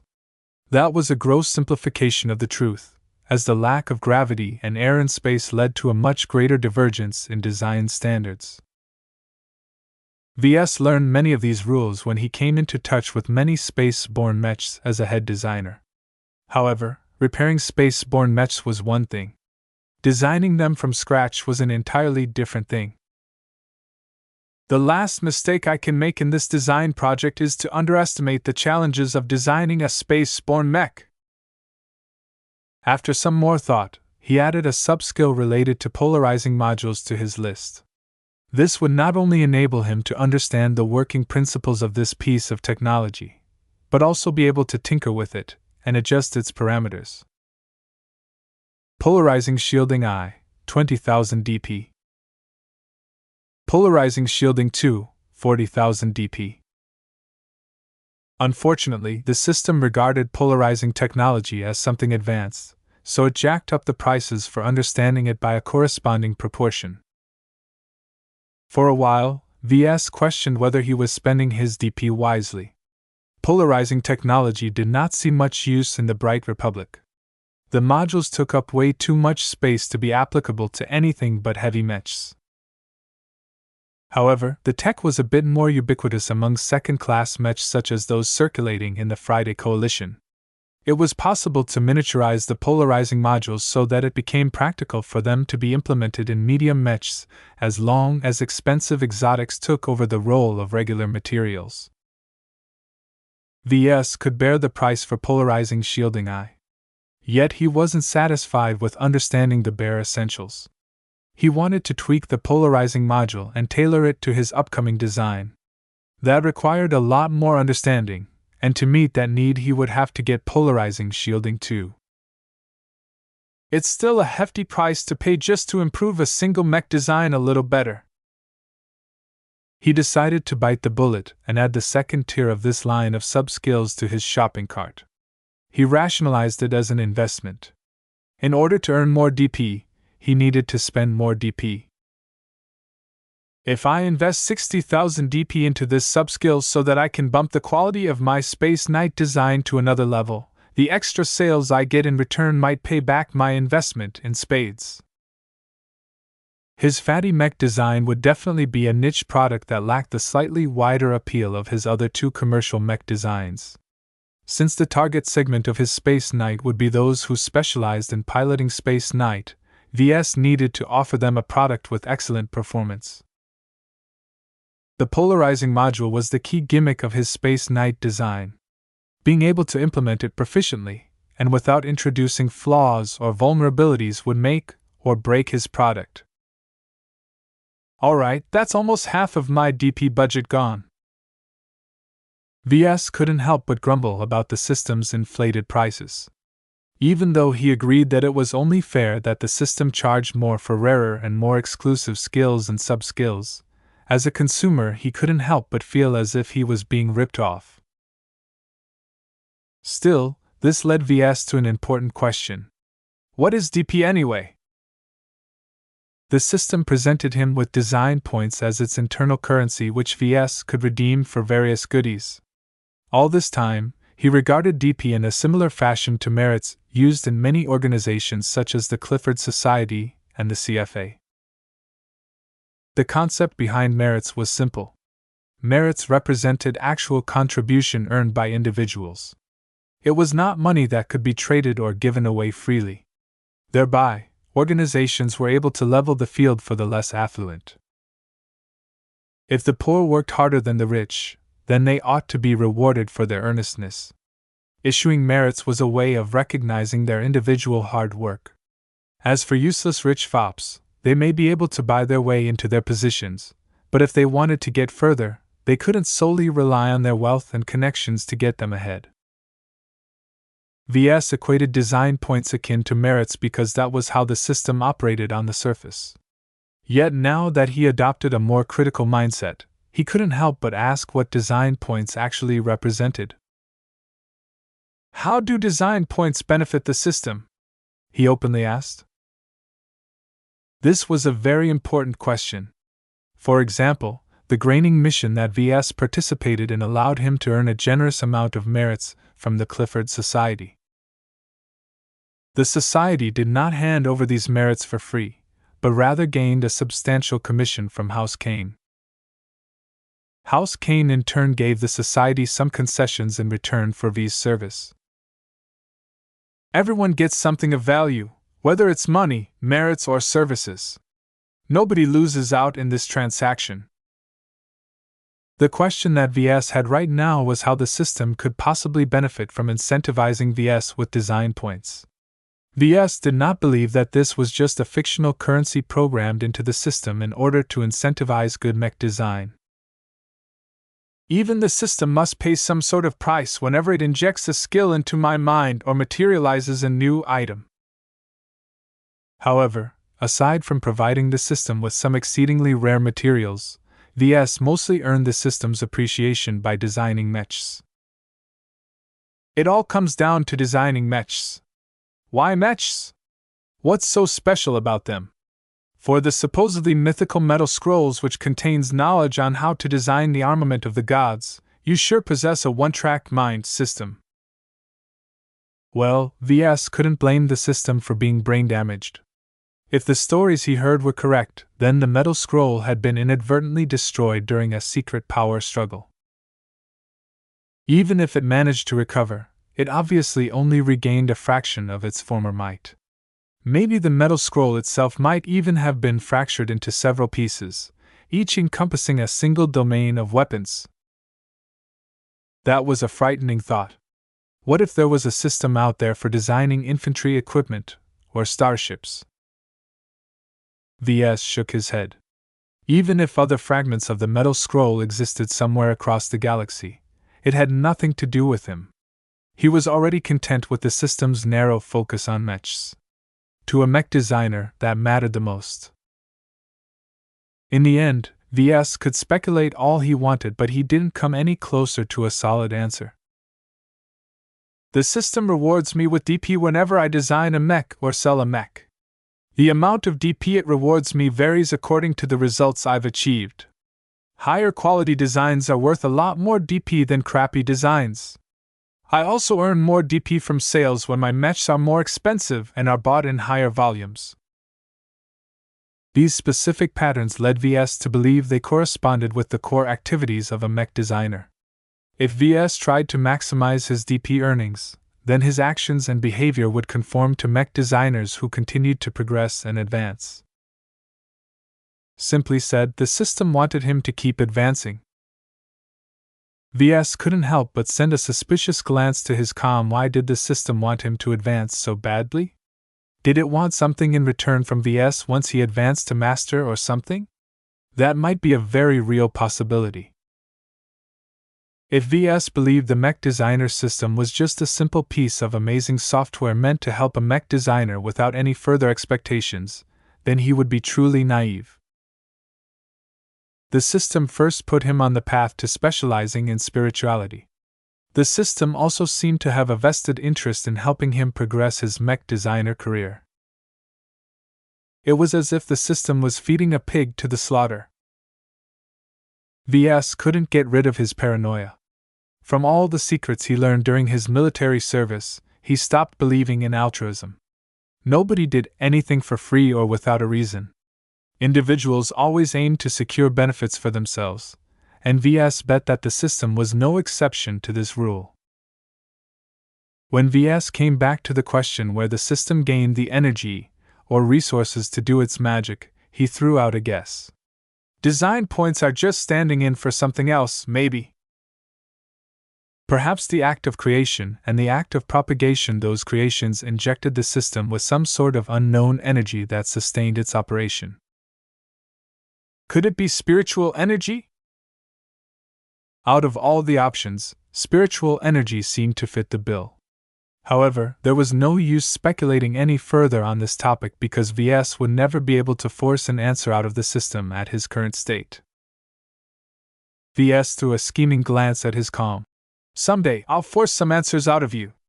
It might take years, decades, or centuries, but I have a long lifespan and plan to extend it even further. I have all the time in the galaxy to find out what you are and how my parents got involved. After setting aside his suspicions, he turned his attention back to improving his knowledge base. He inspected his shopping cart several times before he decided that this was enough to put him on the right track. If he ever felt he lacked some expertise, he could always come back another time. I don't think I'll be separated from the system ever again for a very long time.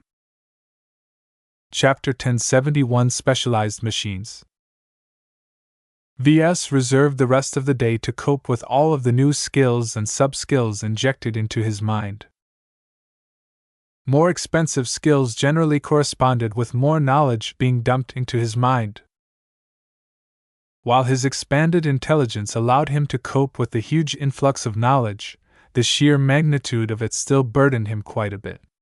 It didn't help that VS already bore an existing burden in the form of Kalankso's augmented spiritual fragment.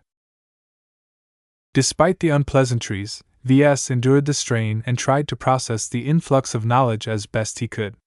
Countless theories and formulas related to propulsion and flight systems poured into his mind and settled in as a core part of his repertoire. Knowledge on polarizing technology came next. VS learned the principles behind the tech. The polarizing module first shown by Professor Ventag no longer mystified him. He now possessed enough of a foundation to modify its base design. Many ideas bloomed into his mind, and he already planned to adjust many aspects of his draft design for his super-medium space knight. In light of his newly gained knowledge, the amount of flaws he introduced in the draft design was frankly embarrassing. Spending all of that DP is already worth it for this alone. VS was very impressed with the comprehensive amount of understanding the expensive skills and sub-skills provided to him. He no longer felt as if he was a newcomer in the field of designing space-borne mechs. Those who participated in the design of space-borne mechs for decades might not even be able to match the depth of knowledge he gained within a couple of hours. Nonetheless, all of these mundane skills played second fiddle to what he regarded as the crown jewel of his list purchases. Purchasing any mastery from the system's skill tree was never as simple as injecting him with a bunch of knowledge. No, the system wasn't content with that at all. Instead, the system would take his mind and travel back into the past and possibly into an alternate timeline and force him to hitchhike inside the mind of a mech pilot in the past. Whether the system engaged in an elaborate simulation or performed actual time travel, VS had to admit it was an extremely effective learning experience for him. Not even the smallest details escaped him when he had access to all of the conscious and unconscious thought processes of mech pilots. Still, Ves hesitated in undergoing his mastery at this time. He only returned to his company less than a day and could not afford to keep his company rudderless for long. It didn't help that it seemed to be completely up to chance how much time it took for a mastery journey to complete. The amount of time he spent in the past corresponded with how much time he spent out cold in his current time. If the system screwed him over by keeping him stuck in his mastery journey for days, his company and his confidants might begin to wonder where he disappeared off to. Even with Lucky keeping guard over him, they might decide to barge into his lab anyway. I'll have to schedule my absence properly and only after I've taken care of some critical business. Now that he returned to the company, he couldn't let it coast along its current trajectory. Ves planned to leave his mastery for later and decided to take care of other matters first. Come on, Lucky! Let's go visit the vault first before heading to the manufacturing floor. Ves went to the bottommost floor of the manufacturing complex and entered the large but mostly empty vault. He sought out the portion of the vault which held his shield generator. After unlocking the lockbox which held this powerful piece of equipment, he studied the belt-like object in his hands. It's so small, light and thin. He used to consider his shield generator as a product of magic rather than science. Compared to his existing understanding of science and engineering, there was no way he could pack so much protection ability into such a light and thin device. Yet now that he came back to his shield generator after 3 years of separation, he realized that his shield generator no longer mystified himself as much. His understanding of polarizing technology gave him a basic framework on how its more advanced version worked. The incredible amount of power required to sustain the shielding effect also became explainable. Of course, even if I can guess at its working principles, it's way too soon to design and build a shield generator myself, he scoffed. Studying the shield generator made him appreciate its value even further. It was a supremely expensive application of high technology. Ves didn't even dare to ask how much it cost Master Olson to gift him with one. Along the way, he also picked up his Vulcanine multiscanner even though he didn't expect to make use of it immediately. He attached it to his largely empty tool belt. I should get around to filling up my tool belt with gadgets just like last time. That also reminded him of another reward he gained from the same mission from the system that rewarded him with 10 golden lottery tickets. Ves swept his mind into his intangible inventory and studied the only other object inside besides the Amastendera. Special Upgrade Voucher Machine. This voucher can be applied to any object that fits the definition machine and will comprehensively upgrade them to a higher rank. The smaller the machine, the more extensive the upgrade. This voucher is less effective on advanced and complex machines. To be honest, Ves forgot about this special upgrade voucher because he could never find a good opportunity to use it. The description sounded like a trap, which was typical of the system. If he used the voucher on something highly advanced like the Amastendera or even Lucky, the improvements would be so marginal that nothing actually changed. If he used it on something crappy, then even if he got something good out of it, he could have obtained something similar through more conventional means. There's no pressing need for me to apply this voucher on anything at this time. Aside from that, he also kept a virtual bronze invitation card for the Angel's Wing Foundation. Even though he got it from the loathsome Church of Hotomak, it didn't detract from its value. Although the 5 Scrolls Compact definitely supported the Angel's Wing Foundation behind the scenes, it might be his only source of rare biological and genetic enhancements in the Galactic Rim. Ves didn't forget about the Archimedes Rebel Brain implant either. It offered enormous benefits to his cognitive functions, especially with regards to memorization. The only problem was Ves didn't trust it in its current shape. He needed to hire a reliable specialist to check over its bioprogramming and made sure it didn't contain any backdoors. I have so many things to do, he sighed.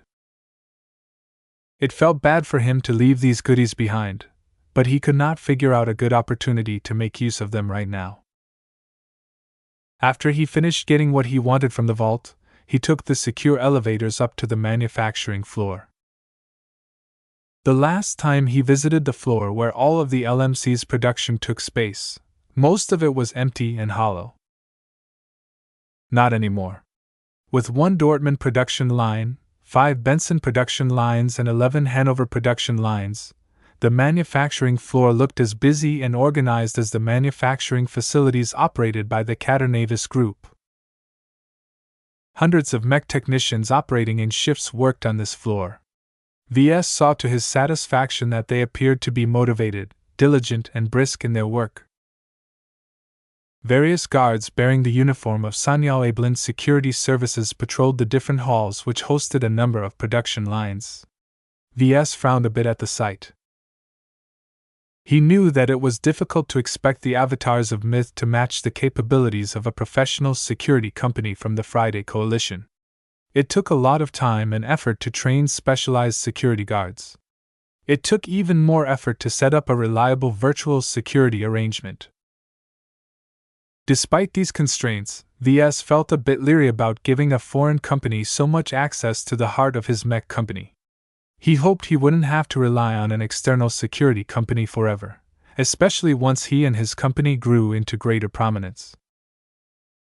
At some point, his existence would attract attention from the Friday Coalition.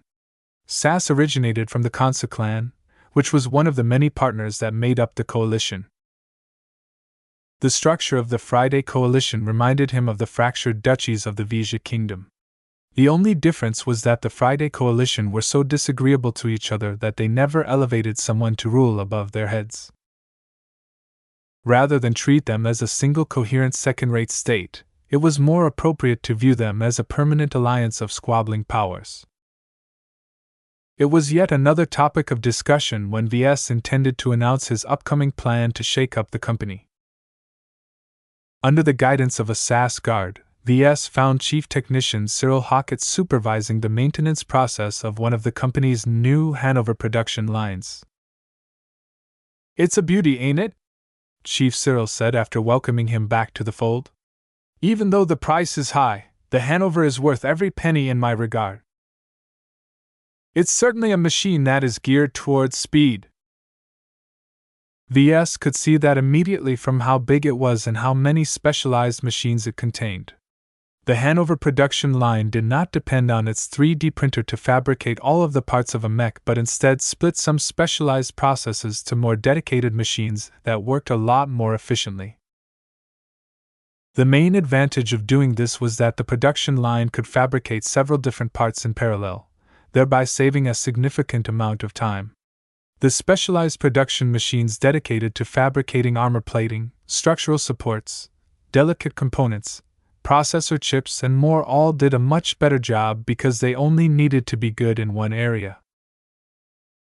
Compared to the Dortmund or the Benson production lines, the 3D printers that served as the starting point of those production lines needed to fabricate so many different parts that it could never be tweaked to excel in one specific area.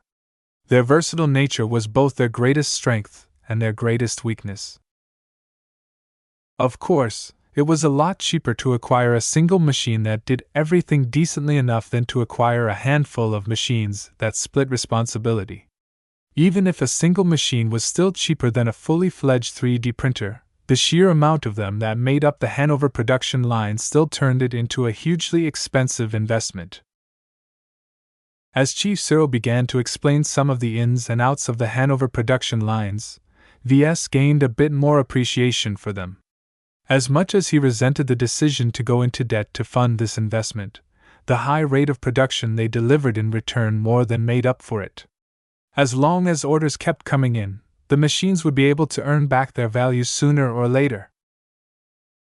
Still, Ves was no longer a stranger to mech technicians and running a manufacturing operation. His time with the Vandals as well as the K&G gave him a lot of insights that he couldn't wait to apply in his own company. He first addressed his most important concern. "I've heard that the average quality of our silver label mechs have gone down.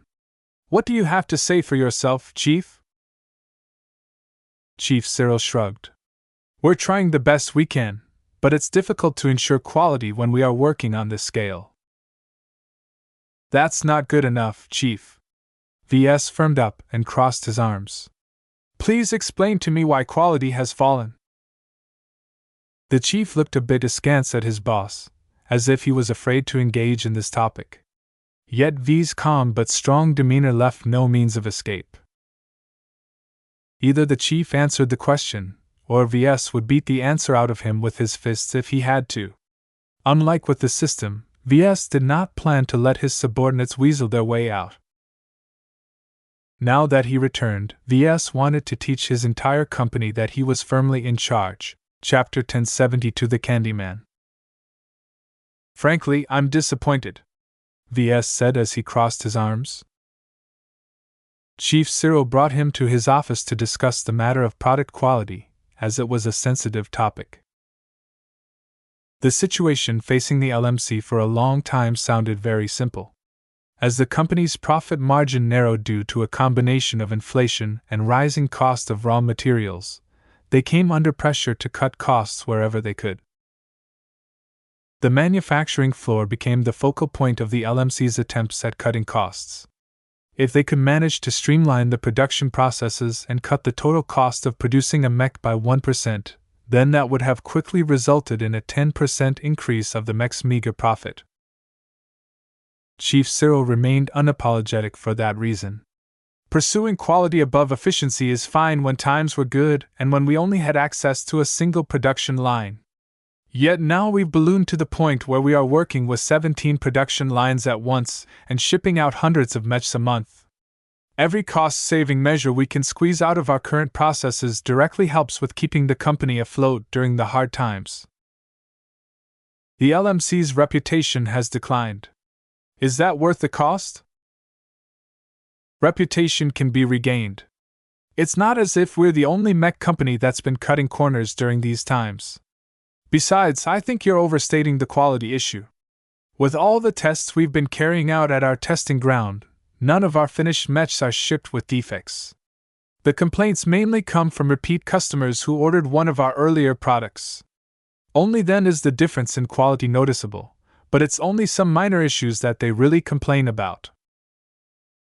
Repeat customers are our most loyal and valued customers, Ves stated. Mech buyers who keep coming back to us for more need to be rewarded for their dedication to our products. We didn't have the luxury to think that far ahead while we were flailing in the water trying to keep the company afloat. As much as Ves didn't wish to admit it, Chief Cyril made the correct decision in helping the production department streamline their operations. The fat profit margins the company enjoyed before the war granted them the luxury to pursue excellence. Now that the Black Beak and the Crystal Lord models only earned a 10% profit margin on average, the company needed to tighten its belt as much as possible. Ves reflected on the malaise affecting the company. If he wanted to turn the LMC's fortunes around, he needed to address several points. First, he needed to work away some of the huge pile of debt the LMC had incurred. If Ves wanted to increase the company's production capacity, then he might have taken the opposite decision and borrow even more money to purchase more Hanover production lines. However, he did not plan to invest more money into expanding the operations of his company for the foreseeable time. Operating 17 production lines at once was more than sufficient to meet the current market demand for their existing mechs. Ves believed he possessed enough means to earn enough money within a year to work away most of the debt. His personal fortune, which mostly consisted of various royalties and dividends he earned, could be used to lighten the burden enormously, but he didn't intend to touch that fortune. Instead, he already had a plan in mind to earn a quick infusion of cash. Although it was a bit of a harebrained scheme of his, he nonetheless believed he stood a good chance at earning a couple of billions of credit in quick order. He'd have to send some feelers to the Clifford Society. Still, the main source of revenue would have to come from the core business of the LMC, which was selling mechs. The Black Beak and the Crystal Lord models may be enduring successes to the company, but it was obvious that they couldn't be relied upon to shoulder the burden forever. The company needed to release a new mech model. For the next couple of months, VS planned to work on the joint design project with Professor Ventag. Nora Consolidated would take over most of the production once they published their new design. The LMC would not be burdened with meeting market demand other than to supply the occasional gold label mechs handcrafted by himself to showcase the full potential of his new design. Second, he needed to change the structure of the LMC as a whole. The company grew from nothing into a respectable major mech manufacturer with sector-wide sales. Yet this growth came so quickly that the company hadn't entirely followed the best plan to operate at this scale. The company would likely resume its growth now that VS returned to take the lead. If the company ballooned in size while retaining its current structure, he couldn't rule out the possibility of dysfunction and waste. In order to smooth the way for the LMC's rise, VS wanted to shake the company up and prepare it for a new era. VS also recalled that this would be the time where the influence of the Ministry of Economic Development on his company would be replaced by Flashlight. The murky intelligence agency may not be the most reliable partner to work with, but he didn't think they would mistreat him now that he earned a measure of their trust. The transition could happen at any day now that the war had formally ended. VS had other items on the agenda besides these two major ventures, but he didn't think he should bite more than he could chew.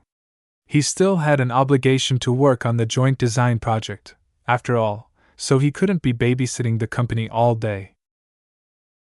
He turned his attention back to Chief Cyril. For now, I'd like you to write a report that summarizes the current state of our manufacturing processes from your own perspective. Depending on your feedback and my own judgment, I might decide to introduce some changes. That's fair. It's your company to do what you will. However, the new shareholder won't be pleased if they think you are detracting from the company's profitability. VS smirked. We'll see. He spent a couple of hours touring the new production lines, paying close attention to the new Hanover production lines. He called up their parameters and memorized the key points so that he knew exactly what they brought to the company. Since they cost 8 billion credits each, VS wanted to be sure he got his money's worth out of them all. Once he spent enough time inspecting the company's manufacturing efforts, VS decided it was time to check up on Kedis before she felt neglected. Since I brought her on in an attempt to groom her into an asset to the LMC, she needs to become more useful first. VS already made some preparations in that area. He sought her out and found her at the testing ground distance away from the mech nursery. The testing ground the LMC initially set up had expanded in scope and size. Each mech required several days of testing. The LMC employed a lot of test pilots to adequately gauge all of the new mechs coming out of the mech nursery. VS had a brief talk with the managers of the facility, but he quickly sought out Kedis. She had been spending her time watching mechs go through various obstacle courses to test their mobility. Your designs are really impressive, VS, she said. Their quality is amazing. If the Sword Maidens had a full company of Black Beaks, then we wouldn't have much to fear on land. He couldn't help but boast a little. These mech designs are years old. They don't reflect my current capabilities anymore. So you came to me now. It's about time. What do you have for me now that you're back? Right now? Nothing much.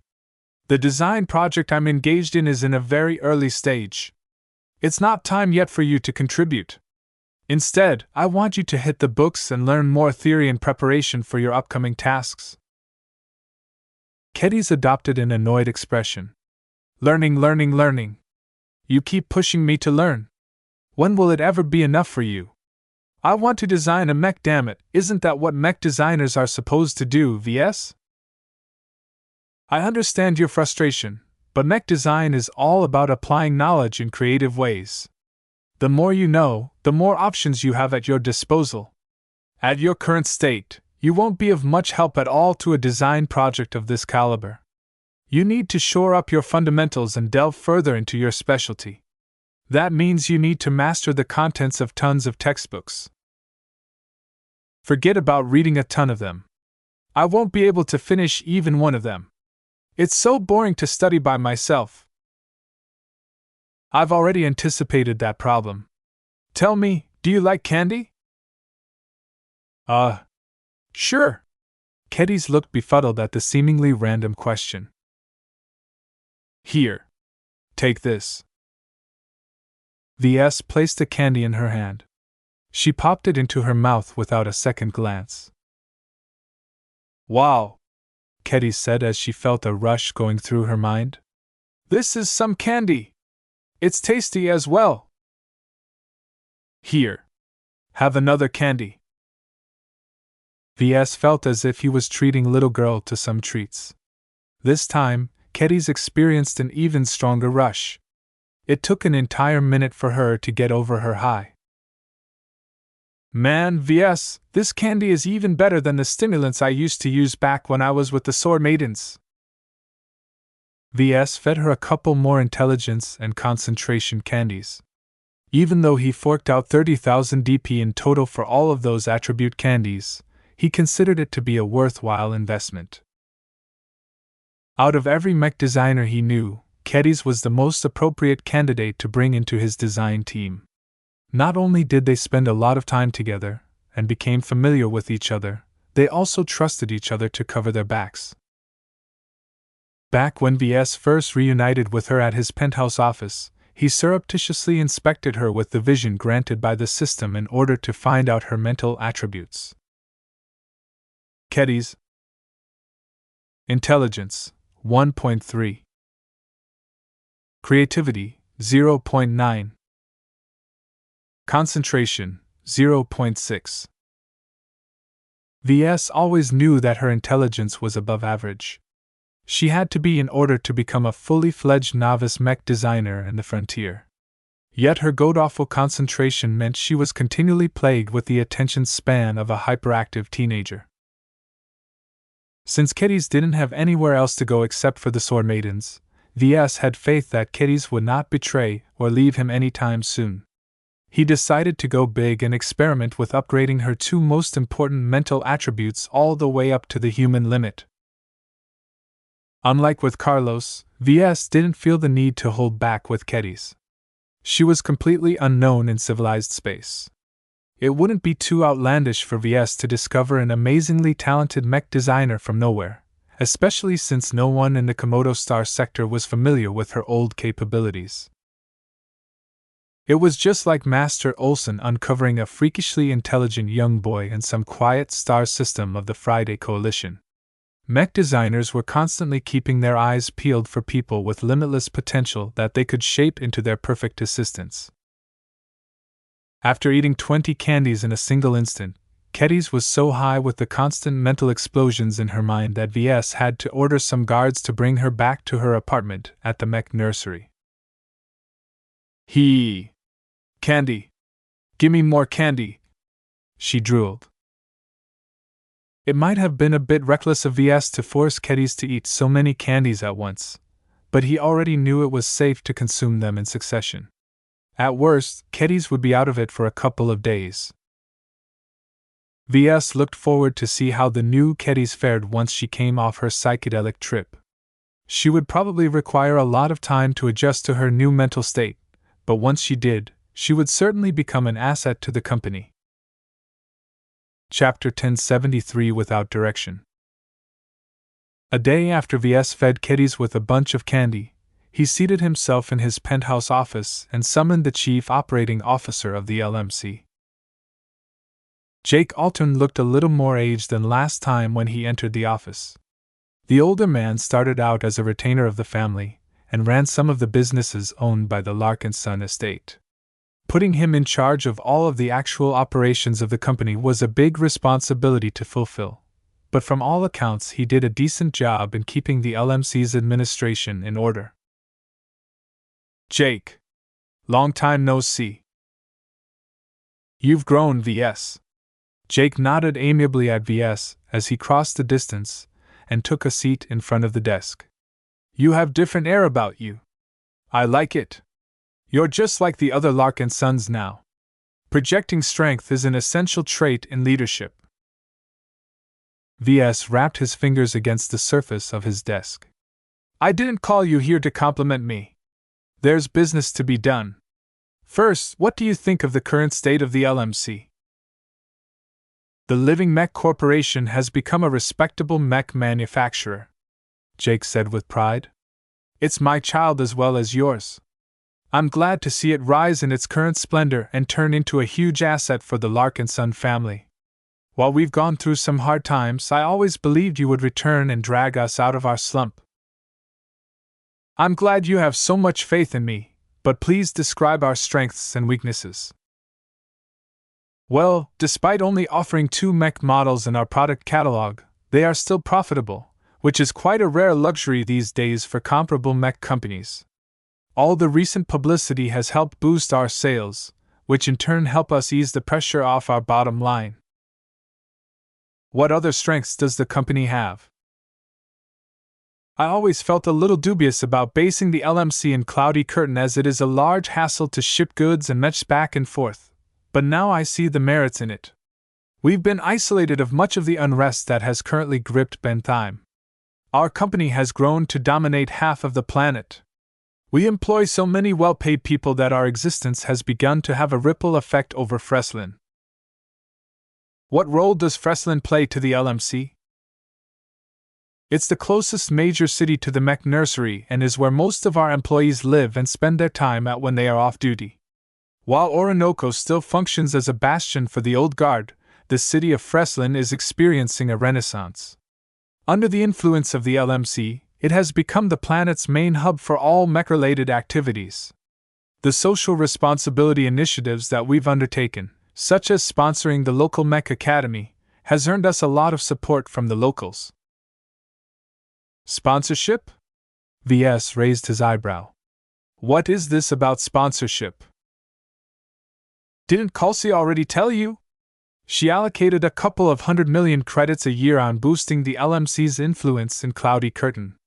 Back before the economy worsened, she even drafted an ambitious plan to set up a small advanced mech academy on the planet. It would have accepted every local mech pilot who graduated from the basic mech academy. I take it those plans didn't go through? It's too expensive to start up a mech academy. Jake shook his head. Not only do we need to invest at least 1 billion credits into acquiring a wide variety of training mechs, they also need a lot of servicing. The problem with starting a mech academy in Cloudy Curtain is that new institutions don't have the reputation to attract a lot of students. Cloudy Curtain itself isn't big enough to supply enough prospective mech pilots to run a profit. The people who lived on this rural planet also weren't affluent enough to pay high tuition fees. Frankly, it made little business sense to start an advanced academy on this little planet when Bentheim was right next door. This scheme basically benefited the planet at the expense of the LMC, which only gained a bit of reputation and goodwill in return. VS activated his terminal and called up how much money the company spent on corporate social responsibility. He grew grim as he saw that Kelsey spent at least 2 billion credits over the last 3 years on various infrastructure initiatives such as new roads and hospitals. He thought he made it clear that the LMC shouldn't waste its money on these feel-good projects. Why didn't you stop Kelsey? Jake shrugged. Although it looks bad in hindsight, it helped us out a lot in securing local support. With all the events that happened recently on Cloudy Curtain, we need to have a majority of the local population on our side. Right now, our relationship with the pioneers have never been better. With our backing, they've taken over the planetary assembly from the White Doves and the Greens. This was a significant development. Now that VS had come into touch with the higher annals of power, he was not as ignorant as before when it came to politics.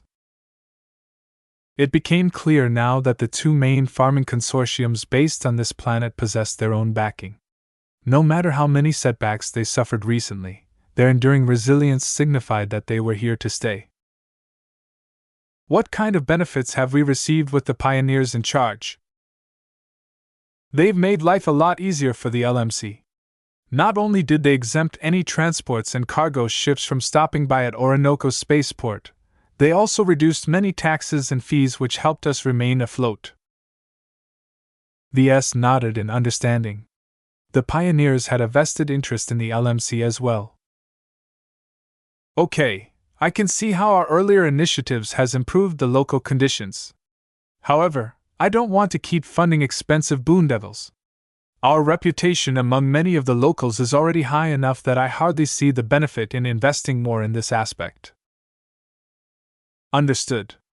I will develop a plan to slowly draw down our expenditures on this front, Jake said. While Ves basically wanted to end the practice entirely, he decided to be more tactful instead.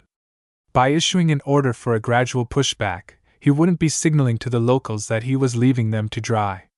He also wanted to avoid openly contradicting Kalsi's decisions.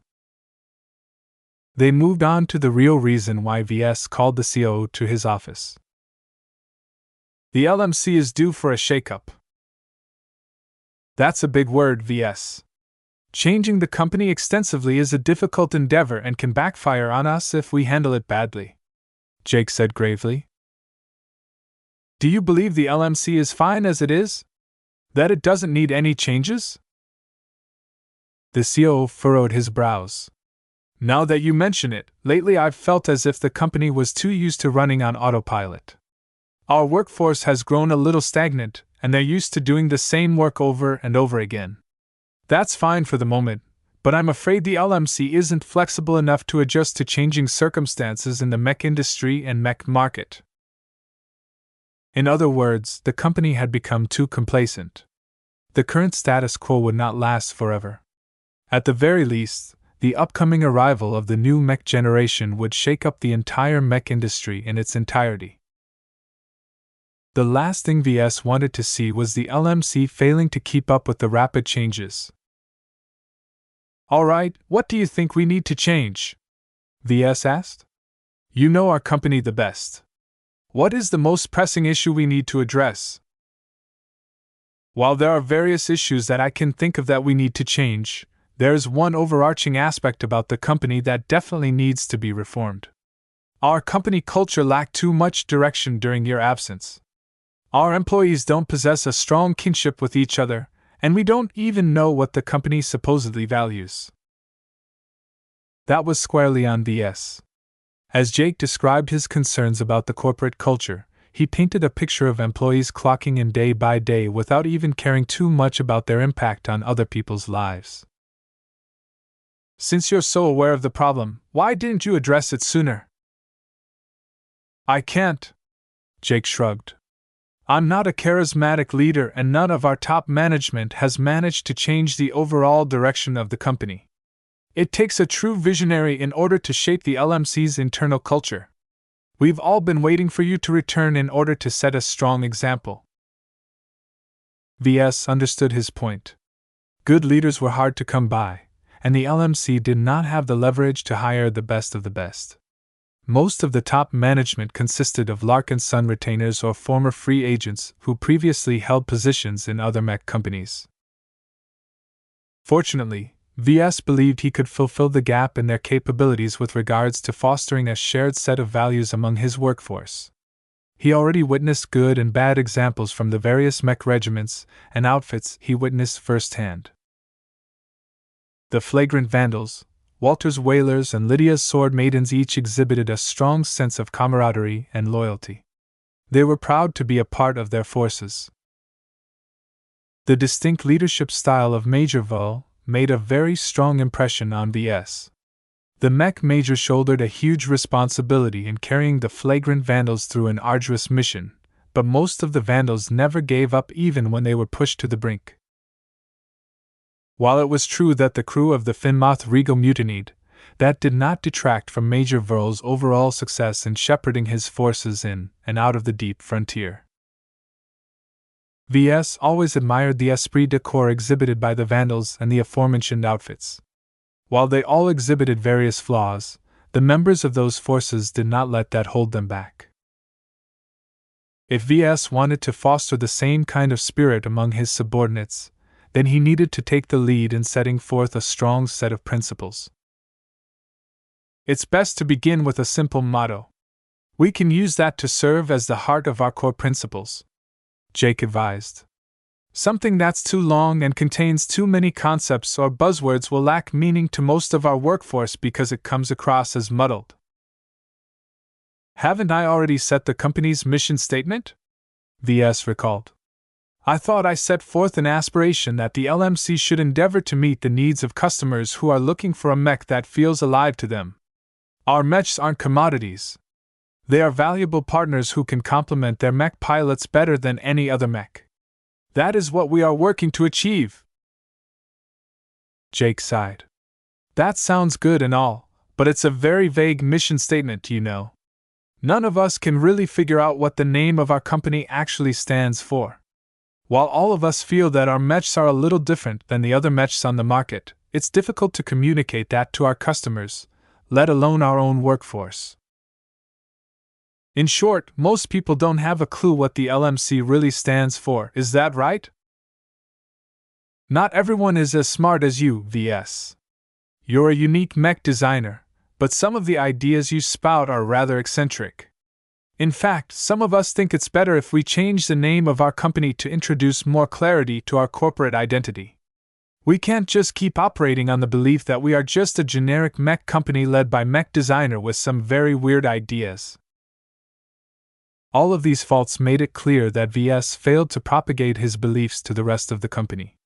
It wasn't that obvious at first since he provided a strong direction when he was present, but his absence increasingly made this deficiency more apparent. All right. Let's discuss on how we can reform our principles, he said with a renewed sense of purpose. I want the Living Mech Corporation to be more than just a vehicle to make money. Our company stands for something greater than that, and it's time that our subordinates and our customers learn our ethos. Chapter 1074 Core Principles. Mech companies occupied a unique position within human society. Technically, they were arms manufacturers. Some arms manufacturers sold infantry weapons. Other arms manufacturers sold turret installations. Yet even though mech companies sold mechs, they were treated differently from other arms manufacturers. This was because the designers and developers of those armaments were mostly anonymous faces. It didn't really matter to the vast majority of the market which person designed a specific weapon model. The company brand stood for the entire company rather than a couple of notable weapon designers. Due to the prominence of mechs in the Age of Mechs, mech companies enjoyed a very different situation. Mech designers enjoyed a lot of attention and publicity to the point where their personal fame often overpowered the brand of the company where they worked at. A mech company was just a hollow shell without a notable mech designer taking the lead. This unique condition, along with the custom of mech designers founding and leading their own mech companies in person, came with vast implications. The most important one was that mech companies served as an extension of the lead designer's design philosophies. When it came to core principles, nothing was more important to a mech designer than the principles espoused by their deeply personal design philosophies. Since the good ones often started their own businesses or took over existing ones, it made sense if they shaped the identities of their companies to accommodate their own beliefs. The equation was slightly different when it came to mech companies that employed multiple mech designers. Even so, there would always be a small number of lead designers who took charge of the overall direction of the mech company. The example of the KNG came to mind, though VS admitted it was not the most stellar example of how a company should be run. The Living Mech Corporation centered around Ves Larkinson, the mech designer. By that, he meant that the company should strongly be aligned to his own design philosophy. Even though no one but Ves himself could realize his design philosophy to its full potential, that didn't mean that his subordinates should just do their own thing. A mech corporation that did not follow through with their lead designer's design philosophy would only hamper both in the future. The mech designer wouldn't be able to progress as much as the mechs being produced and sold by their companies failed to fully realize their mech designs. The mech company therefore suffered, as well as their lead designer's stalling progress meant that it didn't enjoy as much success as it ought to have. Each were dependent on each other. This was why Ves put his full attention on this issue.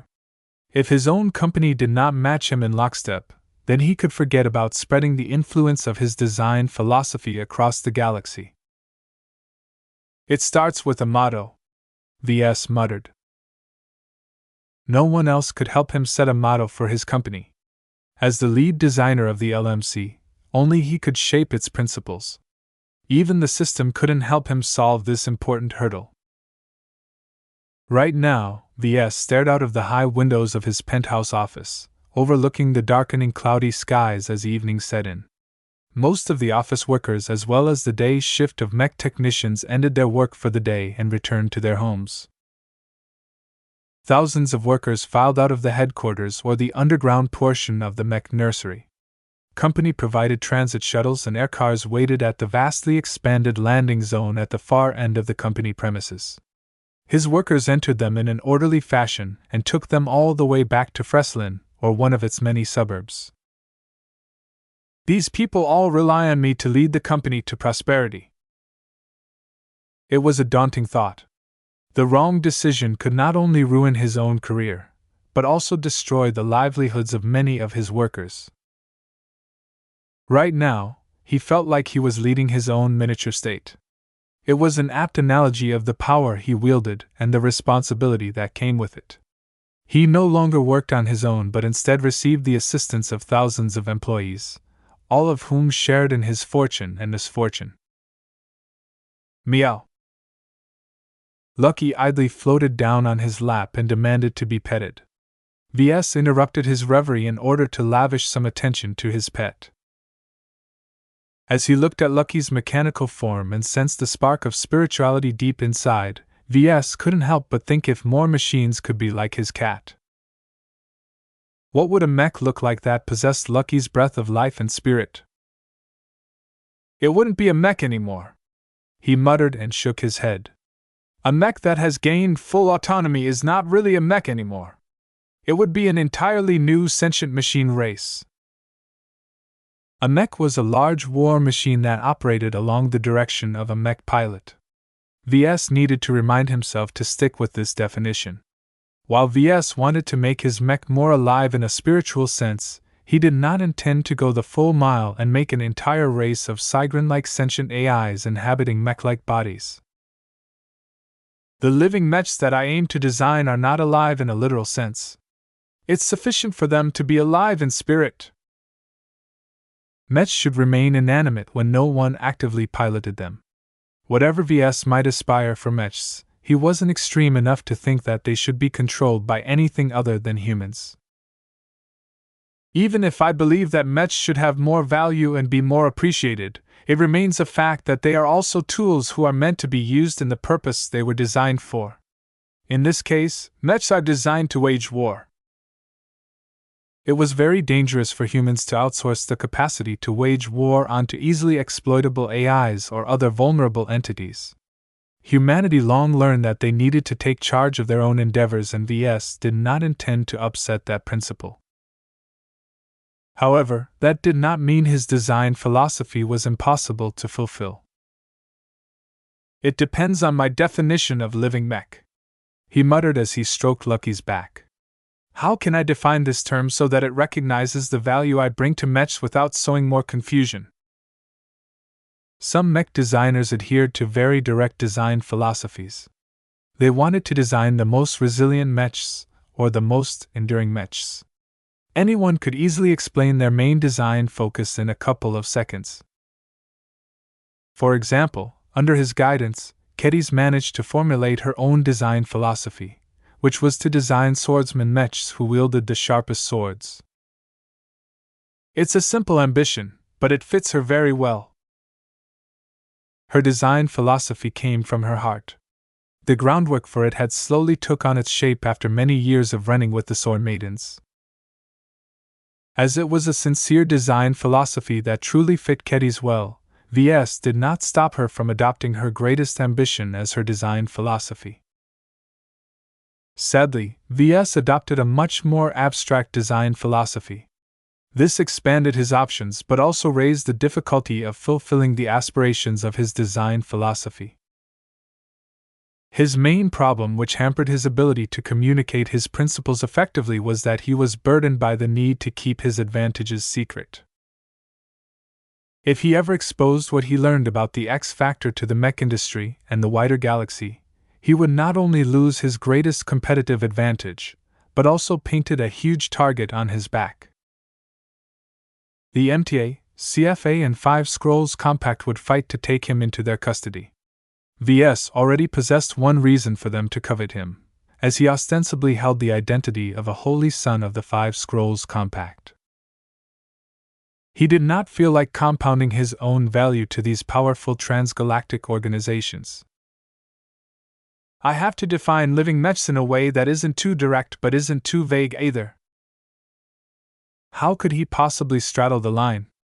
With the handicap of not being able to reference spirituality or the X factor directly, Ves could not come up with an easy answer to this problem. Maybe I should start from the perspective of mech pilots. As the principal users of his products, mech pilots served as the focal point of every mech company. While those with money and those with the power to decide which mechs they should purchase were not always mech pilots, their opinions still exerted a huge influence in the purchasing decisions. A mech pilot's fit with a certain mech model was vitally important to the functioning of a mech force. Did Ves aim to please every mech pilot? No. He shook his head. I can't possibly design a mech that can satisfy everyone. That's just an impossibility. Ves did not even dream of selling the most mechs or capturing a huge share of the mech market. Instead, he cared more about accommodating the needs of mech pilots who stood to benefit most from his products. My mechs are more than commodities. Ves repeated this specific phrase for a reason. It encapsulated what he thought was wrong with the current mech market. The vast majority of mech designers and mech pilots did not treat their mechs with sufficient respect. He detested this careless attitude towards mechs. It encouraged neglect and sloppiness. Even if mechs were tools to be used in war, many lives depended on how well they were treated. My mechs are designed to meet the needs of those who care about their mechs. I want to reward good behavior by having the mech repay the care and attention it received. In other words, he wanted to portray his living mechs as loyal partners to their mech pilots. Inspiration suddenly struck Ves. He spontaneously muttered a short phrase that neatly encapsulated his design philosophy. Living mechs. Partners for life. It sounded like how a motto ought to sound like. Even though it was just a couple of words strung together, their combination expressed a very clear and distinct set of meaning. The only problem with this motto was that it still possessed a very abstract quality that made it difficult to imagine what a living mech actually looked like. While the strong X factors of his mechs helped convey the unique quality of his mechs to his customers, it was difficult to recognize it as a concrete asset when nobody except Ves could fully explain their uniqueness. Still, Ves liked the motto he came up with. He didn't feel the need to come up with another motto that strayed away from his design philosophy in the name of dumbing down its abstract nature. The motto served as a starting point to the principles that the LMC should abide by, but it wasn't enough. Just these words alone would never be able to align his entire workforce due to how wide it could be interpreted. How could Ves describe the motto succinctly? Living mechs are mechs that are responsive to their mech pilots. We describe them as partners for life because all of our mechs are designed to accompany their mech pilots in as many battles as possible for as long as they can. Our mechs are partners for life because are designed to adapt to their owners. Perhaps it was a bit of an exaggeration to describe his mechs as partners for life. A typical mech career piloted mechs until they reached old age where their mental agility no longer kept up with their mechs. From start to finish, this typically took 50 to 60 years. That was enough time for mech pilots to use at least 3 different mechs. As older mechs aged and became obsolete, they came under stronger pressure to change to a newer mech model. Under those practical circumstances, it was unheard of for mech pilots to stick with a single mech for the entirety of their careers. Yet Ves did not intend to change his motto despite this inaccuracy. Who knew if conditions changed in the future, and the rate of advancement slowed to a point where mechs remained relevant for 60 years instead of wearing out within just 10 years. Chapter 1075 Sibilant Asset Management. The next day, Ves convened his confidants and invited a couple of other top executives such as Jake Altern, the Chief Operating Officer, and the Primrose McCary, the Chief Financial Officer. All of them knew the company well. If Ves couldn't make them understand the principles he espoused, then no one could. Living mechs. Partners for life. Gavin rolled the phrase off his tongue. As a marketing specialist, Ves awaited his opinion most eagerly. I like it. It possesses a good cadence. Hearing it conjures up the image that our mechs are enduring partners for our customers. Not everyone agreed. Jake, for example, did not approve. That's all well and good, but it still comes with the flaw that no one immediately has an idea what our mechs excel at. What does it mean that our mechs are partners for life? It means that our mechs are companions rather than products, Ves espoused. The LMC's products that can be relied upon to treat mech pilots well when they care for their mechs in return. From a technical standpoint, mechs that qualify as partners for life should be high-quality products that are built to last and can endure the rigors of combat again and again even under moderate use. However, that is only the value that we bring from the surface. What else is there? Our mechs are mechs with a heart. I'm sure you all heard from our customers that our mechs are slightly more comfortable and accommodating to mech pilots than the competition. This is my true area of expertise. My mechs are not just lifeless tools to be used and abused until they break. Treat them well, and they will grow with the mech pilot. Some of the people present furrowed their brows or looked confused. Ves failed to convey his principles clear enough. I think Ves is referring to the high customer satisfaction of the mech pilots that use our mechs, Gavin added. I've been studying the reports for a long time, and a lot of the feedback we've received from our customers express a very high satisfaction, particularly to picky mech pilots. While our main products are priced beyond the reach of most of our market, those that have been forking good money for our mechs almost never regretted their purchase. I believe our repeat business potential is very high. The only reason why we haven't noticed this on a wider scale is due to our limited mech catalog. When oriented towards customer feedback, the motto seemed more meaningful. As they worked for the company for several years now, they all knew what their most loyal customers felt about the LMC's mechs. We have a good reputation on that front, but it's not a sufficiently compelling reason to purchase our mechs over another, Kelsey said, sobering everyone up. Our repeat business is high, but our market share remains minuscule. The biggest problem we face is that even if our mechs are well liked, most mech purchasers just want the most bang for their buck, and that means prioritizing performance over comfort. When these critical buyers hear our motto, they probably think it's a weak excuse to make our mechs sound more impressive than they really are. The Black Beak suffers a lot from this problem. The Crystal Lord at least incorporated the alien crystal technology as a defining gimmick. Sales of the Crystal Lord had long outpaced the sales of the more plainer and less distinguishing Black Beak. I think our main weakness is that our mech catalog has not caught up with the growth of our company, Ves stated. With only 2 current mech models on offer, our impact on the mech market is too little.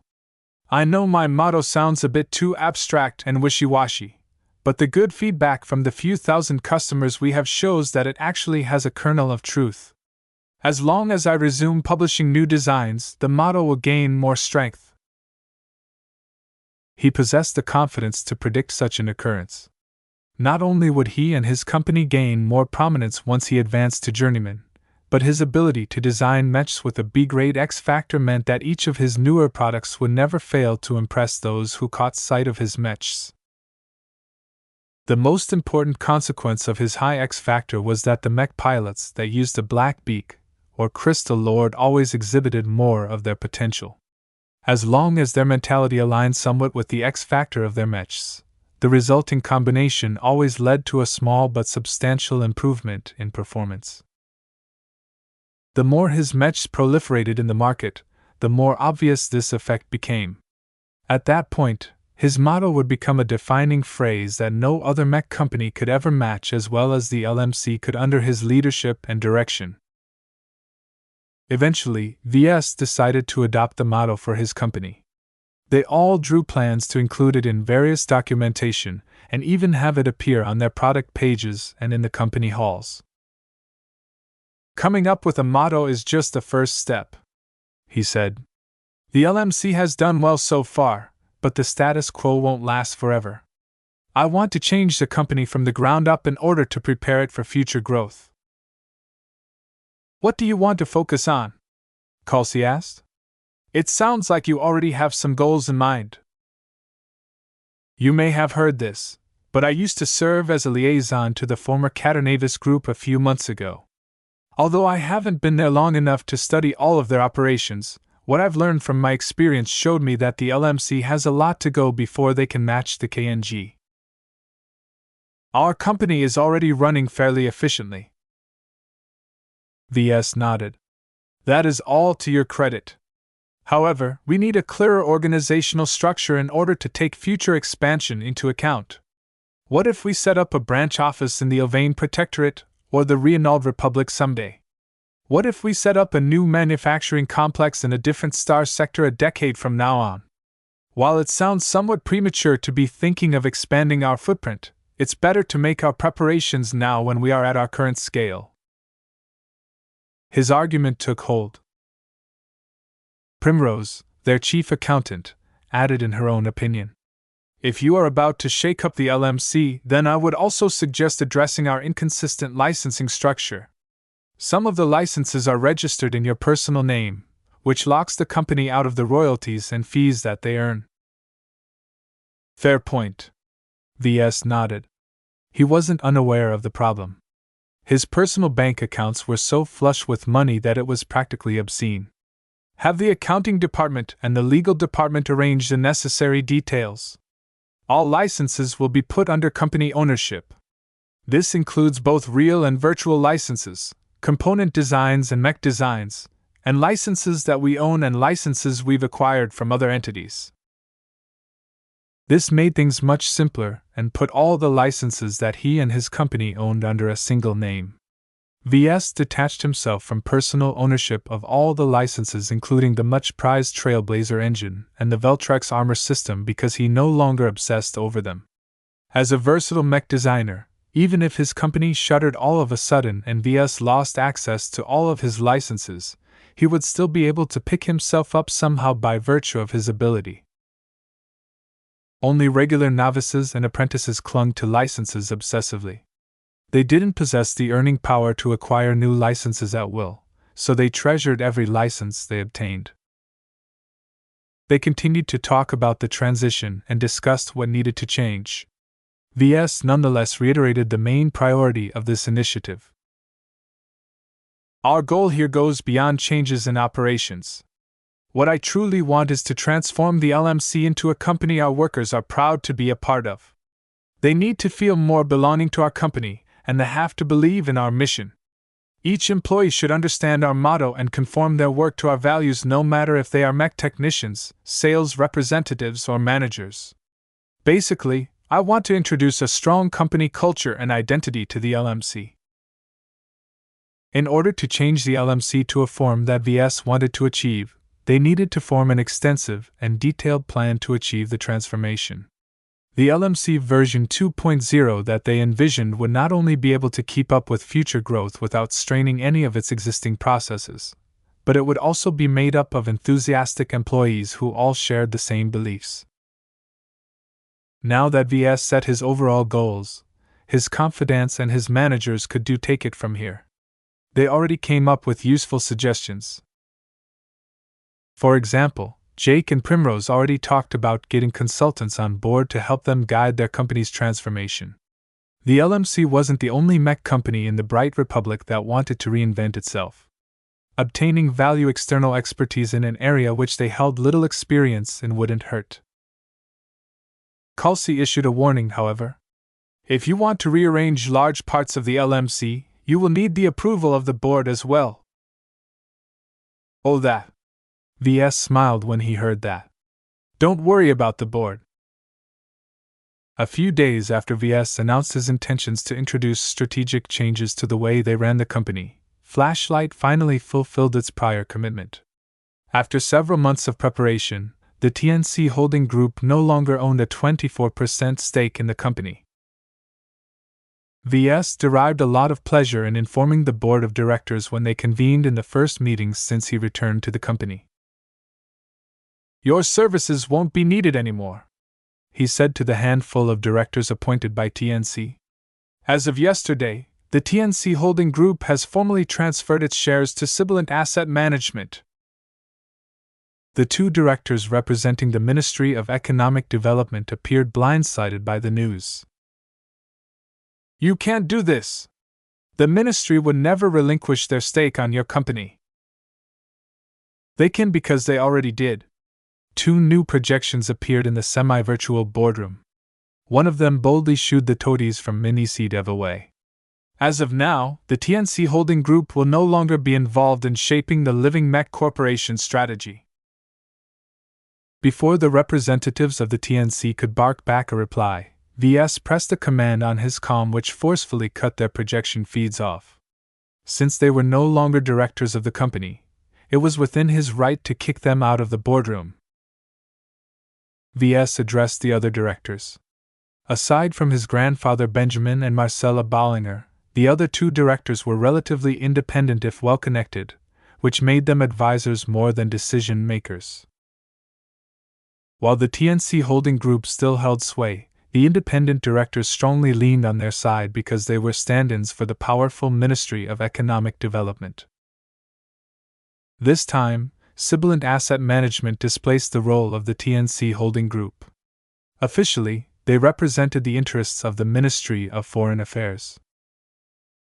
We hope to have a fruitful cooperation with you all, a slick, middle-aged man said as he introduced himself to the board. The Ministry of Foreign Affairs sees a lot of potential in the LMC as a means to extend our influence throughout the star sector. Where commerce flows, new connections are forged. Our main priority at the board is to make sure that the LMC will be able to expand its reach without forgetting its roots. Everyone at the board was still shocked by the sudden change in ownership. Even his grandfather Benjamin seemed taken aback that the Ministry of Foreign Affairs butted into the business of the Ministry of Economic Development. No one seemed to realize that Sibilant Asset Management did not actually represent the Ministry of Foreign Affairs, but rather Flashlight. Ves clapped his hands. Now that we cleared out the trash, let us begin with the first item on the agenda. Our company is due for some extensive changes. We've developed some preliminary plans on what we want to change, and we could benefit from your input.